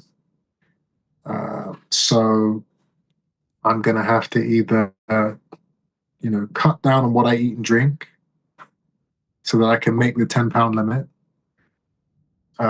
or I rehydrate and eat like I usually do, and then on fight day, I get in a sauna or a steam room for 30, 40 minutes and take the 4 pounds off to make the weight. I still don't know which way I'm going to do it, but I like a challenge, so we'll see. Last one, as you dream about the fight, I'm sure it's consuming all your thoughts, all your dreams. What are you feeling? What are you envisioning on the night? How do you see this actually playing out?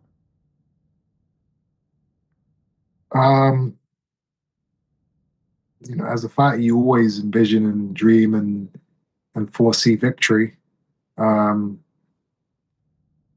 How, when, what round, all of those things. I never really focused on all that, because boxing is just too volatile. There's too many there's too many things that can happen that throw off a game plan, So I'm not going to say I'm going to knock him out, or I'm going to outbox him or outfight him. I'm prepared for each and every one of those outcomes, and victory will be secured by any cost, at any cost, within the rules of boxing. Chris, much appreciated. Tremendous stuff. Truly, it's a masterclass what you're doing in the build-up, and I know it's not just about the talking and the promotion and all that stuff.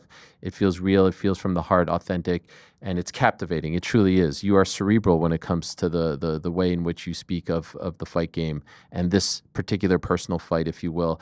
I hope if nothing else, I hope your father is there. I really, truly do hope that, and I think I speak for everyone. I hope he is in attendance, in your corner, by your side. I think everyone wants that. Even I think Conor Benn fans want that as well. Fight week, you guys should be together on that day, as he should be there, and I pray for that for you, truly. And I hope it all goes well for you on the 26th of April, and I wish you the very best. Thank you so much for the time. I really appreciate it. Anytime, Ariel. Anytime. Good speaking with you. Thank you so much. There he is, the great Chris Eubank Jr. What a guy. What a character. And we like Conor Benn around these parts as well. He has always been very thoughtful, very down to earth, very open and honest. I cannot wait for that fight. It was originally supposed to happen on the 8th of October in 2022, almost 3 years ago now. That's how long this saga has been. And there was a saga to get to the 8th of October. And now here we go, 19 days away at a much bigger venue, Tottenham Hotspur Stadium, which is a beautiful, one of the best stadiums I've ever been to, arena, stadium, sports venues. And that's a big day in the UK, in London in particular, because one half of the FA Cup semifinal happening on that day.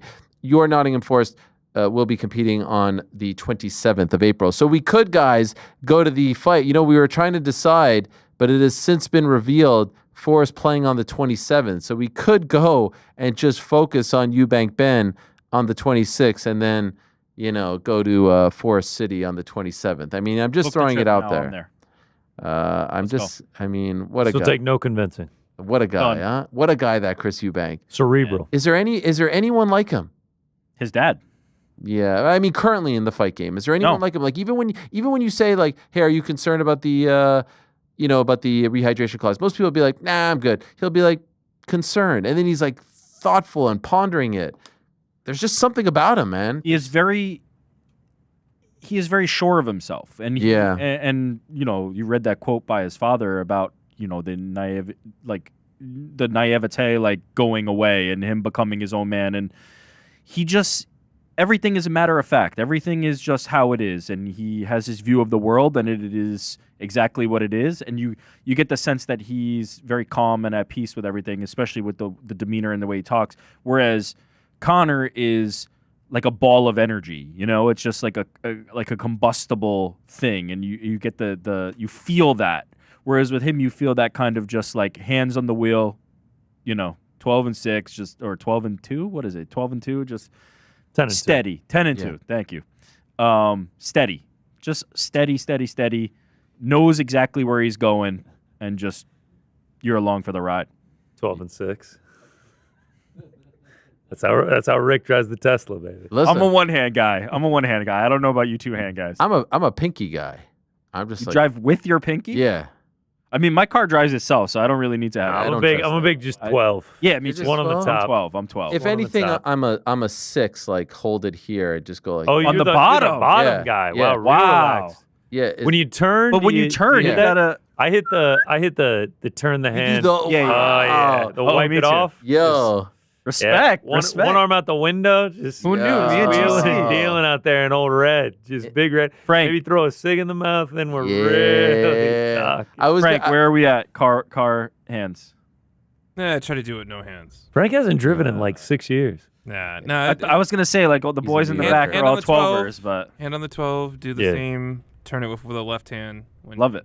Oh, you go left hand. Okay, that's smooth. Oh, I like that. But I used to drive a lot of manual transmissions. So. Ooh, I can't do that. My dad is a manual Frankie. pro. Yeah. I just can't. Either one of you able to do that? I mean, you could argue that it's the actual driving. Oh, 100%. Yeah.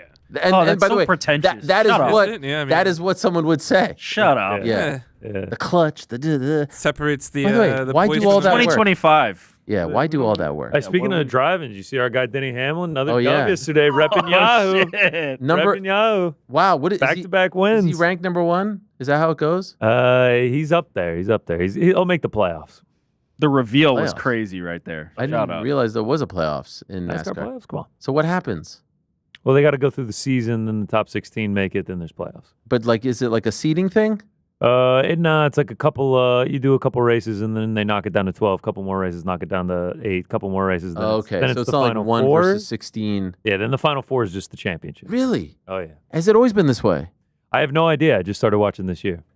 Really? This is like my first year, like really. That surprises me for two reasons. A, you're from the South. Okay, Big there. All right. No? Stereotype. I mean, Wow. bro, I'm We not. get it. You're rocking a Masters shirt. I would have rocked that if I was from the South as well. Hey, shout out Masters Week. You guys excited? It is. Dun, dun, dun. Yeah, I asked Frank. I was like, you excited for the Masters? He's like, yeah, for sure, man. I was like, okay. Absolutely. I was like, I'll go fuck myself then. Listen, there is nothing that signals better days are ahead than national championship on the Monday night, Masters week the following week, Jim Nantz, the greenery, the this, the that, baseball in full swing, NBA play. There is no greater time than now in sports. April must be, in my opinion, it's number 2 for me to October. See, I like April more because of all the things that are to come. Yeah. Summer's got October. It's like, winter's coming. Right, I feel that. I actually April might be goated for me. Number 1. I respect. It's my number 2. I'm so excited for the Masters. I ordered the Taste of the Masters. I'm getting like pimento cheese, egg salad, moon pies, all that, like the concessions. Are you doing a Fight Feast Masters? No. That'll get there Friday. I'm gonna wake up like a zombie after 3:14. And then sit on my couch from 12 p.m. to 7 p.m. Eat egg salad and pimento cheese. So they ship it to you. Ship it to me. Yeah. Is it true that like for $30 you could get like a huge thing? I saw that. Like you could get like multiple. Like it's how if you're there. Yeah. Oh yeah. No, the sandwiches are like $3. Super cheap, right? Yeah. They don't change the prices. It's great. No phones. No screens. No phones allowed? Nah, no phones allowed. Really? They catch you with one, they'll ban you from Augusta National. Now, what about women? Have they allowed women yet into the golf course? Women, I mean, people of color. Wow. They're starting We've to come a long way. Wow. Well done. Welcome to 2025. History of Augusta National is not great. Yes. Have you been? I have been. 2013, final round. Adam Scott. Shout out. What was that like? It was incredible. My dad got the tickets through like a guy at work. He bailed the night before. My dad called me up. I was in college, and he was just like, yo, I got tickets this Sunday if you want to go. I was like, are you kidding me? He's like, all right, I'll scoop you at 5. Scooped me. Wait, 5 a.m.? 5 a.m. We rode on down to Augusta. The guy that gave us the tickets flew the tickets in. He has like permanent badges in on a PJ. What? The guy walks off, hands us the tickets, and gets back on the plane. Wow. Yeah, it was crazy. It was big business type stuff. Yeah, it was wild. And then it started raining. We went to a playoff, and my dad was like, it's raining. I feel like we should go back to the car. I was like, Dad, you can go back to the car without me. I ain't leaving because we're never going to be here again. Was Tiger there? Tiger was there. Saw him. Wow. I love that. That was great. Memory I'll never forget. I always felt like watching, well, except for that one, is it the waste management one? Shout out. Been to that as well. Yeah, I remember LFA that whole weekend. Oh, yeah. We went to LFA on the Friday. I just feel like watching golf live, other than like the atmosphere, it's kind of hard to follow because you just stick to one hole, right? There's no screens anywhere, right? Been to a million tournaments. Been to like U.S. Open, PGA Championship, Masters, all that. You just got to camp on one hole. Camp on one hole and drink with your boys. Don't follow anyone around. Okay. Yeah. No screens? Nah, no screens. I mean, all other tournaments allow phones. The Masters doesn't. Interesting. So what do you do with your phone? Leave it in the car. Okay. There's no like lock or anything like that? Nah. How do we go from Chris Eubank Jr. to a whole Masters? I have no discussion? idea. I don't know. Oh, the cars and cars, the and the Amlin shirt, back-to-back the this, winners. And then Anyway, I'm sure the audience is South loving golf. I'm sure the audience is loving it. What is this, I- golfing hour? I was gonna ask Carlos to rate the way in which you smoke a cig. Yeah, I know, but he does it so cool so he's not going to be like taken aback. Yeah. Sometimes I feel like he doesn't want to talk about the cigs. Then he does want to talk about the cigs. It's hard to. I did like how you were just like, so like you're trying to cut back. One day you want to quit. He's just like, nah. Just cut back a little bit. It's like somebody asking you like, how do you take your coffee? Like it's not that interesting to him. It's just regular. Trust me. It's just his day. It's freaking interesting. High level athlete, one of For the best players you, in the world. for says he him, wants it's to not. cut down to 10 cigarettes a day. He does Nobody 5 said it wasn't rounds. interesting. What I'm saying is, to him, I know, it's but he not. has to understand. He has to understand. I also like the, oh yeah, it's got filters. It's good for you. He's like, yeah. Yeah, sure. But you know what I mean? Like there was always those kids in my school that were just like, People still roll cigarettes. Pizzi. Shout out Pizzi still rolls his own cigarettes. That's right. Can't take Pizzi anywhere without him pulling out the bag of tobacco and he just starts rolling the one filter out. isn't doing shit. It just makes it a little less harsh on like the taste and the feeling. Not not your lungs. Filter It's expert definitely- Frank coming in to rain on the Thank you, parade. thank you. Also, that sounds like it's Placebo? doing shit. You're like, it doesn't do shit except for make it less harsh. and you can actually- Health-wise. They don't say like, oh, you're a doctor. I've been smoking the ones with the filters. Like, oh, okay. Well, then you've got at least 10 extra years on you. This is a good PSA. We had Carlos on to be pro cigarettes. Frank is Put it back to reality. This is a pro-cigarette podcast. Yeah. I'll go ahead and take that stance. And if this isn't Boys in the Back, certainly is. Guys, earlier we had Kayla Harrison on. Yes, she had some things to say about the PFL and Don Davis, and in particular saying that she thinks that there's some kind of animosity there, that there's just some bad blood. Well, it appears as though Don has heard those comments one way, shape, or form. Here he is tweeting, when was this? 4:35, so 19 minutes ago, 2017 pick before Kayla Harrison, first pro MMA fight. I never had any doubt and introduced her that night as future world champion. Kayla is a 2-time PFL MMA champion, and this weekend will be UFC champion. Well, for sure. A couple months. A few weekends from now. UFC women's division never tested her. What do you think? Is that shade? UFC women's division never tested her. She only has 2 fights. And I'd say not knowing that she's not fighting this weekend is more of the... Well, maybe he figures because she's on the show, that means she's fighting. And is he saying that she just like waltzed right into a title fight? Yeah, I guess so. Also, I mean, this does hold up. He says he doesn't watch other organizations. So sure. Well, I think he's saying there is nobody to test her in that division. Whereas I guess that's true because they did have Larissa. The main point that he always said was like, she was like KD, joining the winning teams. Like she took the easy way out. She took the easy way out by not grinding with the OKC PFL. But what is the grind? I don't know. The whole thing is She weird. accomplished everything she could there. Kayla versus Larissa. If I'm Don Davis, I'm like, she's gonna go in there. She's gonna win their belt. She's gonna do it in 3 fights, and she's gonna prove that we have the toughest. We have the toughest tournament in sports. That we have the toughest division in sports. You know what I mean? Like that's what you should do. Her success is our success. Her success means, and by the way, she lost in our organization to Larissa Pacheco. I know different weight classes, all this stuff, but like you could spin it rather than going this route. I would go the route of like, she's one of us. And now to all you people who say like, when I was listening to Lerone Murphy talk about Patricio Pitbull against Yair Rodriguez. He was asked about it over the weekend, and he's like, nah, Pitbull's going to find out that there's levels. And I'm like, that's not true. That's not true. Just because you fight in Bellator doesn't mean you're lesser. Just because you fight in PFL, maybe the competition on the whole isn't as deep. I don't think anyone would argue against that. But are you trying to tell me that Pitbull is beneath anyone at 145 just because he fought in Bellator? Was Kayla beneath anyone at 45 in the UFC, or 55 doesn't exist? The point is, he should say, to all you people who say that we are lesser than, she is proving that we're just as good, if not better. That's how I would spin it. She's gone already.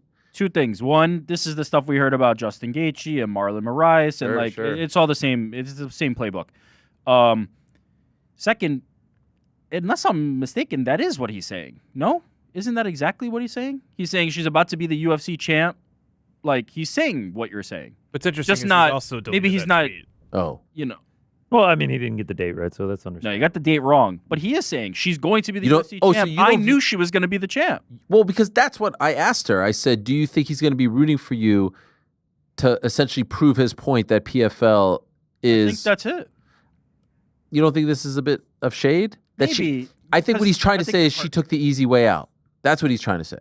That she's not being tested, that the bigger test was here. I think he is kind of saying what you're saying, Ariel, but he just didn't word it properly. I think he's saying that. I don't think he's like giving UFC didn't test her at all. PFL did. Yes, I think he's saying, hey, and we don't need to go too far into this, but like he's basically saying, really like, dissecting it. I believed in her more than anyone, but now she went and took the easy way. Whatever. The point is, I don't think she did that. I think that's ludicrous.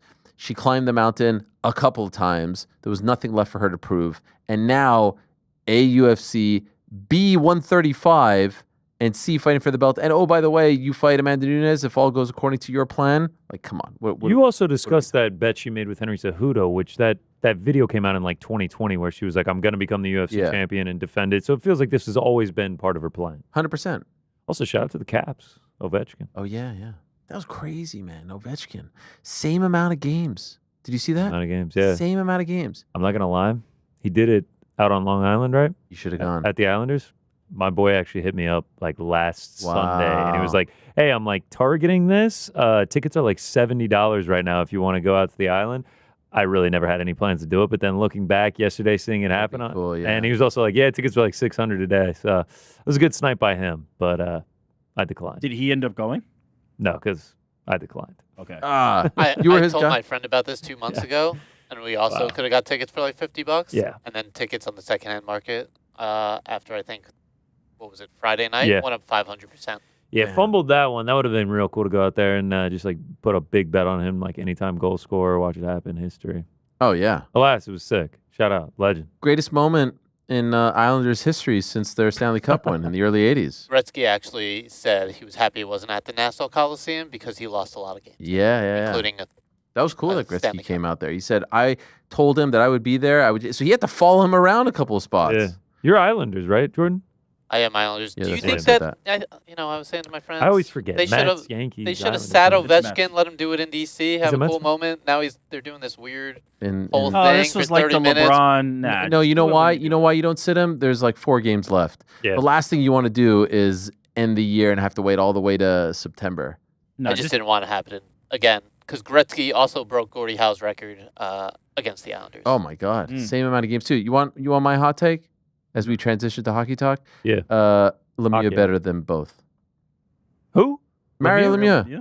Mario Lemieux dealt with cancer, lockouts, all kinds of issues. Look at his stats. Look how many goals he scored and the amount of games he scored. Lemieux better than both. That's my hot take. Go watch a goalie from the 80s and then tell me Ovechkin wouldn't have like 300. Bro, better than both. I'm saying he's better than Gretzky. I know that Same that feels time like period. the hot take to me. Yeah. Isn't Gretzky unanimously the GOAT? Like, isn't Lemieux this is better. Like, the He had most, cancer and he came most back from obvious, cancer. It's a great like one. GOAT Hodgkins thing of all time? A great one. Because I was looking at Ovechkin's assists versus Gretzky's assists, and it's like ridiculous how many. Oh yeah, no one will ever break his points record. Yeah, his points are His ridiculous. goals and assists, no one will ever break. Also, that. Lemieux saved hockey in Pittsburgh. No, he bought part of the team so they wouldn't move. Yeah, legend. The man. So are you agreeing, Jordan? And also, No, Gretzky's the GOAT. his last name Lemieux, is though, his story is Lemieux. incredible. The best. His actual name is the I know, best. but isn't Gretzky like actually the best? This is my hot take. Anyways, gents, it's been a great day. Fantastic. Anything else we need Best to day ever. discuss? Oh, BDE? Oh my God. Jesus, Frank. I always forget. What do we got? A couple of questions. You know, I wouldn't have done that whole bit there if I knew that this Yeah, was but you coming. got the valet bringing your car around. You're ready to get out of here, and then they hit you with the super chat. Jake from Windy City writes, Ariel, what are your memories of the brawl at Strikeforce Nashville? Crazy that it's 15 years ago this month. By the way, is that true? Edited off the replay on Fight Pass. Oh my gosh.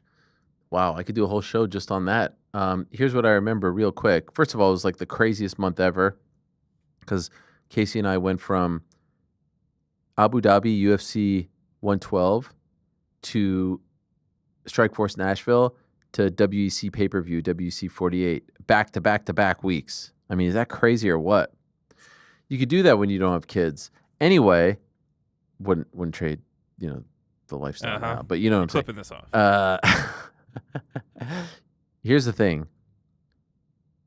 We're in Nashville.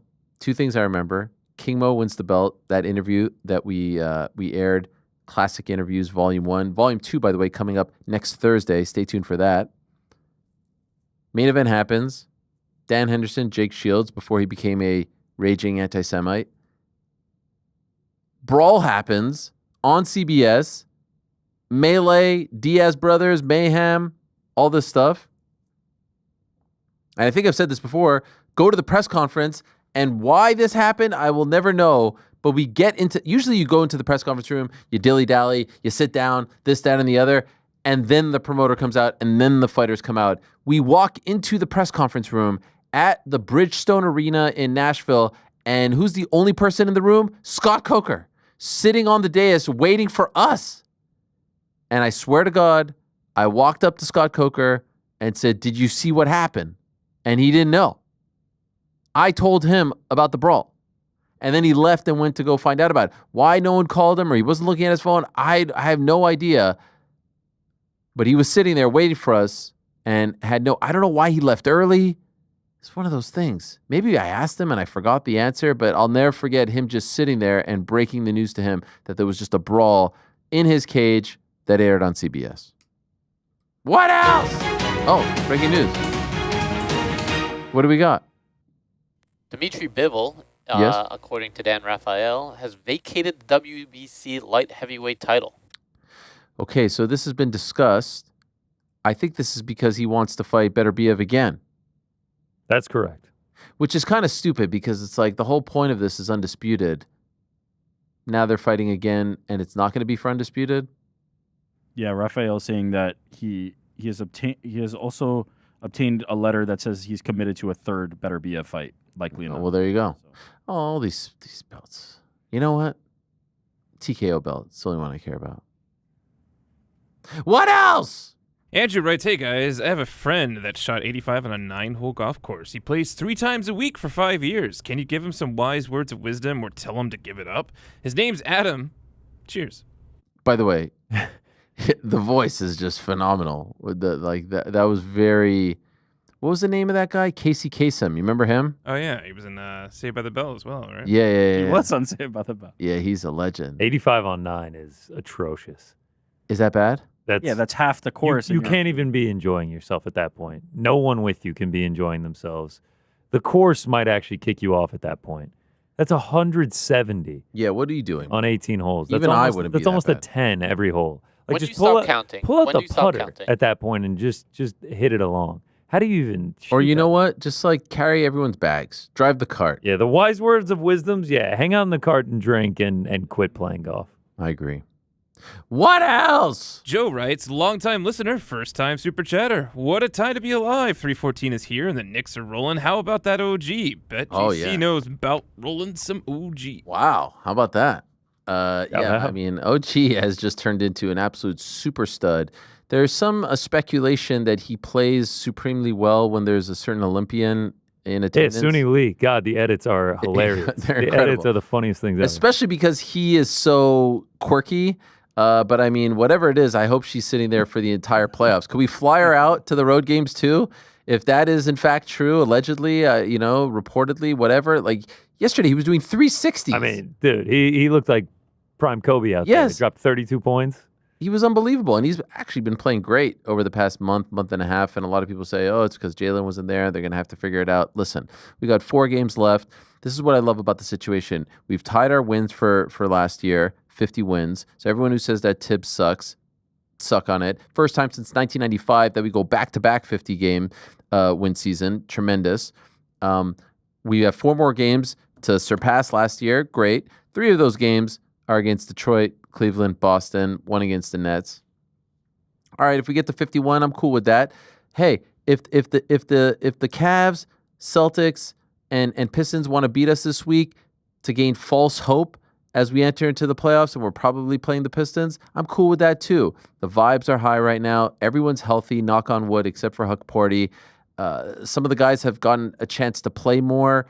DeLon Wright, Tyler Kolek in JB's absence.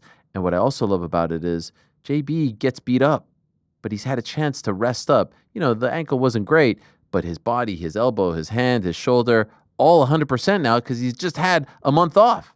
I'm loving this optimism. Yeah, this optimism is great. A month and a half ago, it was everybody crying, oh, we're not tough enough, DDV. No, by the way, about by the way, Dante. No, please. I will always cry. When they play the commercial, I cry.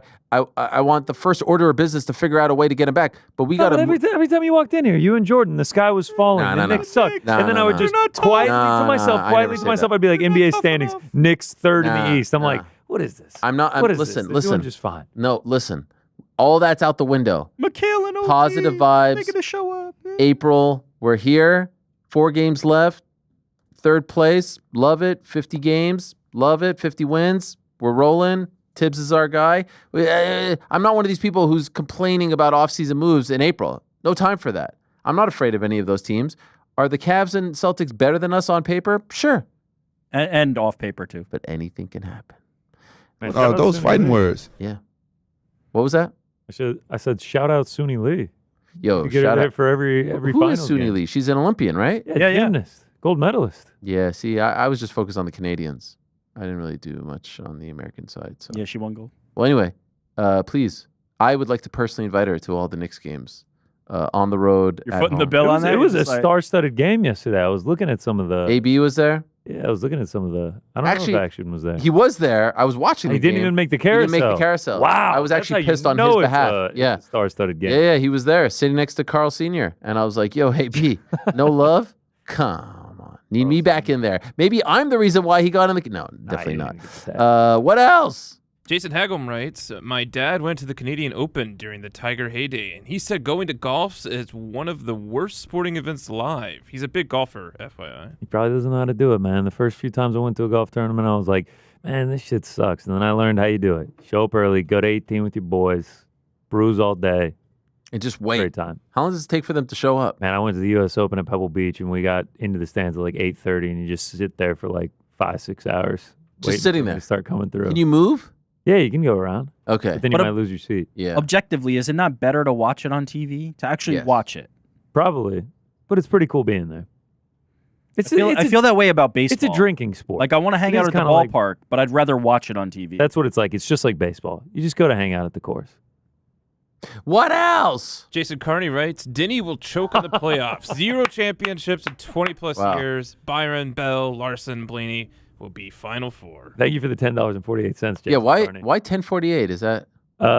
48, maybe an homage to one Jimmy Johnson, one of the greatest to ever live. Yeah, shout out to William Byron. Led Which like Jimmy are we talking about? The former coach of the Cowboys or the?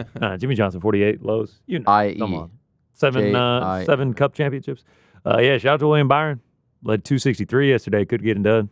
By the way, I love the voice. I like the voice voice. is coming Yeah, out. did you do that on purpose, or is that It just happens when we start talking about NASCAR. The voice is coming Ryan out. Blaney, he managed the tires well yesterday. Took the lead with 3 laps to go. Kyle Larson crashes into the wall. You get a restart overtime. Wow. Danny Can we get a Hamlin NASCAR takes pod? advantage. Uncrowned NASCAR pod? We've been thinking give me about someone to carving out a talk about corner. it. Give me someone to talk about it. I'll talk about it for hours. Any closet NASCAR fans? The on craziest team? part is I don't like NASCAR at all. I love betting on NASCAR. We're like 8 races deep. I've gotten the winner 6 times. Danny Hamlin plus 750 yesterday. Shout out. You bet on him? I send Rick and Jordan a slip every Sunday. It's just become a tradition. I'm just like, another one. Another winner. Another winner. Why? Why though? It started with the Daytona 500. We like made a joke in the control room about like betting on the Daytona 500. So we did it, and I had William Byron like plus 1,200, and it cashed in the craziest way. And I've just been hooked ever since. It's sneaky. I think it might be the best sport to bet on. Really? Me and 2 other people bet on it every single week. How long's the broadcast? 4 hours. Jeez. Throw it on in the background. on a Sunday. MMA-esque. Throw it on in the background Fox? on a Sunday. Yeah, Fox, FS1. The GOAT. Bristol this weekend. Connecticut? Tennessee. Oh, damn. What else? Duncan takes us to the finish line saying, Jesus, you guys over there in the U.S. are driving automatic drive. You losers would never make it here in the U.K. That's right. Yeah. You're probably right. Good. Duncan Thanks, knows. though. By the way, I love how, Frank, you're so good at what you do. Like you say, taking us home. Like you're really like Casey Kasem. You know, there's only one Casey Kasem. Well, thank you for listening to America's Top 40 here on Z89, the Beat of Syracuse. I'm through the Frank lens. By the way, Frank, I Googled you recently. Do you know there's a lot of famous Frank lenses? That's me, bro. No. There's like people with Wikipedia pages. Yeah, there's a cyclist. There's a drummer from A San drummer, Diego. yep. There's a police officer. From Yeah, there's a ton. Yeah. Nobody knows which one's actually Frank. No one will ever know.